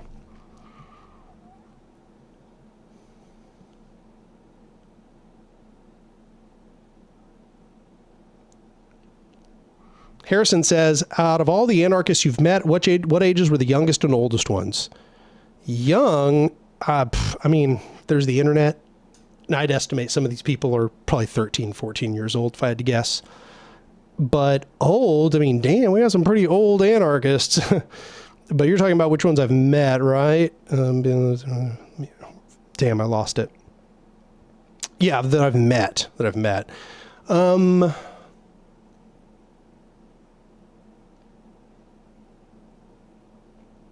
I mean, I don't know. If we're talking about people who have anarchistic beliefs, regardless of whether they identify themselves that way, Roberto Mendoza, certainly, he's like 78. But I think I've met people who are also very old who were anarchists in real life, but they don't immediately come to mind. Excuse me. Knowledge and Defense. Was Mussolini a syndicalist? Not in the sense the anarchists discussed, that's for sure. But it should be said, there were the word syndicalist and anarcho-syndicalist, these are very different. Okay, these are very different. A syndicalism has had a movement distinct and aside from anarchism. Syndicalism is essentially this understanding that trade unions should control the economy broadly, kind of like a revolutionary activity to bring about trade union control. Okay.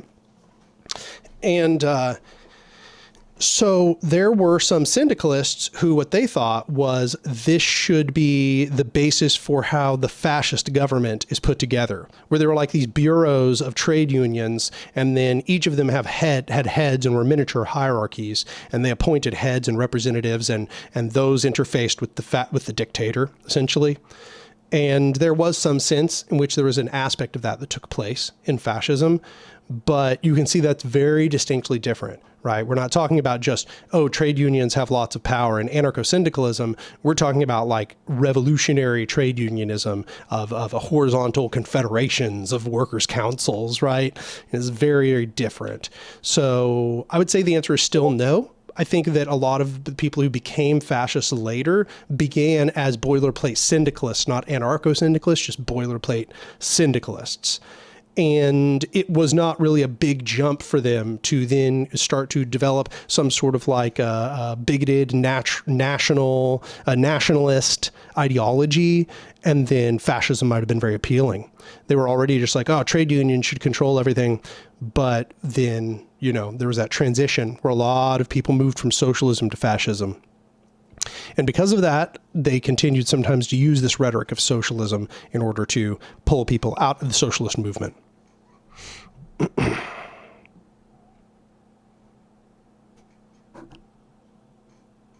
Knowledge and Defense says, is it possible to be a Marxist anarchist, as in following the vast majority of what Marx wrote? Not Engels, though, of course. That's funny. I suppose. But I would say that pretty much every anarchist is going to object to you calling yourself a Marxist, even if you're influenced by Marx, only because we don't like hero worship. We don't like identifying ourselves by the name of a person. That being said, Marx had a pretty distinct school, ideological school, so it kind of makes sense to say that you were influenced heavily by Marx and therefore call yourself a Marxist. You know, Zoe Baker comes to mind as somebody who's kind of mentioned that they are kind of a Marxist, but they're an anarchist who really likes Marx. So there's actually a lot of anarchists who really like Marx. Even anarchists who don't like Marx usually are very influenced by him. Bakunin, for example.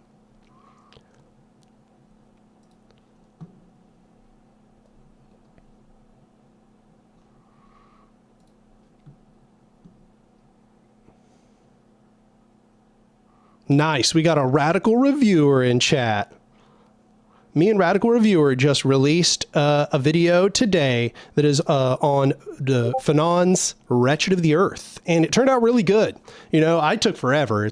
That's on me. It would have been released like 2 months ago if Radical Reviewer had been on their own production schedule, but I slowed it down by an enormous amount.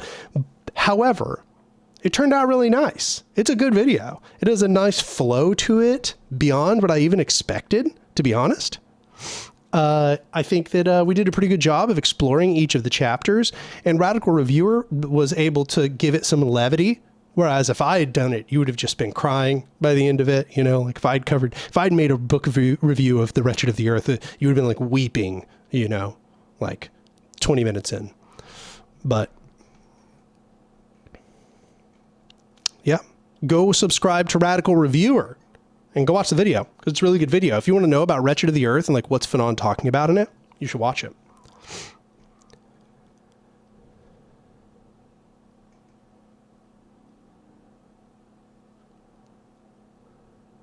Steve says, as an ML, I'm glad you don't do name calling like other anarchists using terms like red fascists and tankies.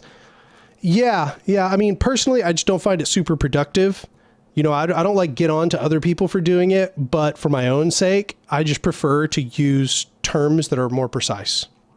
It should be said that a lot of authoritarian leftists, as I call them, don't like that I call them authoritarian leftists because of on authority.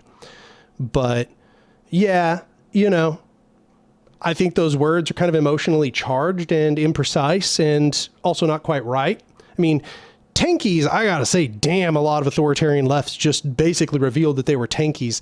On that, there was that post by Working Class History, and it was calling out the invasion of Hungary by the USSR.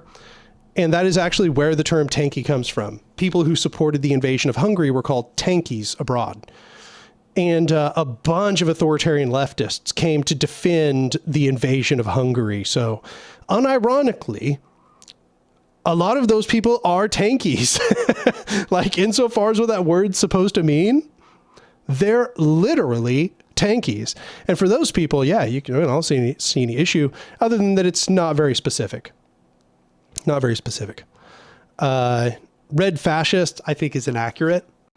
I don't think authoritarian leftists are red fascists. I see that there's a lot of similarities insofar as this creation of unitary power, mixtures of state nationalization campaigns and privatization campaigns, cooperation with the previous bourgeois class, and so on. But I think that the similarities are washed out by the differences. So I would not classify authoritarian left examples as being fascist.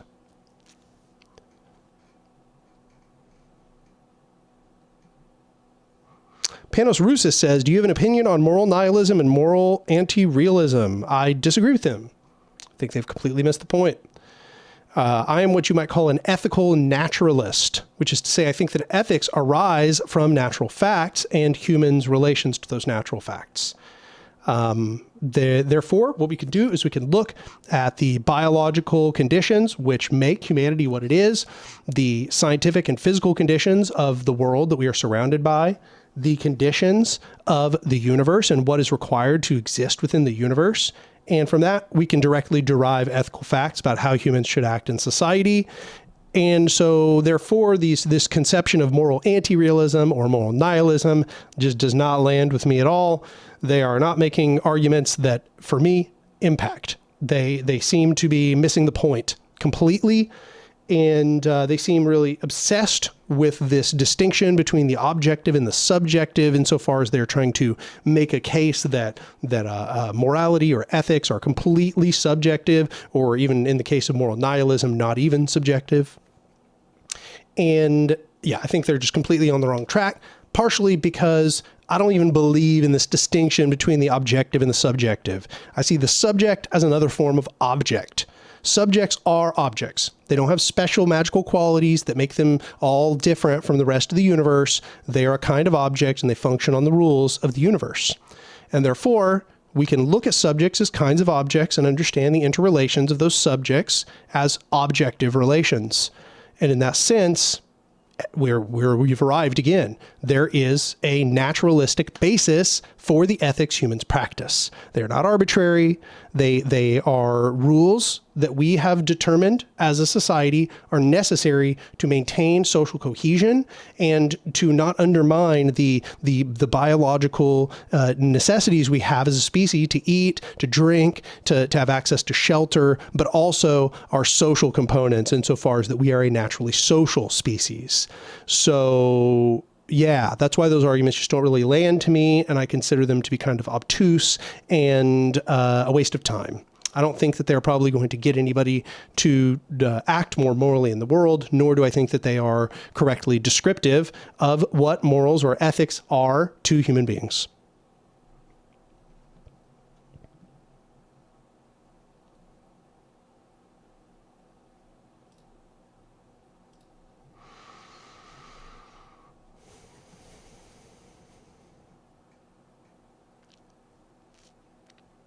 Let's see here.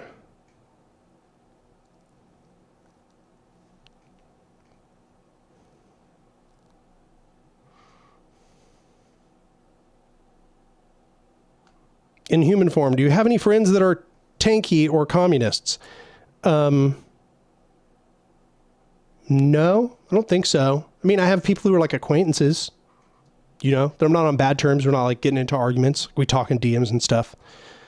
Insofar as I assume by communist, you mean in the form of authoritarian leftism, because insofar as we're talking about communism more broadly, lowercase c communism, I'm a communist. I'm an anarcho-communist.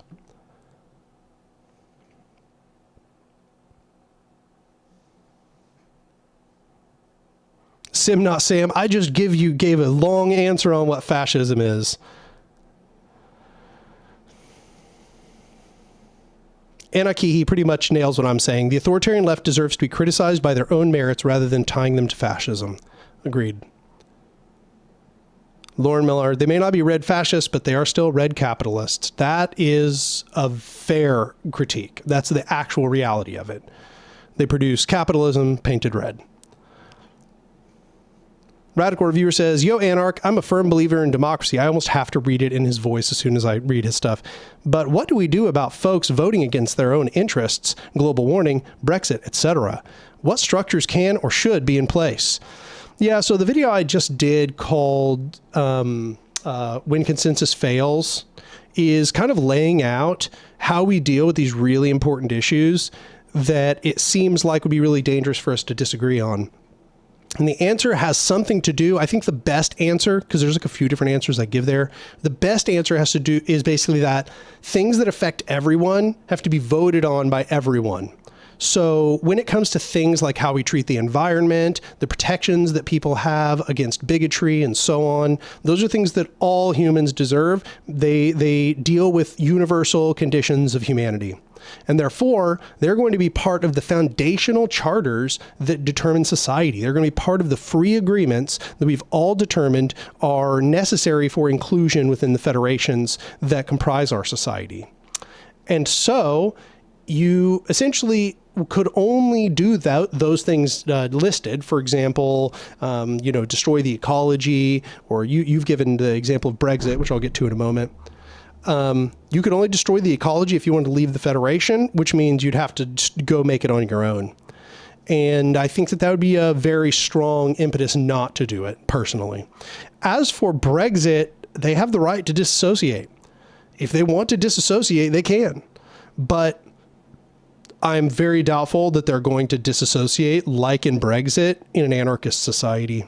In a society where they have all of these means by which to resolve their disputes and to bring their disputes to bigger councils and different kinds of councils to find some sort of resolution. I'm very doubtful that they're going to disassociate from all of the economic networks that they are intertwined with. Brexit was absurd, based on completely faulty premises. So I don't think we'd have something exactly like that take place, but I would be willing to entertain hypotheticals that had more details to them. Mandy Moorhall, how do you feel about object-oriented ontology? I was just studying it the other day because I saw somebody mention it, but I still feel as if I don't really have a strong enough understanding of it to weigh in. But I will say my brief scanning over the summaries seem to suggest that it's like adjacent to the perspectives that I have. As you've heard, I have an anti-Kantian understanding of ontology, which is to say I believe in the destruction of the object-subject distinction, and subsuming everything into object in that sense. So my skim of it seems to suggest I would probably have some sympathies, but yeah, I wouldn't want to commit to that because I don't know enough about it to know the specifics. Yeah, Indira Loesch. Yeah, that's a huge annoyance of mine when people say you cannot scientifically test ethics. You absolutely can determine what harms or inhibits people. Yeah, you can't like directly test ethics because we don't have like a system to compare it against, but you can model test ethics for sure. I mean, you can see how humans react to being treated in different ways. It's like there are just some universal conditions to humans, and those establish universal needs for certain rules and norms which humans will follow in order to meet those needs. Yeah.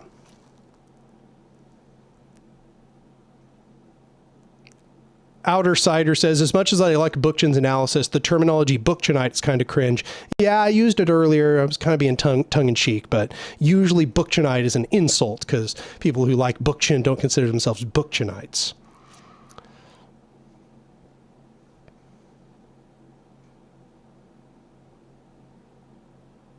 In Space says, in today, German leftism, though some people tend to apply Nazi or Fash overly to people at times. Fascism means really only the historical political movements in Germany, ES, I assume that's England, I don't know, Italy, and of course the movements that refer to it today. Yeah, I'm okay with it being more broad than people who self-identify as fascists. I don't think it's really necessary to self-identify as fascists.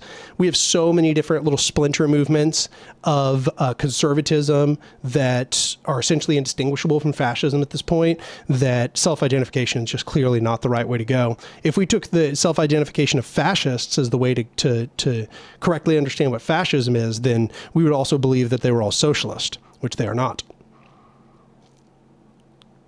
Paul Mantella says, what's your opinion of the Marxist concept of the lumpen proletariat? I got to say, I think that the primary Marxist class delineations are pretty good.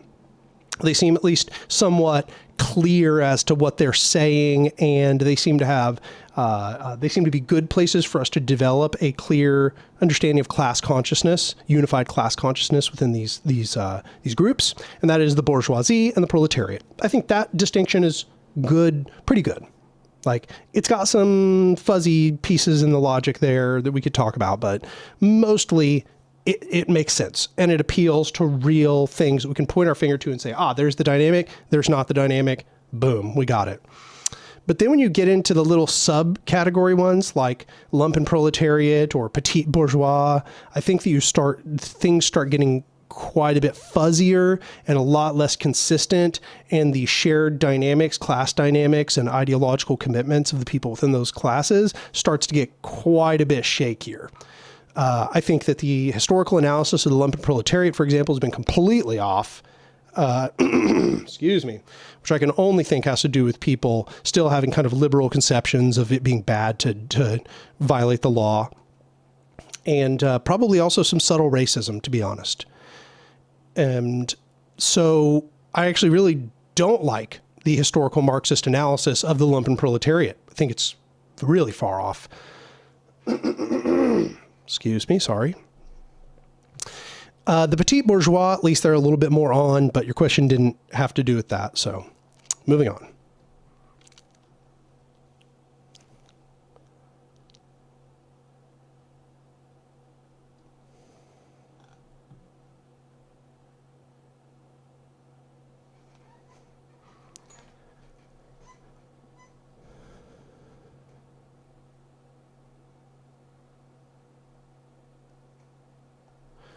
Cami Camera says, doesn't the term authoritarian leftist come from the political compass, which is an awful way to map political beliefs? Or is there an actual origin to the term outside of what you use it for? No, yeah, it comes from the political compass. I just largely disagree with people who criticize it too much.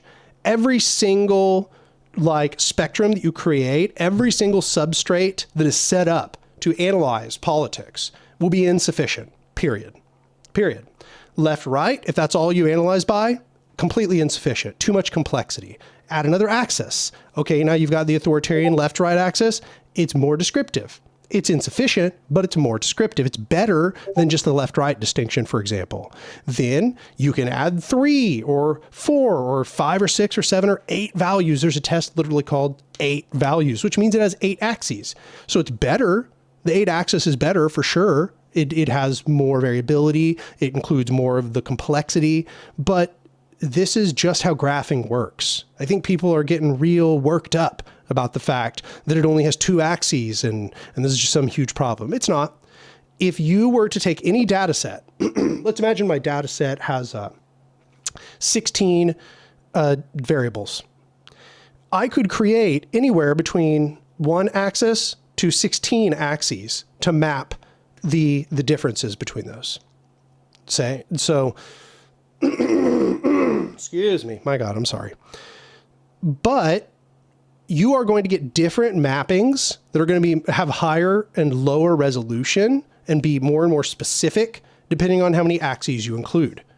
So at each scale, however, I'm going to get different pieces of information, and that information is valid within that scale. So if I create 2 axes and I analyze within those 2 axes, yeah, maybe it's insufficient, but it's sufficient enough to make statements. In the same way that if I took some physical system that may in fact have many, many convoluted variables that map it, I can still map it into some 2D surface or three-dimensional space and get, the simplified and perhaps, in some ways, could be possibly deceptive conclusions about how that much more complicated system functions, but they're still conclusions we can think about and talk about. And there may, in fact, be correlations or connections between those variables at each of those interfaces. You may find that there are important intersections at the 2D level and at the 5D and the 8D and the 13D or whatever, because different phenomena operate at differing, with differing amounts of interrelation between different variables. Sometimes the phenomena only takes place between, take 3 variables, F equals ma, okay? Force equals mass times acceleration. So you could map the whole system by relating force to mass to acceleration. And that gets you 3 different axes if you want to use all 3 axes, okay? But then you could decompose force and mass and acceleration into all their constituent pieces.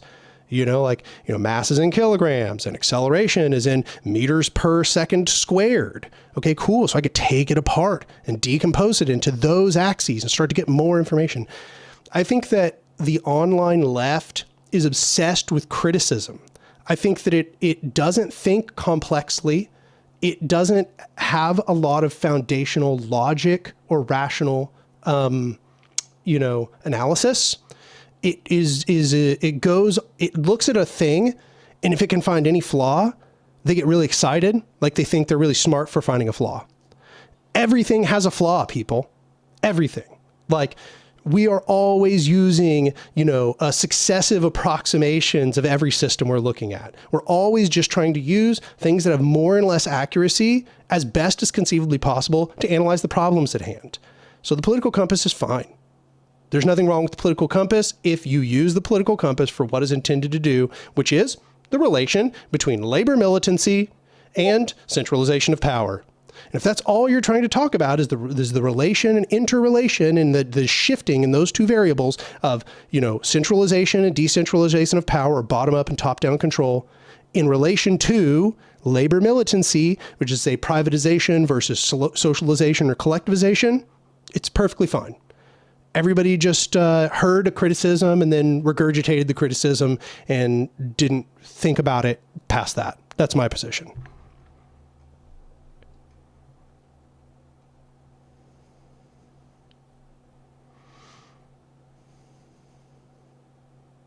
This was not, by the way, to go in on you, because you aren't, that wasn't meant to be personal, by the way. I'm sorry if that in any way felt personal, but in fact, it's like really broad. That was, so yeah, it's 100% where it comes from. I don't see any issue with it personally. The 8 values test is great, but it's also just not useful in this sense. Am I going to label them by talking about their combination of 8 values every single time? Not helpful.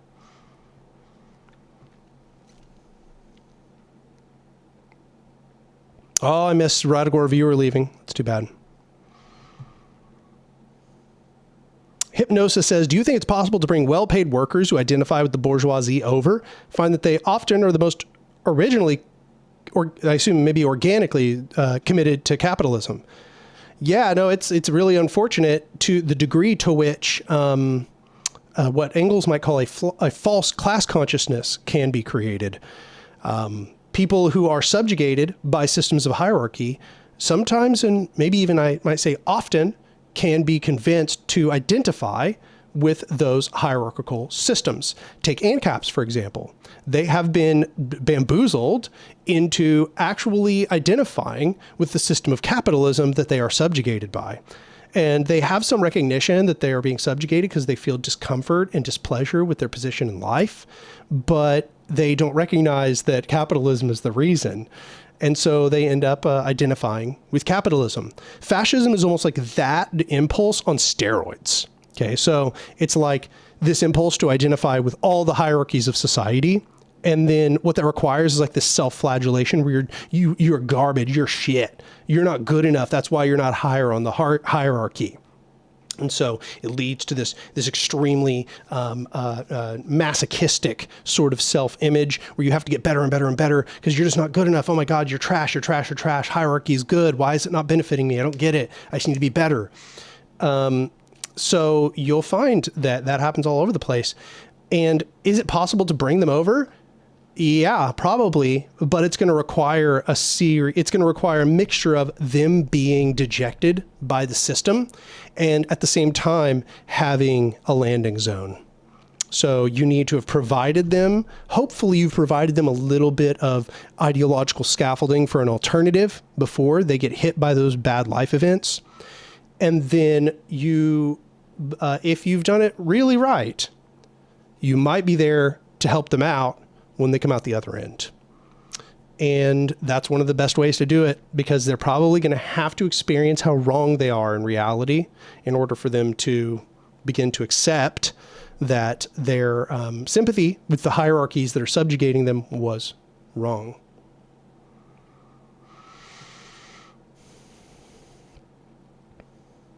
Steve says, even if every workplace becomes a worker co-op, they still function within a market economy and a profit motive and market competition. Yep. That is the general critique of cooperatives. Still, it's better than not having cooperatives. Cooperatives still are a vehicle which can create some transitional economic power for horizontal structures within the existence of a capitalist economy, which demands commodification and wage labor relations. So there you go. It's just the only thing that within a capitalist system actually empowers the workers.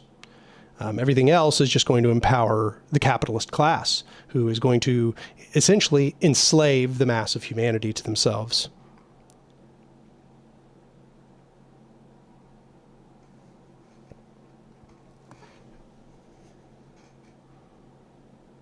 Sim, not Sam. Your definition for fascism is great, but it's a lot to take in during a debate for someone who doesn't know political theory as well. Isn't the stamp collecting method better? I really don't like stamp collecting methods. I think that they're generally just wrong and they're extremely fragile because what ends up happening with the stamp collecting method, okay? Okay, wait, how much am I going to preface? In science, sometimes we use the stamp collecting method and sometimes we realize it's not sufficient. You might notice the stamp collecting method often gets used when what you have is a clear taxonomy, but you don't want to have to use super broad categories and then delineate every single time. You just want to be able to go straight and point your finger and go, this is the exact combination I'm talking about right here. Okay. And that can be helpful, but I just got to say, even in places where the taxonomy is big, take evolutionary biology, for example, the boundaries are still pretty fuzzy. In fact, even no matter how hard we try, we still get fuzzy boundaries because reality has a lot more fuzzy boundaries than anything else. We're always doing this thing where we're trying to draw lines around a particular set of features, and then we're finding that there's a lot of obscurity about those features being shared with other kinds of things. So we're always doing this thing where we got all these weirdly complex overlapping Venn diagrams for all of our terminology. And the problem is with the stamp collecting method, you now are going to require everyone to know every one of those little stamps, right? Like, oh man, I'm a civic nationalist, and I'm not a fascist. I'm a national socialist. Like, yeah, you could get into the distinctions of all those, but you're really missing the point in the process. Really missing the point. The actual dynamics that define those systems together is some very similar principles, but they are kind of meta scale.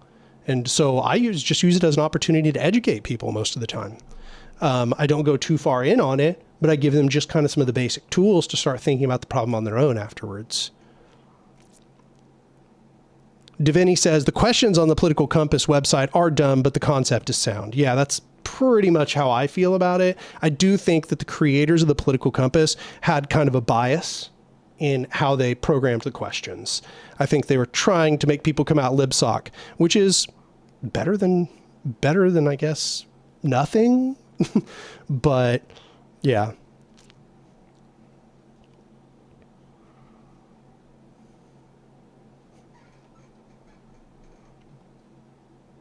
Steve says, then anarchists should be market abolitionists. Yeah. I mean, the vast majority of anarchists are market abolitionists. The majority of the anarchist movement has been communist, like the whole time. There's been very brief periods where it was not. It is largely market abolitionist. Most anarchists are communists. The ones who are not, maybe you just might say, are socialists. And they're only socialists because they believe in some sort of maybe transitional period where just the workers own the means of production. But most of them are still wanting to move towards full decommodification, from each according to their ability, to each according to their needs, direct distribution by way of decentralized planning.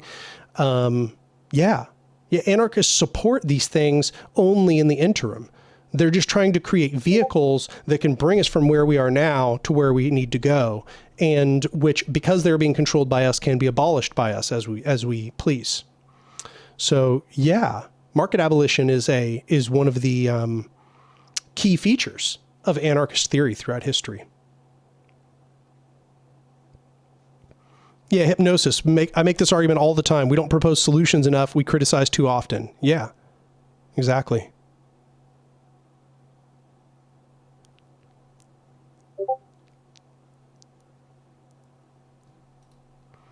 We got some Swedish socialist, some quotes here. I'm just going to hit you with them. See, anarchy and communism, like force and matter, are two terms which should form a single term, since they jointly express a single concept. These are all Carlo Caffiero. We must be communists because we are anarchists, because anarchy and communism are the two essential terms of the revolution. One cannot be an anarchist without being a communist. Indeed, the slightest hint of limitation carries with it the seeds of authoritarianism. Yep. So there's an example of how communists feel, or how anarchists feel about the market. Yeah.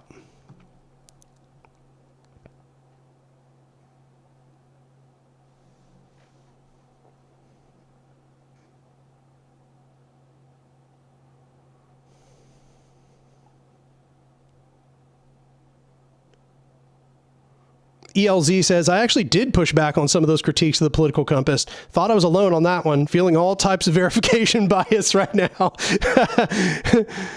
Wait, verification bias? Yeah, I don't remember. I think it's called validation bias, but whatever. I know what you meant.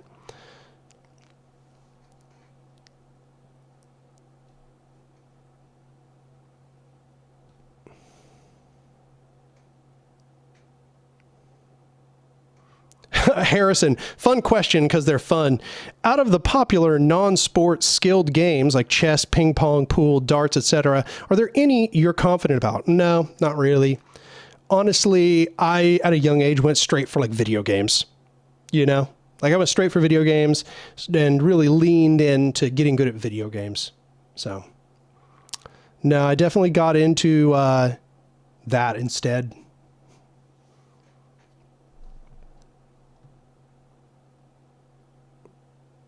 Eli says, saw this in my recommended, so I decided to drop in. Welcome.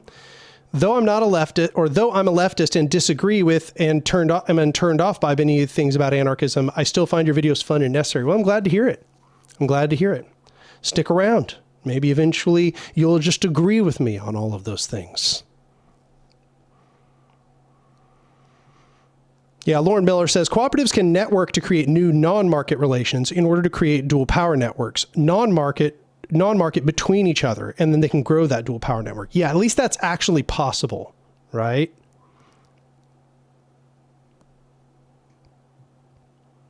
Knowledge and Defense says, if we're defining socialism as worker control in a more nuanced and less black and white way, wouldn't it be reasonable to call SOCDEM mixed economies partially socialist? No, because they don't actually have worker control. No, social democratic economies are almost always a majority admixture of private entities with some nationalization. And nationalization is not worker control. So I wouldn't say so. Sometimes social democratic systems also have a significant presence of cooperatives, in which case I think that is like kind of a burgeoning socialist economy inside of that social democratic economy. But to my knowledge, I don't know of any social democratic economy that has ever been a majority cooperative.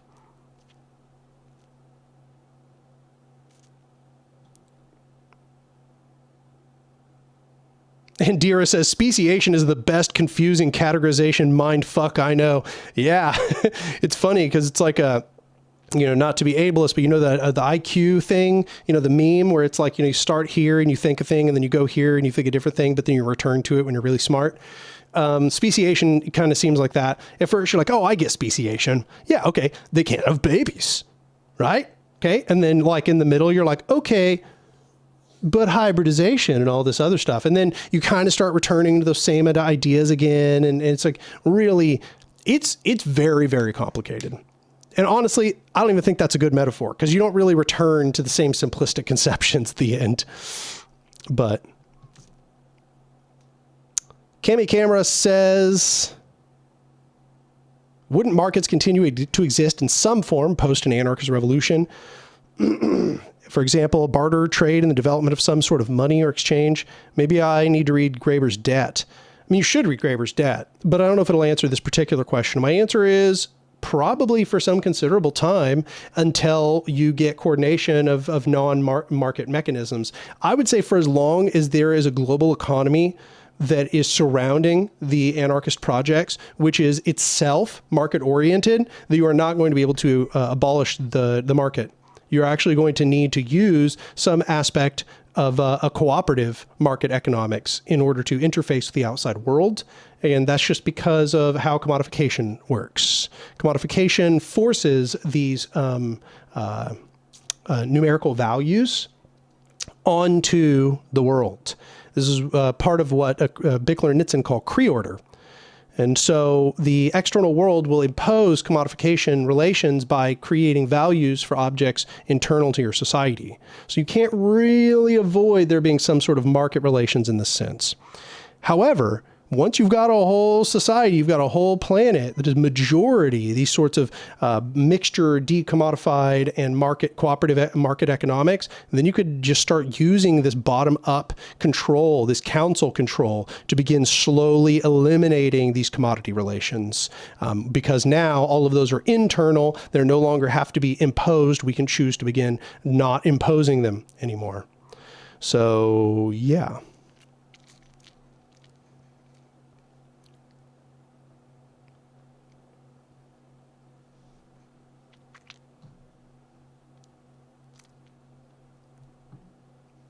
Outersider says, speaking of video games, I asked, what's your favorite political game? Mine is Killer 7, which uses nihilism as a means to critique the nation state.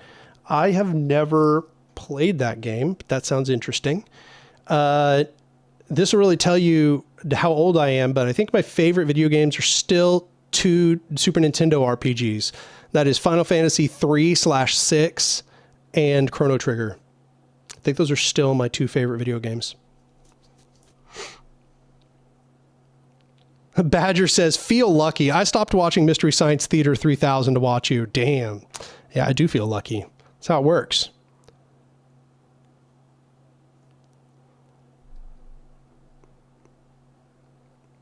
Yeah, in Space says, anarchist Spain could be called mainly cooperative-based capitalist economy. Yeah, or you know, a cooperative market economy, or you know, maybe market socialist might be a reasonable way to think of it, or market anarchist might be a reasonable way to think about it. Fazboy says, I think production based off of need is also a big part of socialism. Public ownership plus production based off of need is, I believe, a good definition of socialism. Yeah, for me, I kind of separate those out from socialism and communism. So for me, communism is that direct distribution, production based on need, from each according to their abilities, to each according to their need, a stateless, classless, moneyless society. Those are, for me, the features of communism. Whereas socialism, I think, is a much broader conceptualization, which is essentially relation to labor militancy, revolutionary labor militancy, and worker ownership of the means of production, worker ownership and control over the means of production. So I think that therefore communism kind of contains socialism, but personally I separate them apart a little bit.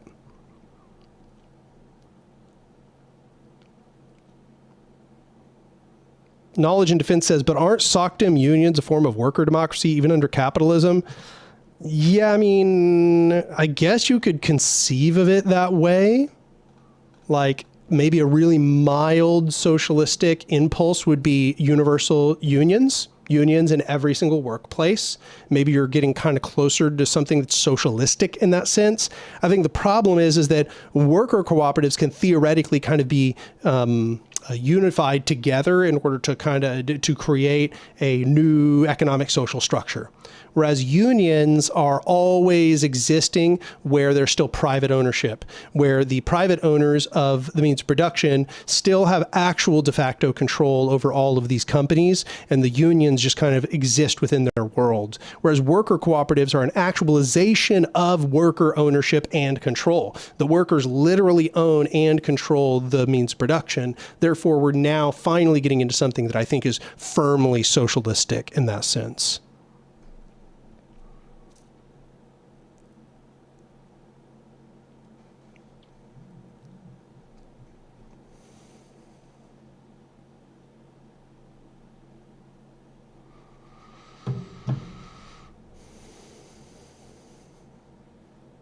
Absolutely Citroen says, how would horizontal councils and federations fund public transit projects? Will there still be taxes or a different form of funds? That's really up to them. That's up to them. You know, they can decide how it will be funded. I guess, might be a cop-out answer, but there's no reason why there has to be a one-size-fits-all to that. You know, if they want to build a highway by appropriating funds, and once again, we're talking about this transitionary stage right now, right? We're talking about that period of time where we still have a market, where we still have commodification, therefore we still have money, and so on and so on. This is where I'm answering that. But just understand there's a period of time where all you do is ask the councils, and the councils would essentially just coordinate resources and implementation, right? But, answering in the sense that there would actually still be money in the situation we're talking about, the councils and federations of councils could just determine how much they wanted to give to these various transit projects. You could do it by all of the cooperatives chipping in some amount of money. You could do it by all of the municipal councils chipping in some amount of money. You could do it by everybody agreeing to some percentage taxation on all of their income or all of their spending or whatever it is they choose to do. But remember, it's just that all of this gets decided from the bottom up. That's the key feature here, right? They get to make that determination and those appropriations on their own.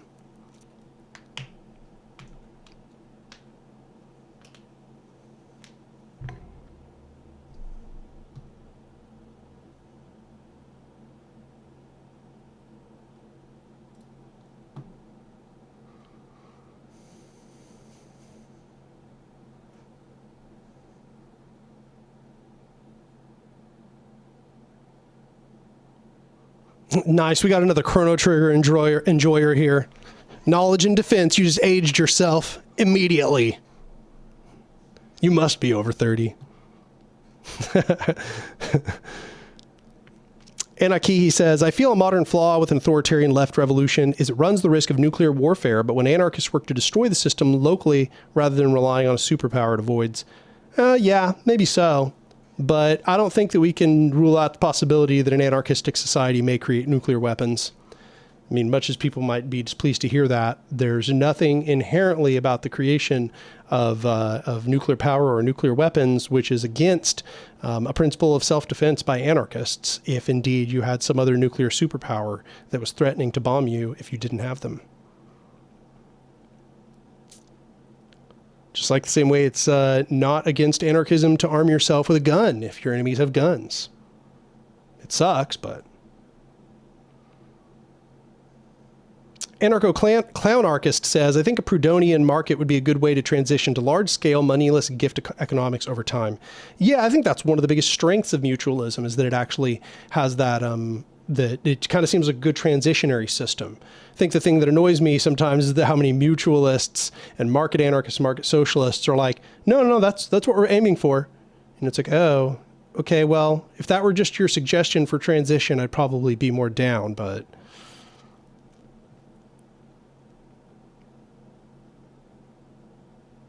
Fazboy says, are there currently any anarchist communes in the Western world? If so, how do they work? Yeah, there's a ton. There's a ton. I think there's like thousands. They just are kind of, you know, quiet, off the radar for the most part. You can find them largely by searching for, what are they called? Intentional communities. Intentional communities. That's what you're looking for.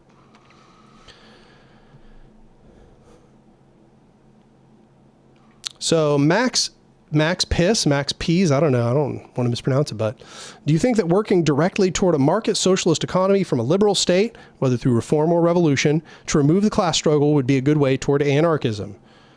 It would be better than nationalization campaigns and authoritarian leftism. Yeah. But I don't think that you're going to get it through reform. You'd have to do it through prefigurative revolution. I think you'd have to start building lots and lots of cooperatives, which is exactly what we need to be doing. Murillo, over 30, the Chrono Trigger and FF6 are indeed special. See, y'all know. Fans of RPGs in the SNES era, you know. They pretty much only continued making RPGs as good as those SNES RPGs through like PS1 and a little bit of PS2, and then they transitioned into big flashy action game stuff and didn't seem to care about stories or immersion at all anymore. Everything got real kind of shallowly gamified instead of being like a story. That's what was really good about those old RPGs. They were very, very story intensive, very, very character intensive. Knowledge and Defense says you're 21. Okay. All right. Well, I'm glad to hear that somebody not over 30 knows about Chrono Trigger, because Chrono Trigger is incredible. So is FF6. Actually, if I had to choose though, it'd be FF3/6. That'd be my one. Outersider says, I will say anarcho-mutualism is vastly better and more consistent than ancaps. Yeah, indeed. If I am in the room with an ancap and I'm discussing these topics with them, I will always try to slowly push them towards Proudhonian mutualism.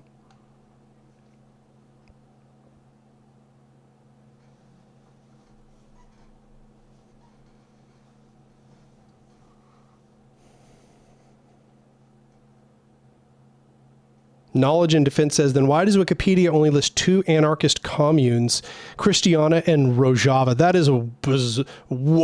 is a huge difference. Christiania and Rojava. Oh my God. What is Rojava is considered a commune? What? Huh? Rojava is like a nation of communes. Like, that's bizarre. That's a really weird list. Those are 2 very different kinds of societal structures.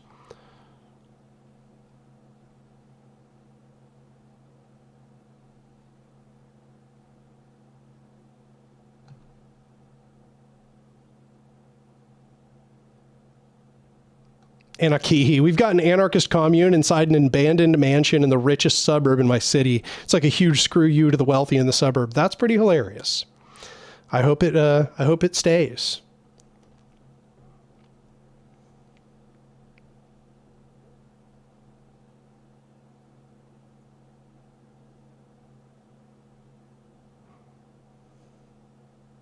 Miles Norsworthy says, if you're sitting down and there's an ANCAP to your left and an ANCAP to your right, you're in junior high school.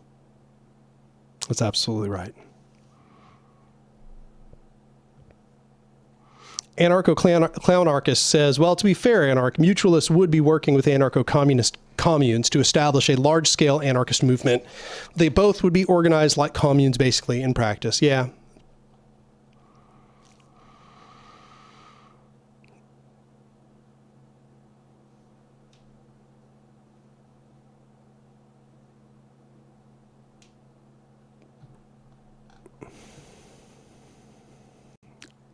Max P says, I love how Wikipedia page on socialist revolutions lists Easy Ellen as ephemeral while short-lived ML states are on another list.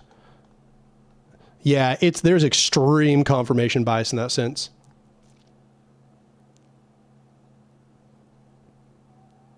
Yes, some things like that in reference to the Rojava being a commune. They say that's like saying the UK is controlled by a local council. Exactly. It's like, what? What? There's like millions of people there.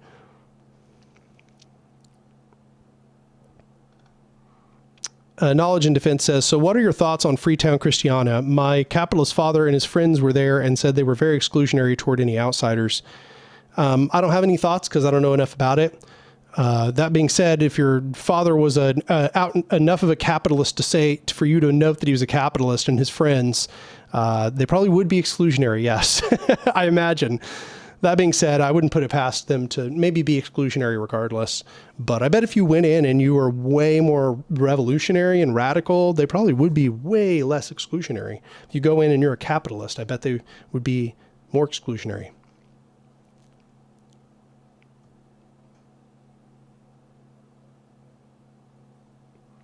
All right, so I guess a good measure for when I might want to start winding down is when concurrent viewers are beginning to go past a certain point. And here we've been below 100 for a little while, so I might call it a day here in, I don't know, a little while, maybe 30 minutes, 30, 40 minutes.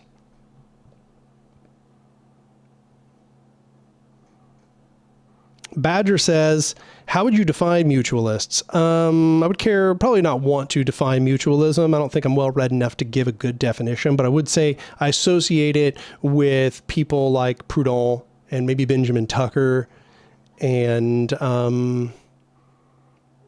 who's this guy that's been writing lately? I think his name's Sean Wilbur. Yeah. So mutualism looks, to me, it seems like it's an anarchist economic system, which is based more on cooperative economics and some amount of prefiguration within the current system. But it also tends to be a lot more gradualist, it seems like. And if it's revolutionary, it's small r revolutionary. It doesn't seem like it's capital R revolutionary. Yeah, as we're coming down to the end here, I just want to remind everybody, if you like me doing these streams, if you like the stuff that I'm doing on the channel, just understand that me being able to do streams, me doing videos every week, that kind of stuff, that's enabled by me having a Patreon income. Okay. So if you want me to continue doing these, if you want to make sure that I'm hitting every single week and giving you some content, the best thing you can do is go become a patron at my Patreon, which is patreon.com/anark, ANARK. And you can choose any amount, $2, $5, $7, $10, $12, and I think $20. Any of those would be great. It all adds up. It all allows me to make some kind of living off of this and actually be able to focus on creating really good content for the channel, improve my production quality, write the huge video essays while hitting every single week. These live streams, for example, how long has this live stream been? Was it like 4 hours or something?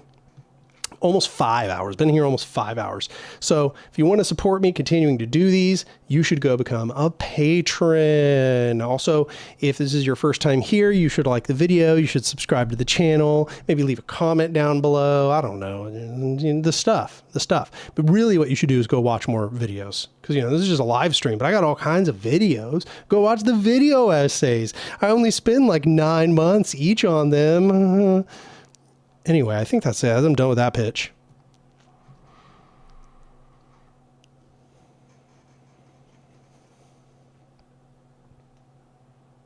Andrew P. Oh my God, you're still alive. Yes, I'm still going. Panos Roussis asks, have you read Criticism of Paracon?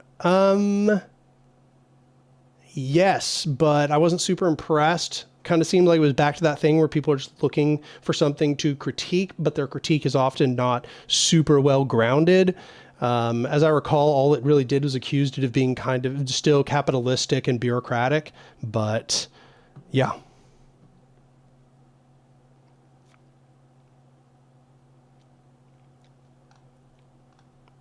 Anarcho-clownarchist says, Sean Wilbur is good. He's been doing more accurate translations of Proudhon.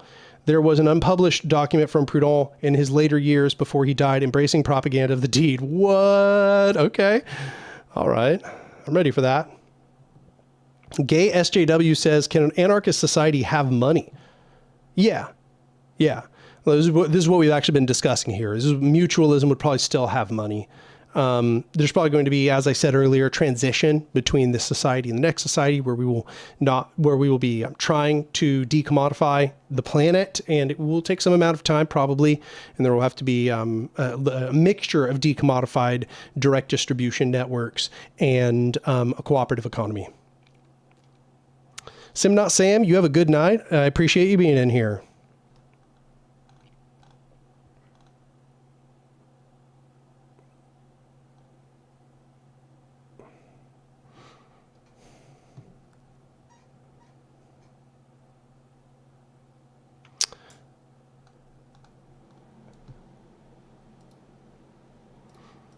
The Slower Panther says, what's your opinion of Bad Empanada? Used to have a very positive opinion of him. I really liked his videos. I used to promote his videos, in fact. I kind of regret that now. He actually just kind of seems like he's an asshole. His interaction on Twitter suggests to me that he doesn't know very much about anything he's talking about. It seems like he is really good at packaging up the knowledge that he researches into little chunks, and then that's the extent of his knowledge. He doesn't seem to have a very broad-ranging theoretical understanding of anything he's looking at. He reminds me of someone. He has kind of like a journalist's approach, perhaps, and at best, it kind of is like a bachelor's level essay. And I used to kind of just be happy for that to be what it was. But the amount of shit talking and ignorance that he puts on display when he's on Twitter demonstrates to me that nobody should probably really be supporting him. And that I vastly overestimated his handling of these political topics.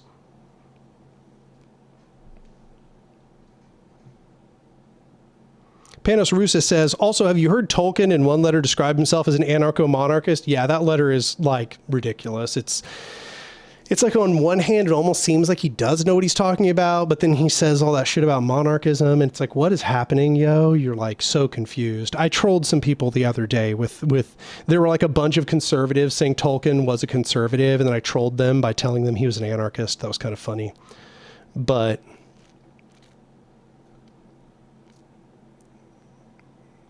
Knowledge and Defense says Bad Empanada is a red fascist. He's a downright Nazi. I think he's an authoritarian leftist, and he has kind of a weird bent towards, what's the name of that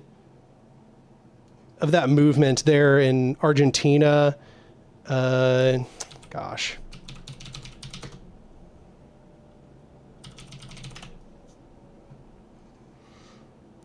Peronism. Kind of seems like he might be a Peronist, given the sympathetic view he had of Peronism in his videos on the topic. I learned a lot, but sure sounded like he himself was a crypto Peronist, and that is some kind of weirdly nationalist, authoritarian left stuff. So that would comport with the rest of his videos, though.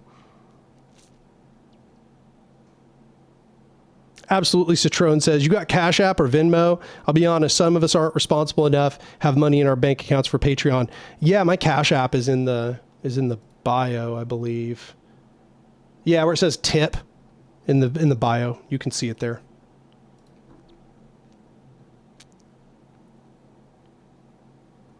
Oh, apparently he's criticized Perón. It's mostly for shits and giggles. Maybe. Don't know. I trust him quite a bit less after engaging with him.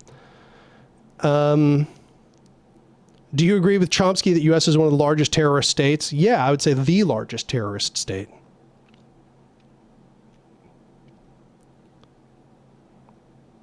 Yeah, I don't think the Bad Empanada is a Nazi.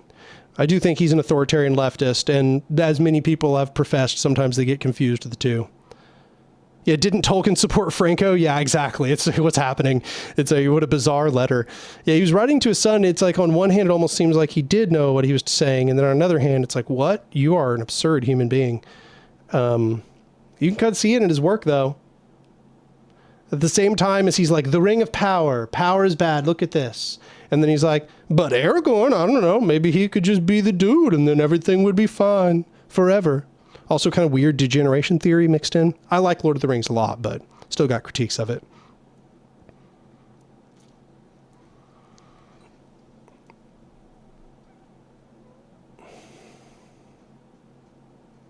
ELZ, Bad Empanada and other socialist YouTube creators hate anarchists to such a humorous extent. Yeah, it's an obsession.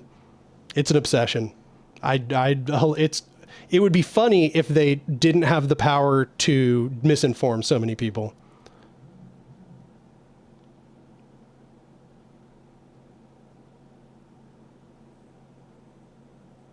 Indira says, tomorrow is my birthday. Well over 30 club.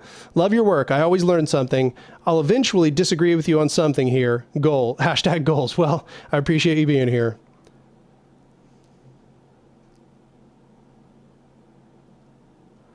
Anarcho-Clownarchist says, I'm interested in what you've been discussing regarding market anarchism being a tool to actually eventually become a moneyless society. Would this be the topic worthy of a video? It is actually already a video. If any of you have been interested in that topic I've been discussing, that is pretty much what's happening in After the Revolution. It talks about it relatively explicitly. So go watch the video After the Revolution. Knowledge and Defense asks, do you like One Piece? It has surprisingly in-depth politics. I haven't watched it. Lots of people have told me it's like socialist or anarchist or something, but I haven't seen it.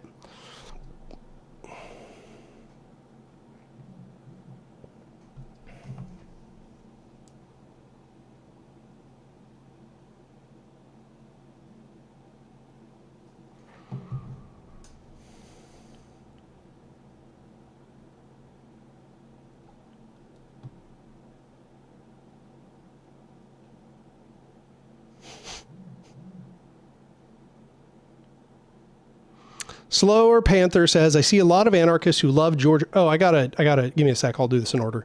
Steve McNally donated $10. I really appreciate that, Steve. And he says, thanks again, Daniel. Big effort. It didn't even seem like 4 hours on this end. Must go stop ignoring my visiting family. Such is life. Yeah, it's almost 5 hours now. I appreciate you sticking around. Let's see. Oh yeah, then Slower Panther's question. I see a lot of anarchists who love George Orwell. I want to know your opinion on his list of anarchists that he reported to the British government. I've already kind of criticized George Orwell here. I think his fiction is good and it's still worth having people read. But yeah, George Orwell himself, kind of an asshole. Definitely had some counter-revolutionary or reactionary tendencies, but it wasn't a list of anarchists. It was a list of authoritarian leftists, essentially people who were associated with the Bolsheviks. And I'm not saying that makes it all right. It doesn't. Just that particular detail is not correct to my knowledge. Yeah, he created a big list of people who were sympathetic to the USSR and gave it to British intelligence, which is fucked up. And he deserves to be criticized for that. And anybody who wants to reject him because of that, feel free. But as far as I'm concerned, the books are still good. They're a very good critique of authoritarianism. And it's a shame that he didn't really recognize that he was benefiting authoritarianism by doing that, by making a list. But he was scarred by what the USSR did in Spain. He was there when they literally destroyed the revolution and sided with the liberal Republican government and therefore let the fascists win the Civil War. So he really saw the USSR as a malevolent force in the world and was probably happy to destroy them after what they did to the revolution in Spain. Once again, not justifying it, but that's probably the background. Absolutely Citron says, I've long been a fan of macaroni. Are there any anarchist ronies you would recommend? I don't know about any anarchist ronies. Seems like macaroni's good though. That's proletarian roni right there.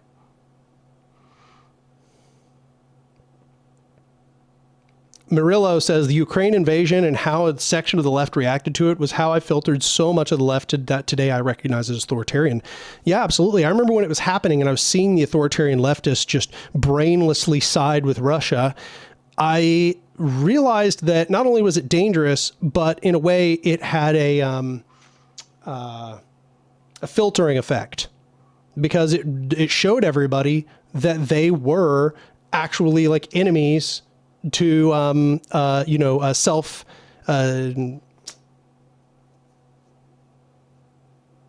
self-defense, or, you know, the right of a nation to self-determine. There we go. That's the phrase I was looking for. Yeah, I mean, they supported imperialism as soon as a state they supported was imperialist. Like, I think that really showed a lot of people what these authoritarian leftists we've got are actually like. And so it was, in that sense, helpful, because I think that it actually hurt their reach, and it made a lot of people who actually were committed to revolutionary activity and the right of people to self-determine, made them realize that a lot of these authoritarian leftists are not principled revolutionaries. They are just, they are fans of another imperialist bloc. They're not anti-imperialists like they like to claim. They're just pro-different imperialists.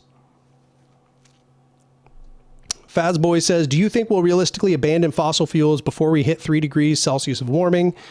I don't do future telling, so I'm not going to tell you what will or will not happen, but I will say that states and corporations are not putting the effort in to reach that goal. At the current rate, no. But who knows what happens in the future.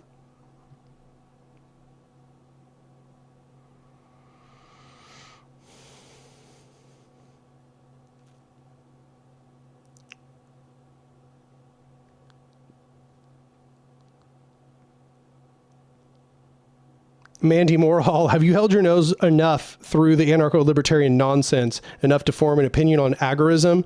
Ayn Rand said libertarians are the hippies of the right, and agorists said, hold my bong. Yeah, I don't remember the guy's name, but I read the main guy. I read about or summaries of the main guy. I don't know, what was the guy's name? I don't know. Anyway, it kind of didn't, I mean, it seemed like it was like an ANCAP prefiguration, I guess. Yeah, that's what it seems like. ANCAP prefiguration.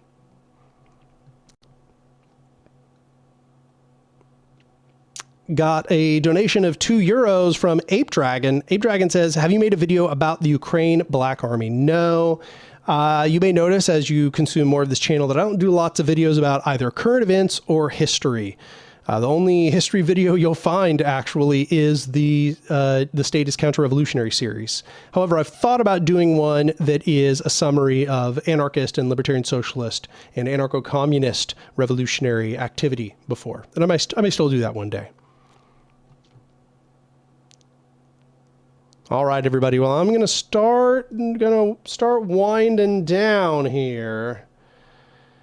Yeah, 5 hours and 4 minutes. I do think I've about reached my limit. Went from being light outside to dark, you know, that's a good sign.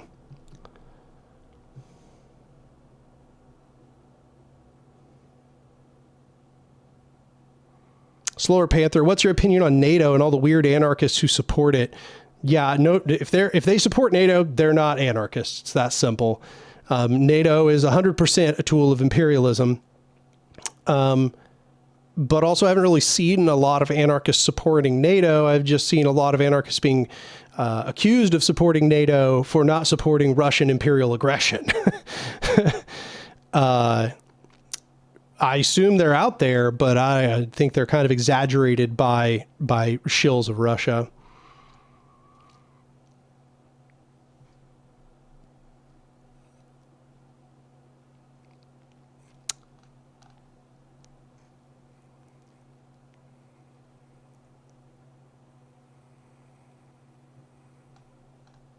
All right. Think that is where we are going to end it tonight, everybody. Yeah, now it's tonight. Started today and ended tonight. Once again, go become a patron on my Patreon, patreon.com/anarch. Bunch of different tiers. You can choose one, whichever one's helpful for you. Go for it. If it's your first time watching the channel and you made it all the way to the end, what the hell? That's crazy. That was like a 5-hour stream. You're still here? Subscribe to the channel. Like it, and I don't know, comment and be like, "Dang, wow, this is great. Anarch's live streams are so amazing." I don't know, something like that. Whatever. I think you got it. You can handle the content of the comment, I think. Happy New Year. Yeah, this was supposed to be like a New Year stream. That's why I was getting drunk half the time. I've appreciated talking with y'all, and I hope you have a good evening. I'll talk to y'all later.